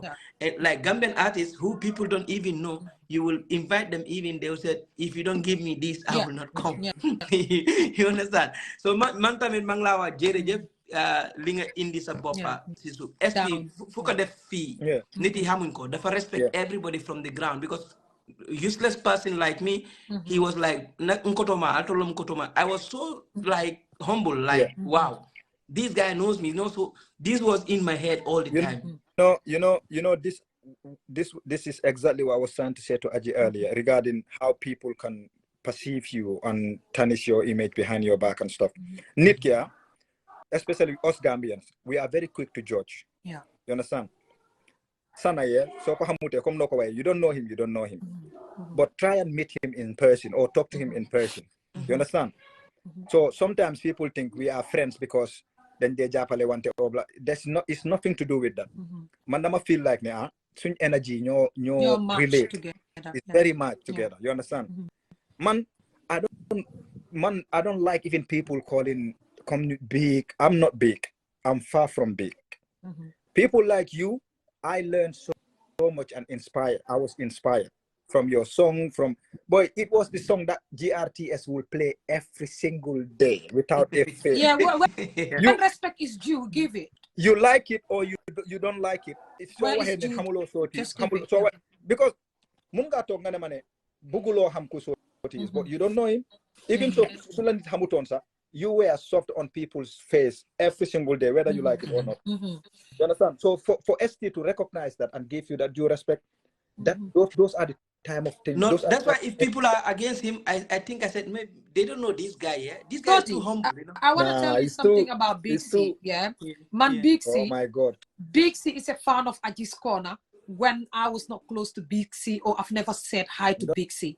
The first time I met Big C, man, as just a talk show. Big C came to me, if you get it. Wow. That much just hanga no si man si pag bi hot ma. Like, Aji, do you mind? Like, I'm a fan. You're so real. I like the fact that you're real. Man, Big C, and then he introduced himself. I'm like, Big C, we started following each other on Instagram. We meet up together, and he was like, Kai, Aji, Kimo, Aji's Corner boy, them len follow, like, you know what I mean? And what I respect about him, when he needed me to go to Manchester to attend his show last year, he sent me a message kindly to this is what many Gambian artists wouldn't do, because some of them feel too proud to say ne keyboard on platform la or the key doing them si mom ni doing ko dina ko make us. He sent me a message on Instagram. He didn't even have my number and said, hey Aji, you know what, I need something, I need this support and all of that. I was like, oh yeah, I'm all in. He wanted me to go to Manchester and be there at his event. You're someone well known in the UK, and he's right. New MC and this and that. I gave him my number, so we started talking. And from then, Soti Nala Wane, this guy, even if he misses my call, like this is Soti. You amute support Bini Dumokanef. Pa Omar Jack from America. I was telling Inyasi. He messaged me on my page and said, hi Aji, dama buga sa number, dama buga wants my appreciation. And I was like, I didn't know who the guy is. I was like, no, sorry, I don't give up my personal. And then he was like, it's okay. So I went back to his profile. This was just last week to check who is this guy. No. I was like, bloody hell, I want to have a conversation with this guy. So Manako, this is my number. So this guy called me. Billahi wallahi tala fuma talk ni inya si duma bay ma fen. Mune madama la call pour ndo kalenda. Jappale la because ndaw nga wa ñun si music bi nek na fa ba gëna. Ñun suñ amon support bi. Like Big C, he was a quick ndo kale bo xamne soft and sweet, and the guy just went. I was like, wow. I was honored. I was like, oh my God, this is a blessing. This is what we need. People like us. Big C, like, man, talk for you. I'm gonna hours. TP6, they want to be. It's a bloody long hours. Yeah. To be honest, I just but you're doing great. You're doing great. Like you, what is it? Palmer Jack, Manta with Sweden feeling me. Like, who you can Jack? One night, this is my boy. Manager. No, small but bass rek. Right. So like I said, thank you very much. Thank you for supporting my Aji. Man tad bugata la ko de oy. So to all the viewers, ñun mutuñ.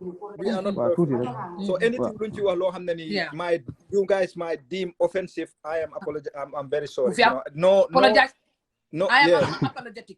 No, the thing is there is don't hurt intended. You understand? We are just trying to analyze. We are trying to help diffuse. We are just trying to diffuse the situation and make sure we are here to support Tida, our sister, as well.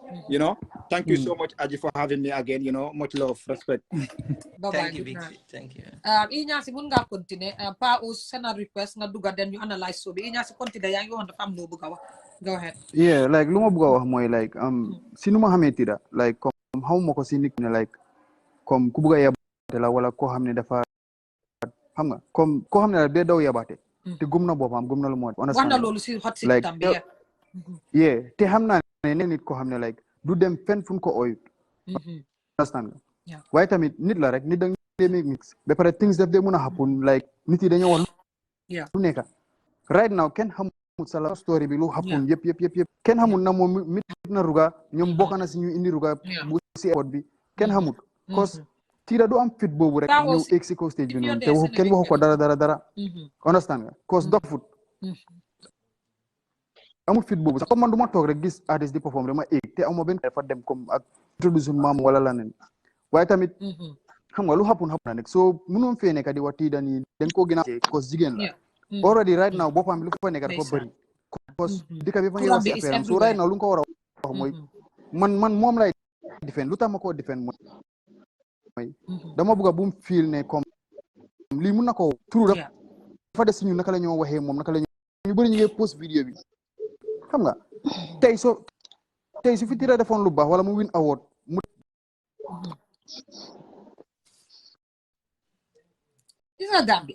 ko kenn du ko posté nii understand nga but right now ñu ngi over post dama mer dama ko stop straight du ma waxee ni yow tey jeexaluma vidéo boobu ndi mer la moo tax ma mer nekku dama mer si leen ba pare jigéen doo ko dis no matter what nu mu ñëwee si ko stage bi doo ko dis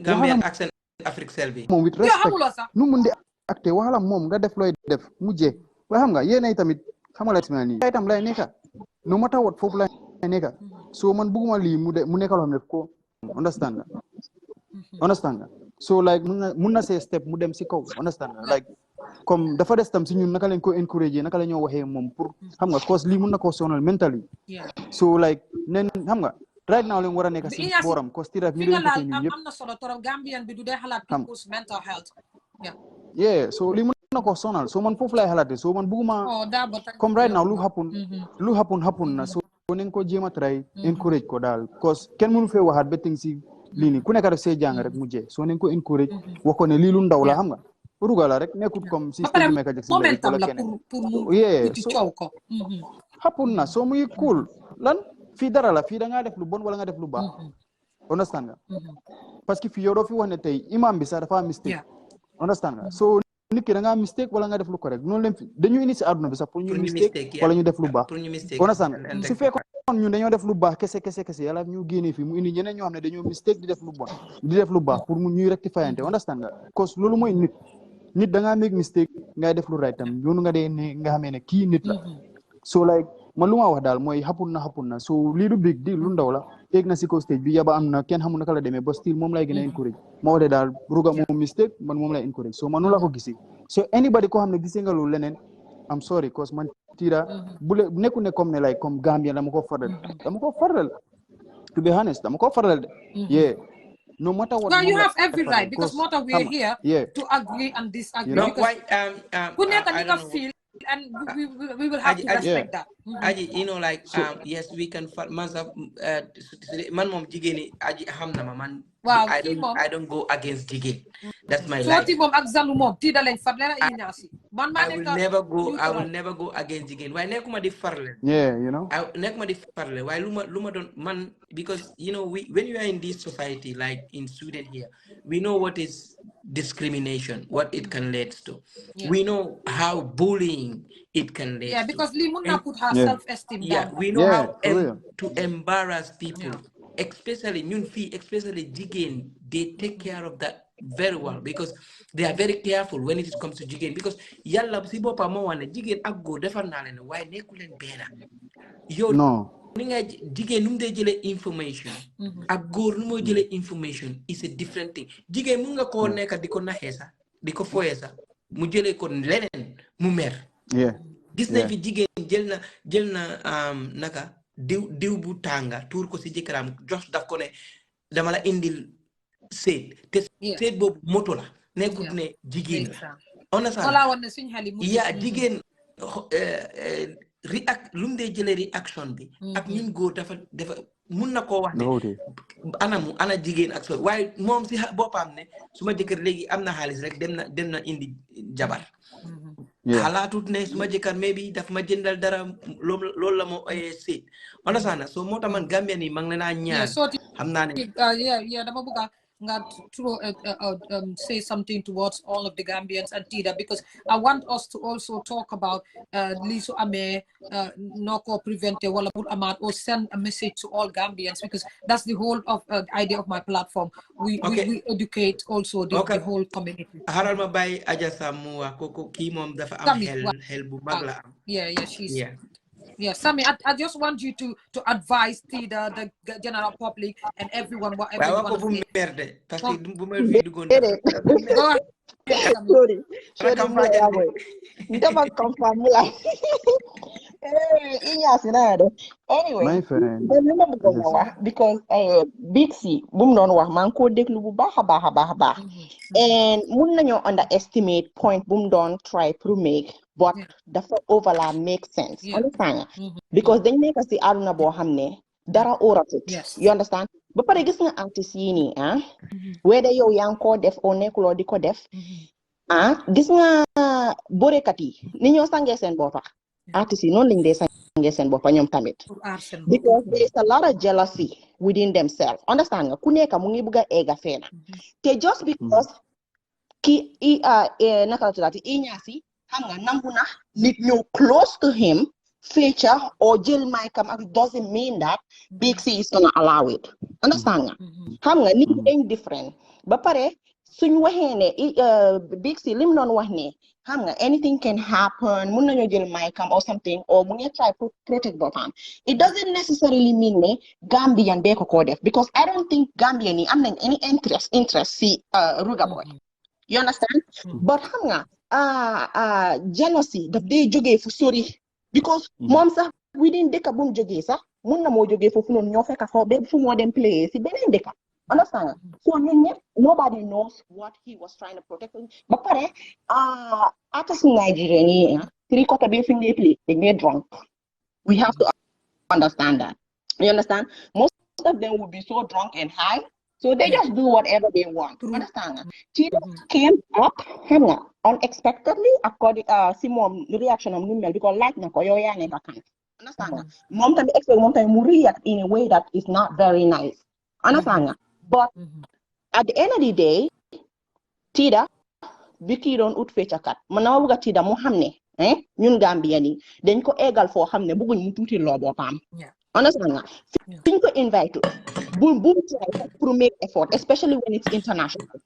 You understand? Maybe su dee Gambien la sax lolu neena, because so many things are gonna slide.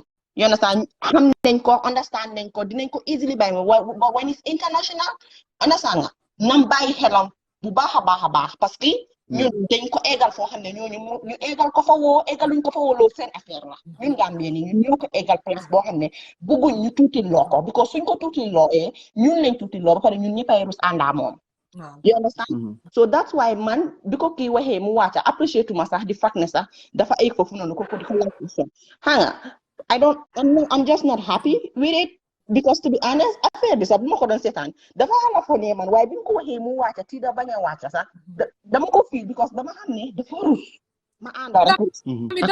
Sami Dogubala, just for you to continue. When I saw the video on in the morning, I thought it was sort of man suma hala dama fogoon it was staged. Something law hamnela the Roga they spoke about this on stage. It's like comedy acting. So I had to ask Tida, like Posisuba Tida DK if you know Komanako, ndahli comedy la acting na den ko stage. Monema no li lu happen la like surprisingly. I was like, oh wow. So some you can continue. Money promoter see. Swing la what they would. This is an international artist. Don't force yourself on them. Yeah. Especially so see in a stage. Understand? Gambian artists, comedian, kepo ko hamne, edunga ko hamne. You have a number of fans. You hamne hanga. You la support. So la for promoter invited. Bull them sa di want about artists because it's not necessary. Need dana value sa bopam pa nga text. Yo ya waran di ka text sa bopam on a high seat. Bala nit ñi di hamne sa ego nga fofu non be defa ci ebo gay woni ki mo fum ego fofu la tek bopam.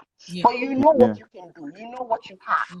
And you know your value. Understand? Because man liko waral lo mo ne ka Tida dafa jël she wanted underestimate bopam. Wow, dafa underestimate bopam. Understand nga? Ba pare mu ngi li mo cover up sense of reason. The fact that she wanted to show herself to her friends, you know, hanga like hi, you know, the fact cover her sense of reasoning. She wasn't expecting a limo new. But this one, you know, culture, that's different. At culture. This one, I never knew ne this one you know they told the share leka. Nit or nit new some boka new. Na ko jox leka. This one deka yini duñ def lolu de. I never knew that my Nigerian best friend bi asila mo do wone mom bim di may Gambia mu gis mo jikaram nit di isil leka xam nga diko isil jikaram xam nga Gambia comme ñene legi nebo ci mun nañu toga ndewo ni ñu ne yakal nañ la yoy nonu mu ne ci never mu ne ko because you dare not do that you know so ko isil ga dañ ko tour because xamuñ lan nga fa def so ñi they are very protective of themselves because of xam nga all the evil blah blah ak manipulation yi they happen so ñu tamit nañ bay xel ne artist yi day ñoo ñoom tamit dañoo protect seen bopp man si tam benn Nigerian singer kii fàtte naa turam ade naka ade kule naka ade kule so ade kule am na benn show yam am jigéen xam nga comme jigéen ñi ñu dee ñëwee nii suñu gisee artiste yi ñuy topp seen kaw di xom ak yu kenn xamul understand kii dafa egg si stage bi mu topp si kaw ade kule nii comme jigéen nu su tëgee sa kaw in a very seductive way understand the front mu top sa kaw mu yaa ngi ko jàkkaarloo mu la jàkkaarloo mu top sa kaw aji xam nga am na yéen a bi nit su ko téyewu ba bàyyi la ba nga daanu billaay da ngay foxot xam nga because you need that support the reason why nga top si kawam because you expecting they're going to hold on to you daf ko bàyyi mu daanu téyewu ko sax ni la bàyyee loxoom yi mu jël loxoom yi yëpp ekkati ko si kaw mel ni kuy woon jigéenam ne laalu ma ko de understand nga jaxa bi noonu la daanoo xam so be careful how you're approaching some people because what you're expecting may not be what you're going to get. Hang on, see platform. I don't think that there is anybody that hates her. That's why you're saying the things you say. I know some of you showed her a lot of love. Yeah, I'm a big fan of Tida. She knows. Understand? And some of us that came and said that she could have done better. It doesn't mean it doesn't mean we are against her. We just want her to realize her mistake. Affaire bi na balance. Bu ñepp ñew rek ne ko dédé mom lañu defé film def baaxul dafa wara balance. So that's why some of us are but ñi nga xamné ñoo nekk ci seen own lifini di share video bi ba paré o nekk fu na daf ko way xamul boppa ñoo are the main problem here. But not the people that are telling her that you can do better next time. Yes. Why we all love her and Tida mom fi celebrity la. Wow, parce que you ko endorse whether you ko fay you ba fay ko fay man dama ko wona sax mu jël manager ba pare she is more than what she thinks she deserves because normally if you're famous and you're out there business is that you know they offer something that you can get more than that. And if you don't have people that are going to guide you, you're just going to be in the bottom because people are going to give you the hanger. You deserve more. You're more than that. So management bin ko nekk di ko wax nam si xam nga Tida mu xelaataat ko bu baax mu xam ne daf ko deserve loolu moo tax te ñooñu rek ñoo ko mën a help xam nga pour mu dem forward because all these mistakes yi happen sax du doon happen su fekkee ne ñu am a good manager. Kalatu this was just a concert and the girl was just trying to have fun. Inyasi Madelola question be like as the only Gambian artist who is here now. You coming back and part of the conversation we had was like Aji man duma dem for hamne oyuma fa amna yena concert yo hamne sa even though regardless I am coming back I'm a big artist bo hamne at this stage sax duma dem si yena soci duma dem si yena concert parce que you're looking at the level of how high and how low and how necessary or where these concerts are played. So you're as a Gambian artist, as a big Gambian artist, and also who is trying to send a message out there. What would you tell Tida at this point of okay, she's a celebrity, she needs to go because we had this conversation on the phone. So what would you say to Tida? Okay, maluma bu wax moy like so baye hell like for the past years ni yep man ken duma de gis ma perform ci stage te mun naa dem perform perform suma old songs yi ñëw. The thing is dama bëgg rebrand suma bopp like bëgguma nekk fu nekk comme fu nekk rek ma dem fu nekk ma dem man may diw non direction cause nit ki da nga war am direction cause nit yi su la gisee place ñu xam ne yee kii fii lañ ko war a gis understand nga cause ku nekk ak fu la war a gis la understand nga waaye nekku ne yow yaay kii rek dañ la war a gis fu nekk non su yàggee sa image bi sax du jaraat dara cause man sax when it comes to wax comme di ñëw live nii sax man si yow laa ko starté comme man du ma dee ñëw live sax di wax nit du dee dégg suma man wariwuma sax nit ki lu mu wax si man du ma dee wari si loolu man daal lu ma dee focus mais man suma boppa understand nga sometimes soo dafa xew sax dama yow la moo tax perform loo doo dem perform show bi doo dem perform li non cause dama dee feel ne comme like nekku ne dama war a wax de demal perform artiste laa rek ma ñëw rek perform si stage bi wala dem rek you know nit ki da ngaa try nga xam fan nga war a dem ak foo warut a dem nga value sa boppa understand nga loo war a wax ak loo warut a wax cause man ak kii du benn kii mun naa wax loo xam ne ëllëg kenn du xam sax na wax na wax bi man su ma ko waxee dafa uti nit yi ni ñoo xoolee ko ak nu ma xoolee man right now am na benn wax ma fi doon wax tey léegi nii dañoo ew ëllëg nga dégg ko so like nit ki daal comme te dëkk bi nag dara moo dee xew yeneen side am na noo relivé da nga dee dem ba fàtte yow yaay kan comme ne yow lii nga nekk di def so da nga nit ki da nga war di alaat sa bopp always nga xam ne man ban façon nit la nit yi xam nen ma cause the thing is lu ndaw rek mu ne yoon kii dafa foog ne moom mooy kan kii dafa foog ne moom mooy nii rek nga doo di wàccee sa bopp na nga foog ne ay man duma dara man nii non bul wàccee sa bopp wax yooyu bu mu la wàccee fen kii dafa foog ne mooy kii kooku nga kun foog ne yow doo kooku nga de so like nit ki daal always cause wax yooyu daf di dem ba afta nga ne xaaral ma cool xam nga man daal jarut sax ma dem nga dem fu nekk ngay def lu nekk comme nga jàpp nit ki daal da nga war a down to earth minu ne da nga war a dem jaay sa image bi fu nekk understand man maa ngi nii like anybody thank you very much yow amoon na time boo xam ne bëggoon nga maa gis comme like Gambia fii that was years ago dafa ubboon na easy man maa dem ba sa kër understand nga like comme yu bëri daf day yomba su demee nu mu war a demee rek dafa yomba ak yow understand lu ma bëgg a wax mooy like comme Tida xam naa ne ku respect boppam la understand nga te duy jël yabaate te respect na liggéeyam bu baax a baax cause liggéey naa moom understand nga gis naa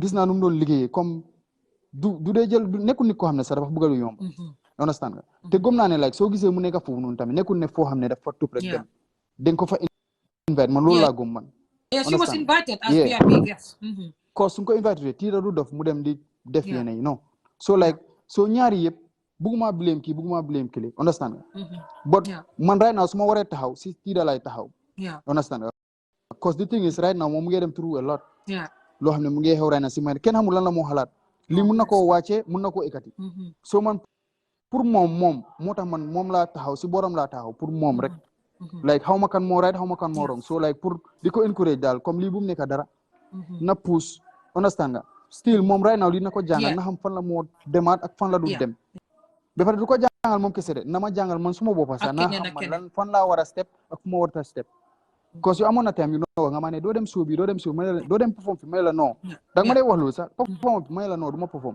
nekkul ne dama xeeb suuf bi wala leneen la de comme xam naa ne war ma dem doguma la foofu when Barhama so I wanted you to perform for you to remind people I am here because people have said so many things about you and why you just went quiet but that I would bring on your hot seat but bimala call it but Barhama so suma setan muy suma serne wanako well I want Inyasi on your stage but smoko call it he would say no and Barhama no hamnane definitely he would say no because I'm not ready and I don't want to perform so mane Barhama he's a pain in the ass and I would have to put so much energy in him coming to that show so Barhama man I would have him on stage if he comes because my and all of that but when I called you and said well I want you to do something and you said what and I said I want you to perform ganima fun Myla at Barhama so no you're not ready to perform I was like but why I want you to do it do this and you're like no I don't want to do it but then I'm convinced and said well you have to do it you have to do this you have to do that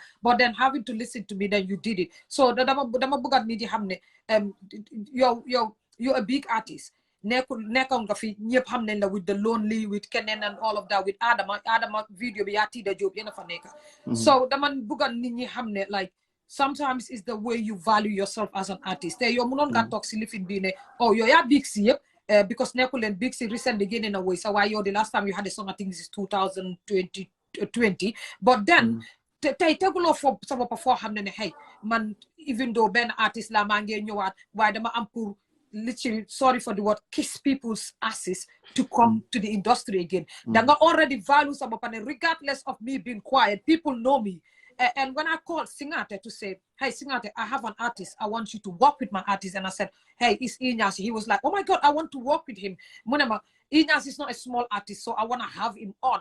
And what the way Singate said was like, Inyasi never artist, you will put so much effort, Aji. It's just the Danga put top. Everyone knows him. It's just a click of something that Munyoat. So I respect the fact that yo, this is sabopa. Come Sami Luma wani, ne nitki aksoti, ne nitki ya value sabopa, ya take sabopa plus. And I think that the main problem of this issue is like the self-respect and value of forward to them, how you should behave and how you should comport yourself. So for Egi. Dogumala, dama buona offer like.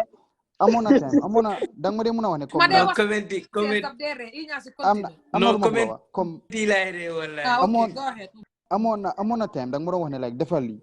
Luma de wa like management team labga. Come like yo bundon mit sa amon money. Cause the thing is, buguma wana ut ko hamne pere uta ligay.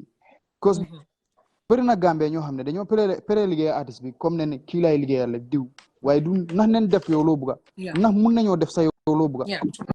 bu ma waxtaanee loolu la wax cause man xam naa Tida Job tamit si sooy bi loolu la wax ndax pour am manager boo xam ne correct na mu def sa liggéey deliver ko is a problem. That's one of the issues why she does not have one. ku xam lu moo def cause the thing is fii nit yi dañ laa seetaan ba mu ñaaw ñu doog a ñëw ne la lii dafa bonoon fekk mënoon na la ko wax balaa nga koo def mënoon na la advice understand Iñaasi doguma la de man Tida dama ko dee toppa depuis bu mu started and stuff like that. I even maybe if I would have had the chance, this would not happen. I saw some things on her which I didn't like at all. I always wanted to tell her. I don't know how to tell her because you have the platform. No, I'm on Martida. I'm on like very good connection before time of Mungi young. You understand? But after Bima traveling and stuff like that, because Halella. She didn't remember me, but her sisters, they remember me. They remember between me and her. They remember it very well. But mom remembered me because Tasena mom matesco like in La Parisienne. Tasena ma oko. So muholma. Like she don't know who see I manako Tida, you don't know me. And then from there, what I wanted to tell her, what I wanted to advise her, I said no. Because it's not I don't know how she's going to take it. Belegi mangi am lolu si suma xol bi ne ki dama ko wara call and talk to her. I want to give her a very good advice bo xamne dina ko njeriñ elig because she's doing something very very very very wrong right now still now. You know. And what is that? Now I cannot say it on platform. I have to tell her privately. Okay. I respect that. Wow. And that one is also going to is destroying her character because I can see that people also are seeing that. People are seeing that that I am seeing because to gain a video before num they spread it ak num they niti ñu ko de CIA between and now are different, you know, and the numbers are going down. They are not going up like before. Understand? I saw someone also wrote today Tida is too she needs to calm down at this point because they were saying like she is too much or something like that because but what I can catch she needs to calm down. If I have a number then they what I need like messenger. I don't know how to start the topic with her. I wanted to do it but I'm scared, you know, like I know how she's gonna take it or approach because man bima ñëwé fi sila xam definitely bima nekkon Gambia dama fokk ne ñepa ma buga way bima ñëwé Europe sila xam ne Gambian be okay, this is real Gambia. I did say when I started I know who is a Gambian when I came to Sweden sila xam Gambian. Understand? So that's why dama day jël suma time trop pour advice Gambian. Yeah. Understand? So I have seen man maybe Tita dina fokk ne sorti du suma fan dama ko de over top because I like her so much because she brought fun to my heart. Understand? Why dama gis dara man ko topa Facebook ambi everywhere lum ubi rek dama ko de topa. Why number yu ma daan gis ak tay number yu ma de gis is far down. Yeah. And I know the reason why. And Soti dogma fofu, but Tida could say, oh, she could watch this and say Soti is wrong. Like my numbers are going up and up. Like No, somebody else could be watching and say Soti is wrong. Tida is doing much better than before. No, it's not. It's not. It's not. She's not doing better. She's the numbers are going down. Hanga fofu naka ngo hame mom si bopam naka lako hame. Mudem back old video. Musa nyata nit nyoko de se ak tay su defe video. How many people cares even? Yeah. You understand? Artist si bopam fofu nga de ham sa strange. Gis nga man buñ woyon like back on handle. Yeah. Like everywhere I go and like people shorty, and that music is every day. DRTS every day, 24/7. Yeah. Why magene magene benen song. Yeah. Like another song bo xamne Siman bobu mo gëna daha bay ko mo handle. Yeah, te bobu but nobody even can amul that boost. Boosted up come by ko mo handle. Bobu kuma ko wéyal daf ko déglu mu joy. Because there are words in this Loma well ni, you know, mujoy. Why people had it, but they didn't take it as that. No, listen, the problem is Gambians don't deglu lyrics. They don't. So that's the main issue. They deglu the beats. Yeah. So man sumako amete, I will talk to her and tell her, because artists, you need that. You need somebody who will tell you, you know what? This is bringing you down. This is taking you up. This is bringing you down.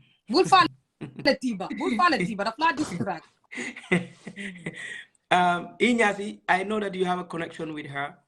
Man, I have something special. Like it's a private thing. That's why I don't want to say it out here. If I say it and people will know exactly, yes, me too. This is why I lived it. People will say directly if I said what I saw. And that is not helping her at all. I always wanted to tell her, but I'm scared. I'm afraid how to talk to her. I don't know how to start. Demba sa demba, barki demba. Man ko don tone because I want to start the conversation. Man ko don tone, mu tone my back, understand? So I said, okay, let me do it. I was like, no, don't do it. Just give her time. Just wait a little bit. Understand? So man lumay wa fi because I'm Adam Tedani. I just want to give Gambians advice. Like Gambiani, we are the most negative, insensitive human beings. Are you mad? The most negative, the most so we are the most ignorant on earth. Thank you. Because we just think inside the box always. We don't want to come out of the box. Anything wrong. This is what I was saying. What is happening today? That's what we see. Tida if I make mistake, we have to punish her. Yeah. No. We don't have to damage her. We have to support her. She made a mistake. Let's tell her, Tida, you made a mistake. You made a mistake. We understand that you made a mistake, but we are with you. The end of the world. Support you. It's not the end of your world, Tida. Man, I am your fan, and I'm your lover. I really love you, and you know that. No lover, buma hanga kerok ya hanga ne gis nga suma dros bu wex nga gis legi jaxay suma jabar bi ma ne mo fi nek di only goor sa box bi sa dros bi musuma telephone bi yo any damn thing nga yeb basi inta mais la dros o bondi la jane soti jam e ka na nyaman la dros o ben na inbox oto nka ma bodil anything wala na nit ya to ko soti jamme ide bu ka fem fo yo xam nga ma sax so man balal ko balal ba rek because ki boy ki tanas ma jabar bayro mu ne ma aji naka la amé sa dros bi mo xamne dros am bi musuma telephone bi balal ko hala ma wax leen dara pour society bi xamne degala soti jam dros bu wex rek la de sol box bu wex rek tam picture bu ma amé box bu wex pour la sol pour ben na inbox ot harama foto suma no boy man buguma digalu parce que man right now man halela buguma diga way no Aji, let's go back to seriousness. This platform is serious. And Tida mbe dale la minna na last word mbe dale la minna kana nying problem ota wala molka video mi share ka kotle ya kuntule mo be nyaji ikela man dula bondi kana mina ko wol society today. Those are not the society, and they are not the majority. More mini bakekang, they are very minor. They are very, very, very minor. So lafta ye hakilo tenkundi. Ila e sino domolo ka fe kuno fa. Safeguard your mental health. Ye nya be kasi. Nintolo mi tete fam. This week, forget about Facebook, forget about TikTok. Don't come live. Keep yourself low, and then post something different from this. Just enjoy sa bopa, enjoy yourself and then put this behind you and then know that you are a big person. We know you are big. People know that you are big. Gambians know that you are a big person. So mbe advice la minna rek, just nina get strong and then move on. Kana mira ko mol min ka post Facebook yi ba fa la koy kulubali ate nyama tan wollom gambenol ti no gambenol ye likely gambenol ye kanule gambenol be koma bi ibe koma soma ntol ni nata janjang amaka ko min nat ite la ila kulati na ina nata jang ke fasade hani de nata janne pour ka tandi gambenol lako amma danga buga ma xamne yam fi notice na la nata jande katandi gambenol ko ntol le tami teti ntol le nyanta kan lo ite fe nge makoy tonya kan mbe o tonya fole nyaadi le wolon ko ye mistake o kele accept ko mistake o kele then you move on. You understand? This is what I want to tell you, and what I want to tell Gambians is, let us not put our artists down. Let us not put our big people down. Let us help them. They need us. They need our support. We are not giving them money, but sharing their work is something else. For every time Nimble life. Every time. Sharing their work is very good. You know, we are helping them on that. We don't need to give them money. But really, please, those who sharing this video, the embarrassment part, please, I'm begging you. Then you are just putting the lady down. You are just traumatizing the lady. It's a bully even. You are bullying her. And this is not good for her. You know, like, she's a woman. She's a woman, you know, we have to understand that. She's just a young girl. Tida is just a young girl. We have to understand that. And everybody, we make mistakes. Meant to make mistakes. You who are saying Tida is mad, you did mistakes which are even maybe sadder than this one. So we should understand that. You know, we should help her.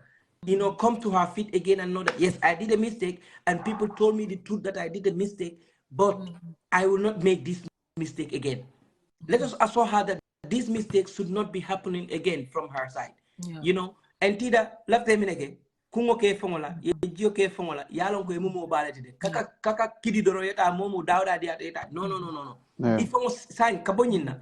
Ifongo siya ku dolti. Isingo samba santo dula dolto. Alon konte kare de. Yalo mol ka foko momam fisiya moti. Woman ke tonyati de. Mo fisiyata moti de. Mune jimala ko ke alale mola makamo tambindi mo nyato.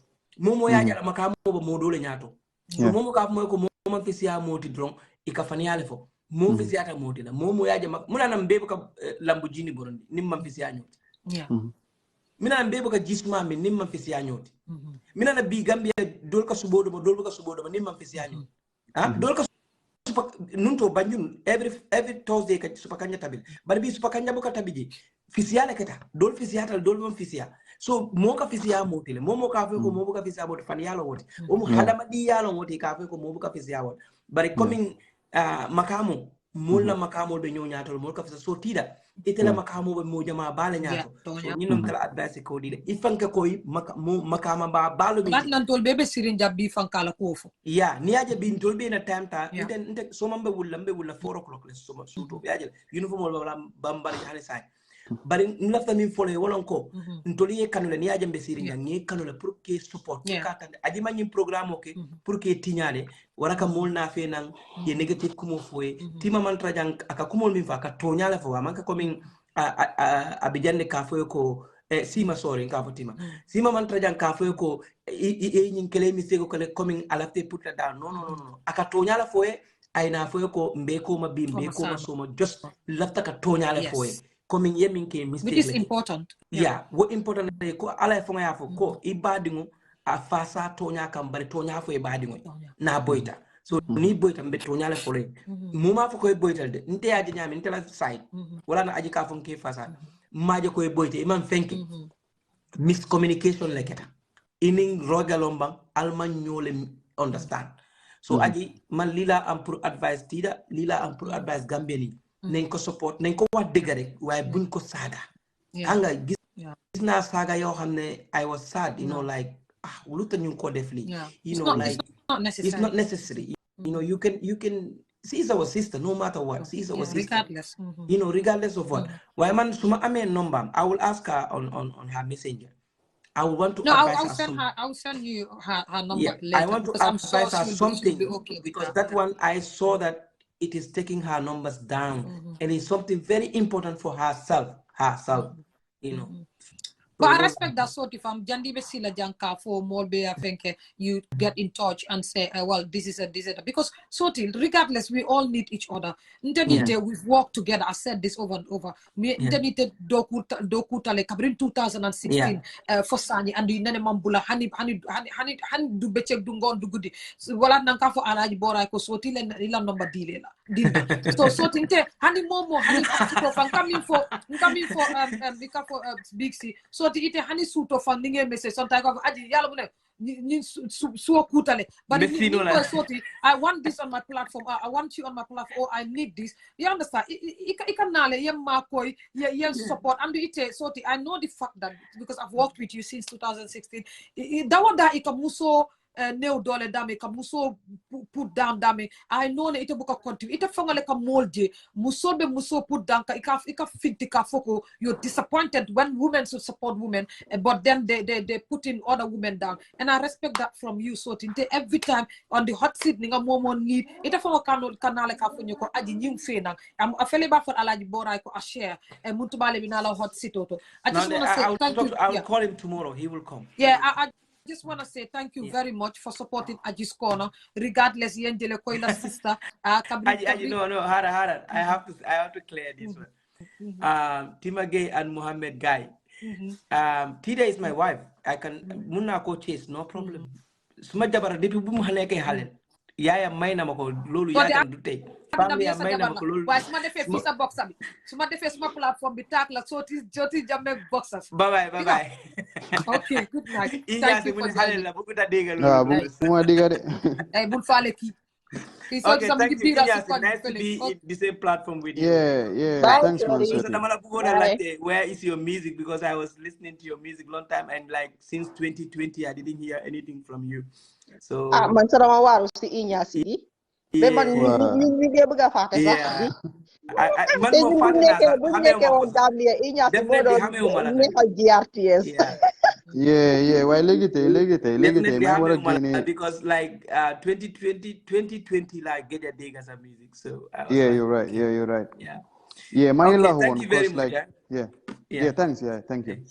Soti, thank you. Bye-bye. Inyasi balanga don dem dama bugon nga advice Tida again on something then you conclude it's been long hours and my blood sugar is dropping nana cook but my body is asking for food ñu mëna dem later yow you've had just Sami Hara dama buga nga close with something before you go Inyasi la buga mu close then yow nga ñew Inyasi we've said something along the episode bu commencé ne yeen mi nga xam ne nek ci art bi amulen management amulen managers mu nekk Tida mu nekk keneen hot seat bi saa yu ma amee artiste ou saa yu ma amee ku ñëw mu nekk koo xam ne si art bi la bokk if I ask you like have you got a manager lu ma dee dégg moo nekk déedéet awa manager and dama ko def ba nga xam ne hot seat bi ki ko dee binda every show because ñun dañ feel ne dafa important pour yéen ngeen am manager so moo tax saa yu hot seat bi every question soo leen ko bàyyee xel yéen bi nekk si art bi dañ leen dee laaj ne am nga manager because dañ leen bëgg a remind ne dafa important you guys need a manager so yow tey nga toog fii if you go back to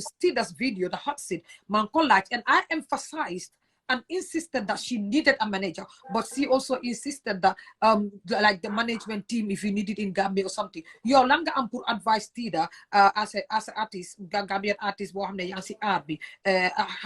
having to have a manager and not having a manager and now. So your advice Tida when it comes to management. Yeah, luma homoy right now. Tida foguma na need na advice what? Cause comme right now moom si boppam sax doon na di xalaatal boppam na lii sax waroon naa faa dem na suma moon manager sax na lii na xew na dina xalaat yu bëri understand like mënoon naa wax ne like soo gisee amul manager maybe gisut kan la war a liggéeyal gisut ko doy cause dëgga ñu waxante dëgga pour am manager bu correct easy wut de Gambia you know wax na loolu yeah cause ñun yëpp bu ñoo start den starta suñu boy yoo xam ne comme si campé bi leen doon nekk rek maa ngi wëy ma jël suma boy mu nekk suma manager cause mu ngi sawar understand nga ñu liggéey but nag kooku xam na like man lu maa def naka la serious xamut ko so manager yi dundee xam naka la serious ba nga blow ba nit yi xam la so that moment yow manager boobu noonu lu mu la war a yóbbu to next level dafa war a nekk koo xam ne dafa war a am idea bi pare mu am contacts comme like xam na lu moo def cause tey su ma doon def liggéey bu ndaw liggéey bi dem ba bulu man na ma war a xam ne digga liggéey bi léegi nekkatul liggéey bu ndaw de comme nekkuma di diila tuuti nit de maa ngi diila nit yoo xam ne different type of nit lay diilal so ndax man xam naa digga lan lay def soo su fekkee xamuloo looy def utal koo xam ne xam na yow looy def mu ñëw taxaw pour mu wax la lan nga war a def lii nga war a def wala lii nga war a def bon luy problème bi mooy dëkk bi pour nga am koo xam ne dafaa ñëw taxaw def yow lan nga bëgga digga dafa miti de yeah cause like man amoon na time suma career like dama dem ba benn time boo xam ne like pour ma dem to the next level ku ma doon liggéeyal boo ma try na digga su ma mën a jabe def daan uba jingu but moom si boppam dafa dem ba si kanam mu ne ma ne digga man mënu ma laa yóbbu to the next level like nañ jéem a try ñu ut keneen koo xam ne dafa faa pousse moom xam na loolu sax si boppam and we all know it like xam ne ne right now nekkatun comme dañ war a demaat beneen level cause music noonu la mun loo taxaw benn place ñaata years soo fa taxawee su yàggee rek da nga dee soof cause da nga war a move from this level to the next level from foofu nga demaat feneen from foofu ngay gën a move understand moo tax nga dee génnee song soo génnee song nga génne waat bi wala nga génne album pour nit yi mun a feel yow comme different i ñaasi understand nga lu wala different kii understand nga so like so man soo gisee like ma tegoon suma time bu baax a baax pour management comme lii laa bëggoon comme koo xam ne pere na understand nga so Tida right now mun naa wax ne advice na boppam Tida right now suy ut manager bu correct ba pare dina xam ne right now moom nit na management team boo xam ne ñoo ko taxawal ñoo ko wax lan la war a wax ñoo ko replyal message am sax dañ ko war a replyal cause artist sa message sax dañ ko war a reply nekku yaa ko war a reply agency ma contribute foofu a little bit balaa nga close bi ma ko si sooyam bi mu ngi because man bi ma ko invite si hot seat bi dama ko invite months so she didn't get back to me reply na ñaari yoon ba ma ko joxe date mu laaj ma kan ma ko joxe date reply it but dama am pour contact what's it called again Badugay contact ko so when she got back to me mu ne ma daf dee am over hundreds of messages yoo xam ne du ko dee mun a read and nga xalaat Instagram TikTok nga xalaat Snapchat all these platforms that she's WhatsApp so mu ma doon wax how many hundred messages that she's got so like I think ne foofu sax da nga war a am management team boo xam ne sax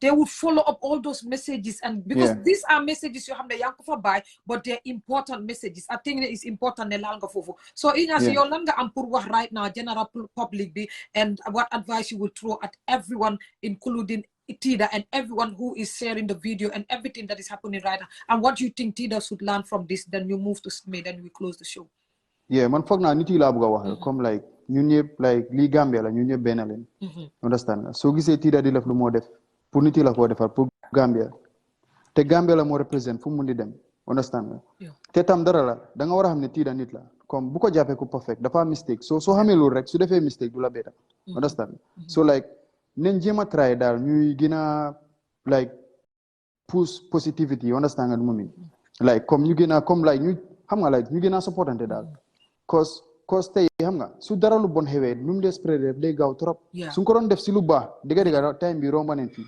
understand nga time bi romba neen fii bu yaaga ba pare dara la Gambian bi like every time like dañ dee bëgg a wax digga da ngay gis ko xam ne fa laa bëgg a wax digga sax si loo xam ne moo xamu ko sax dafa bëgg ñu la wax ne yow nii nga war a def li nga ne wala mu ne la mistake nga ne ko lan laa war a def xamut sax lan nga war a def cause man soo ma waxee ne digga lii waroo faa def lii da nga ma war a wax lan laa fa war a def su fekkee xam loolu moo fa war a def rek kon bàyyi ma def lu maa def understand nga so like nit ki loo xamut noppi understand nga ba pare tamit bu ñu dee try pour bu ñu dee jéem a gis ni downfall am rek ñu pousse ko ñu xam nga like neen try daal ñuy gën a yërëmante daal ñu ni neen la xam nga comme ñu xoolante daal nekku ne man maa la gën wala yow yaa ma gën gënuma la you know yàlla man la teg sa kanam rek ma nekk si télé bi wala ma nekk si radio bi nga maa déglu but that doesn't mean ne man maa la gën wala gënuma la ba pare man dama ñëw sax pour entertain la ñëw ma pour xuloo yow wala ma ñëw ma pour saaga la dama ñëw pour entertain la you know like soo gisee comédien bi di def comédie pour nga ree la soo gisee wéykat bi di def wéy parce que man wéyu maa wéy yëpp nekk pour man su doon pour man dama koo record ma denc ko suma néeg ma koo déglu man kenn understand nga ba damaa wéy loo xam ne mooy happen si nit yi ak yooyu comédien bi tam same thing la moo def soo nit yi daal nañ yërëmante daal loolu laa bëgg a wax xam nga nañ yërëmante xam nga ñu xam ne ñu ñëpp benn leen daal xam nga so loolu laa bëgg a wax daal so like xam nga te di la gërëm yow bu baax a baax di la gërëm bu baax no ma invité ba pare di la wax ne yaa ngi over nice you know yaa ngi over nice you know Ignace, thank you very much for joining in. Dama la call all of a sudden to say come and join the show, just like a call Singate and what's it called again, Big C. Ma wax la ne jaay jëfate for joining the show. Mu non nga wax ne yaa ngi am errands to run and things to do, but it's still jox nga ma sa time as a Gambian artist to come to my platform. Ñun lii lañ dee soxla si artist yi su dara xewee, because lii dafa connected to an artist. Ba pare ñu xam yan tamit su nekkoon ne yan la ñu xam bu ko defee public bi jàngi. Su ma fi toogoon tey nekkuloo fi as a Gambian artist wala Big C wala Singate wala Soti Jammeh mi nga xam ne sa si aar bi la nekkoon ba tey sa nag dama ko dee gis muy pile jëmbe woy na fi woy boo xam ne Gambie yëpp du ko seetaan. Soo leen fi nekkutoon tey ñun dañoo wax lu ñu neex rek duñ am all these ideas kii wax li kii wax li ñu ñëpp ñu forcé. I just want to say again thank you very much. Have a good night. After so bit naa la call ñu continue wax bi ma may Sami ñëw Sami you also can go ahead and address the general public wax gaay yow what message you have for everyone out there. Aji man kay tiidal li ma bëgg a wax loolu yëpp wax naa ko. The only thing here is that su fekkee ne sax mun na moo jël sax this thing mu toon ko into comedy sax ñun ñëpp ree faate dina baax, because the thing is that Gambien yi xam nga soo buggee rus o ngay daw ne xam nga waa dañ maa lifin, it's just gonna get worse ba pare mu depress la, understand nga. But as a comedian you are at an advantage. Su dara xewee sa loo xam ne ñëpp ñu ngi ko waxantoo sax moom jël ko toon ko wow, because she's a content creator, so she can make like content out of it. She can make a couple of content out of it bi nga xam ne ñëpp dañoo toog ñu ree ñu faate xam nga. I don't doubt it anyways. I think she will she can do that. She can do it because things like this foofu nga dee make a content nga title ko title boo xam ne dafa laa ruga si boppam sax, understand nga li ma wax jeex na tax, because da nga gis ne ruga turam ak demographic bi ko toppa dafa different ak kii da demographic am bi. Thank you.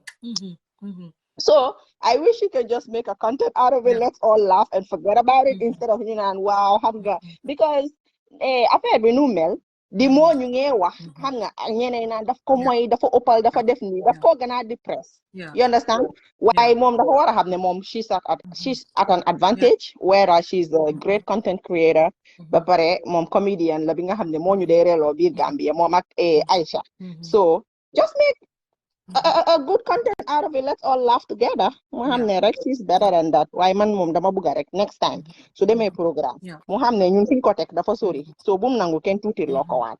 Suñ la téye daan sax nekkuloo daan sax, you don't have to dance for them, you don't have to show them yourself, because the promoters are supposed to be the one to bring you on board and show you to those people su ko defee ñu wan la respect ñoom tamit. So if they can do that, you don't have to force yourself on them.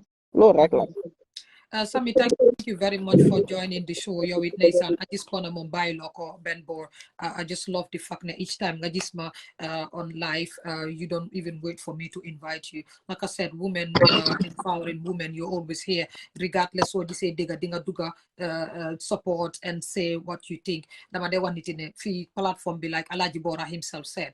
Everyone is comfortable to come here, and I am so proud of you. And like na the fact you do say your mind, and I respect that. Ma wax yep ne thank you very much. Like Tima said, 4 hours of a meeting. That's what you say. Tay man talk for 4 hours.